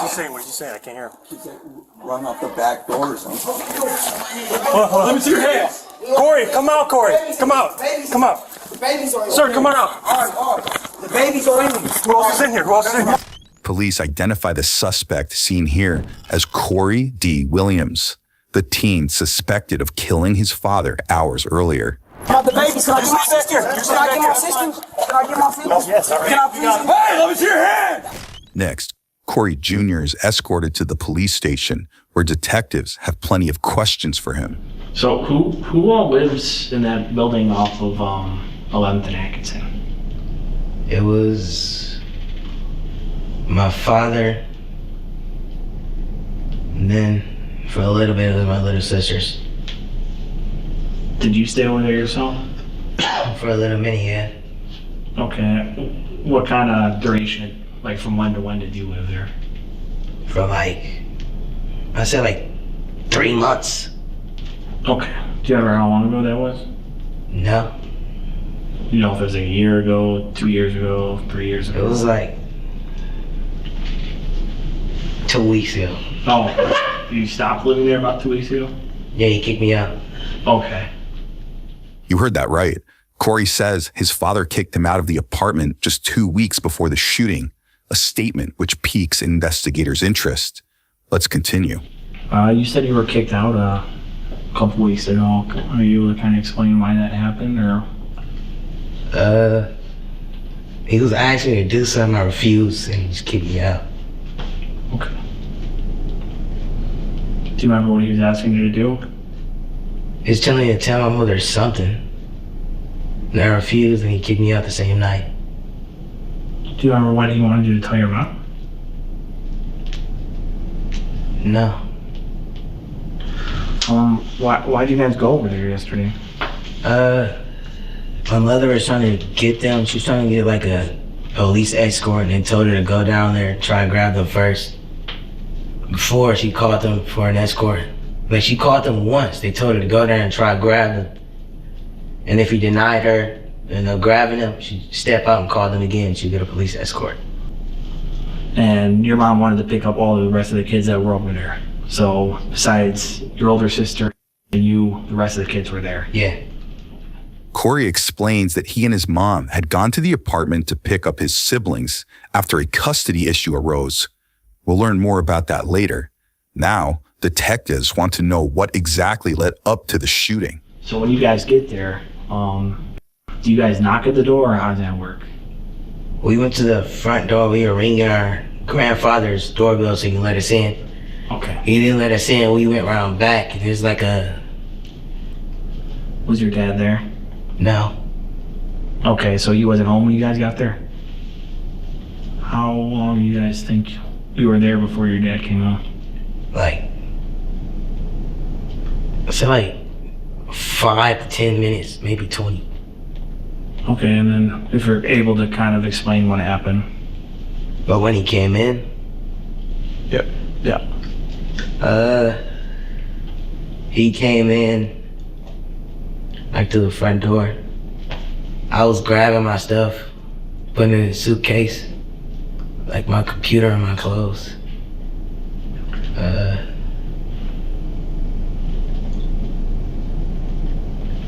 He came in, him and my mom started to argue. Then I kind of butted in and just told him to like move around, let us leave. He started tussling me at me like right here. He was throwing me around. And at this point, he had a gun in his hand. And what kind of things was he saying to you when this was going on? I don't really remember that. He was cussing at me, I know that. Telling me to have respect. And where's everyone else when this is going on? They're right there. They're next to me. They're trying to like pull his hand off my collar. So everyone was in the living room? Yeah. When you said throwing you around, can you kind of describe how that was? Like flinging me around, like one hand, apparently like picking me up, like flinging me around. Okay. Like, do you know what happens then? And he swings me around to the dining room, like the dining room kitchen table. And he swings me over there and there's...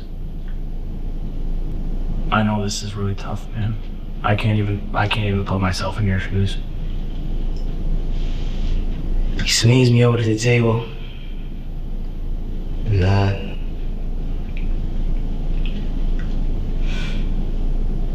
there's a firearm on the table, or a gun. Yeah, I grab it and I shoot him.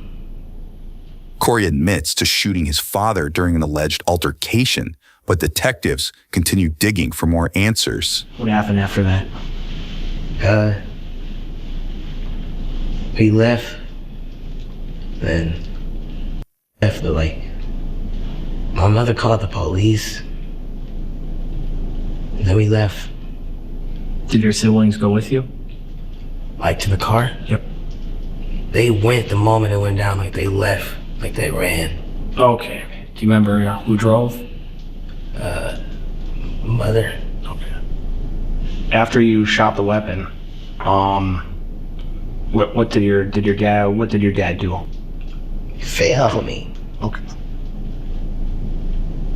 Did he say anything? No. And then, do you think, when you were done shooting it, do you think it was empty? I don't remember. Yeah, probably. Now, detectives confront Corey Jr. with some new information that they say is not exactly adding up with his story. Can you try to remember how many times you shot? Like, was it more than 5 or less than 5? More.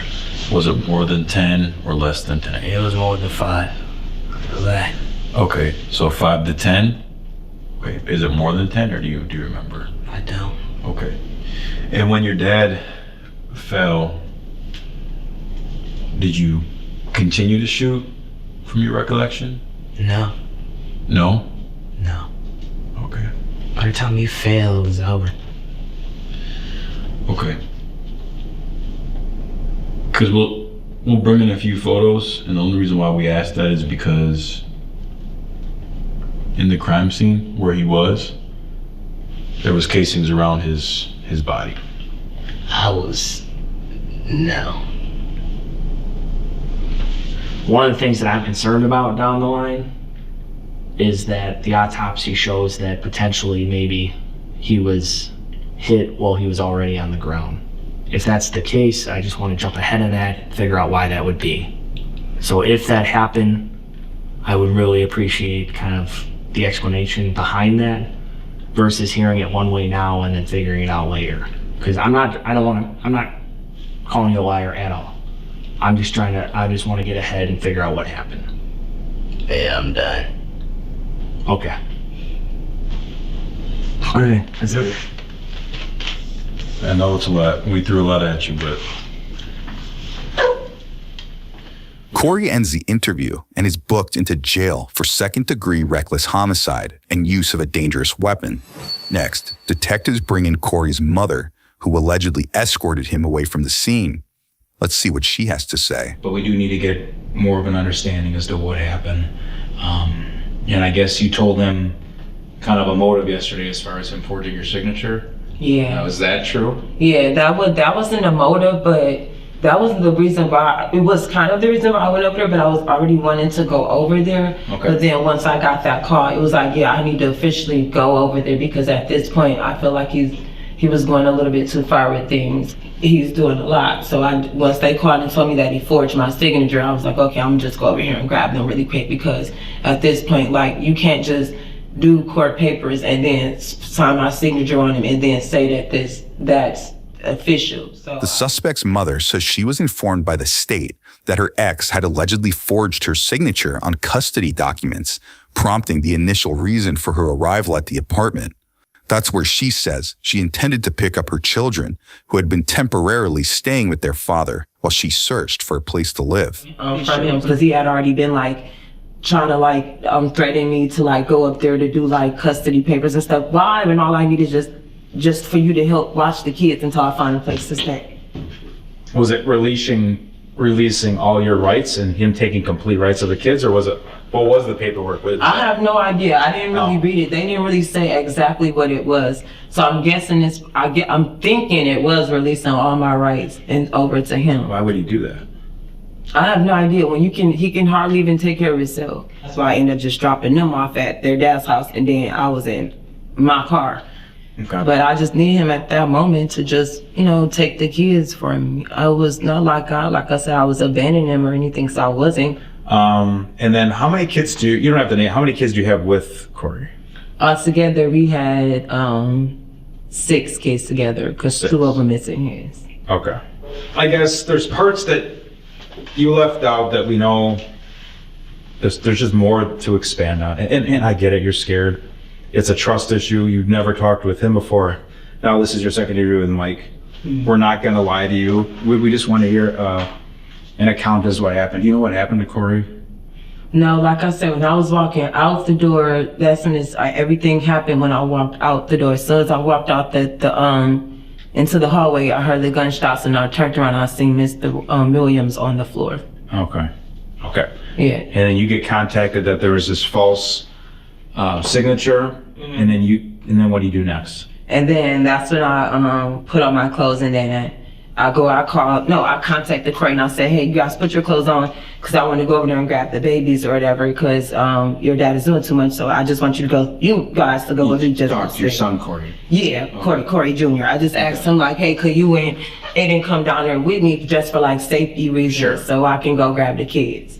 After I got that call from the court, I called the non-emergency police line to see how can I get a police escort. And they told me to go down there and try first. And if I have to be in the area.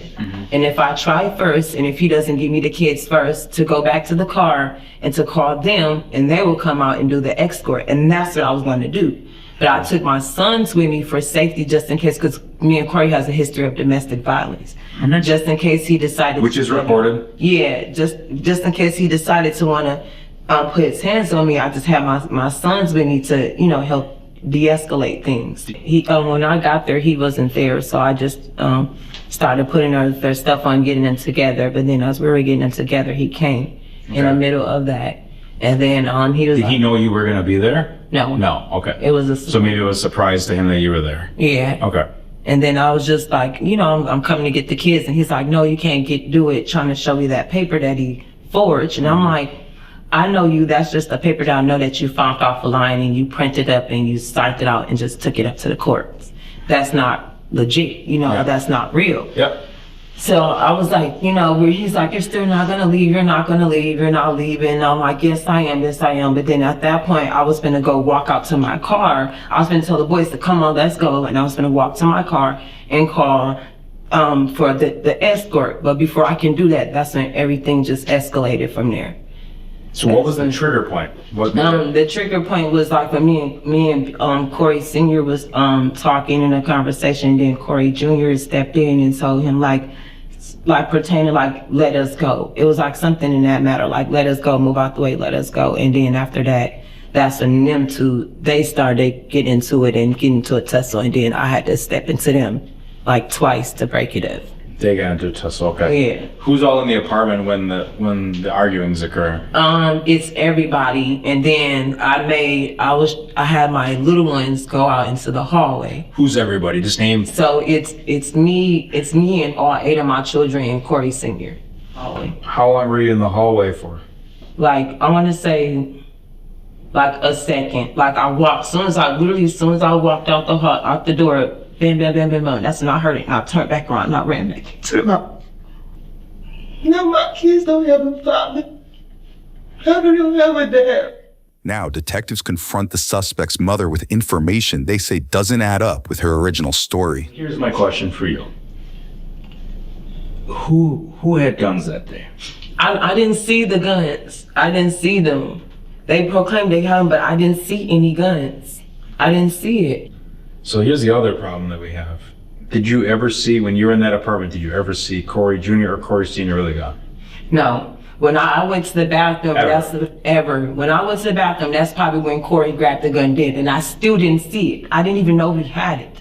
I never saw anybody grab a gun. I never saw one gun, nothing. None of that. That's how I'm not understanding how Mr. Williams got shot. I never seen not one gun. Well, he got shot a lot. You know that? Yes, yes. I heard all the rounds when I was in the hallway. That's when I heard the rounds in the hallway. How many? I ran back, like I said, when I heard the gunshots, I ran back in. And then I seen what was going on. I said no, and I screamed and I yelled like, Corey, what's going on? What happened? What did you do? What did he say?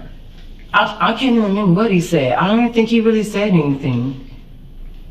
Well, who ran in the apartment first? Was out by you? Yeah, I ran back in first, and then it came in behind me. And what did he do?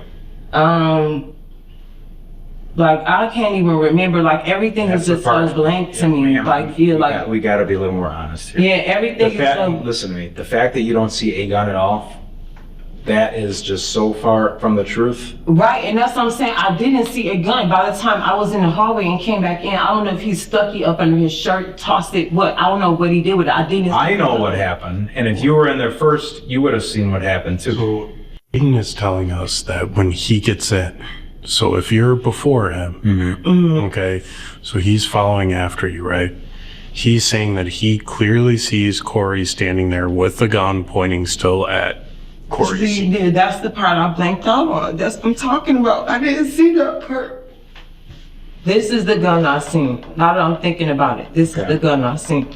I don't remember these 2 guns. Okay, that's fair. Where do you see that one? And this the one I seen. I don't remember those 2 ones I seen them. And where did you see that? This the one I seen in Corey's head. That's what I see. That's what I seen. I don't remember it like that's what I seen. Cause I'm like everything was all fast and I blacked out. I heard the gunshots, but I didn't see a gun. But then now I'm thinking about it. This is the gun I did see. Can I have somebody here to represent me too? You can. Yeah. So you're here for aiding a felon. I'm not aiding anything. Well, I don't think he ever told you. So just I didn't aid anything. Just so that you know.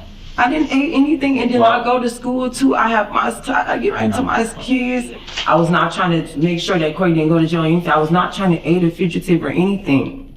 Court records show Corey later accepted a deal and pleaded guilty to homicide by negligent handling of a dangerous weapon or explosive. He was initially sentenced to 5 to 8 years in a state correctional facility, but the judge stayed the sentence and instead imposed 5 years of probation, sparing the teen years behind bars.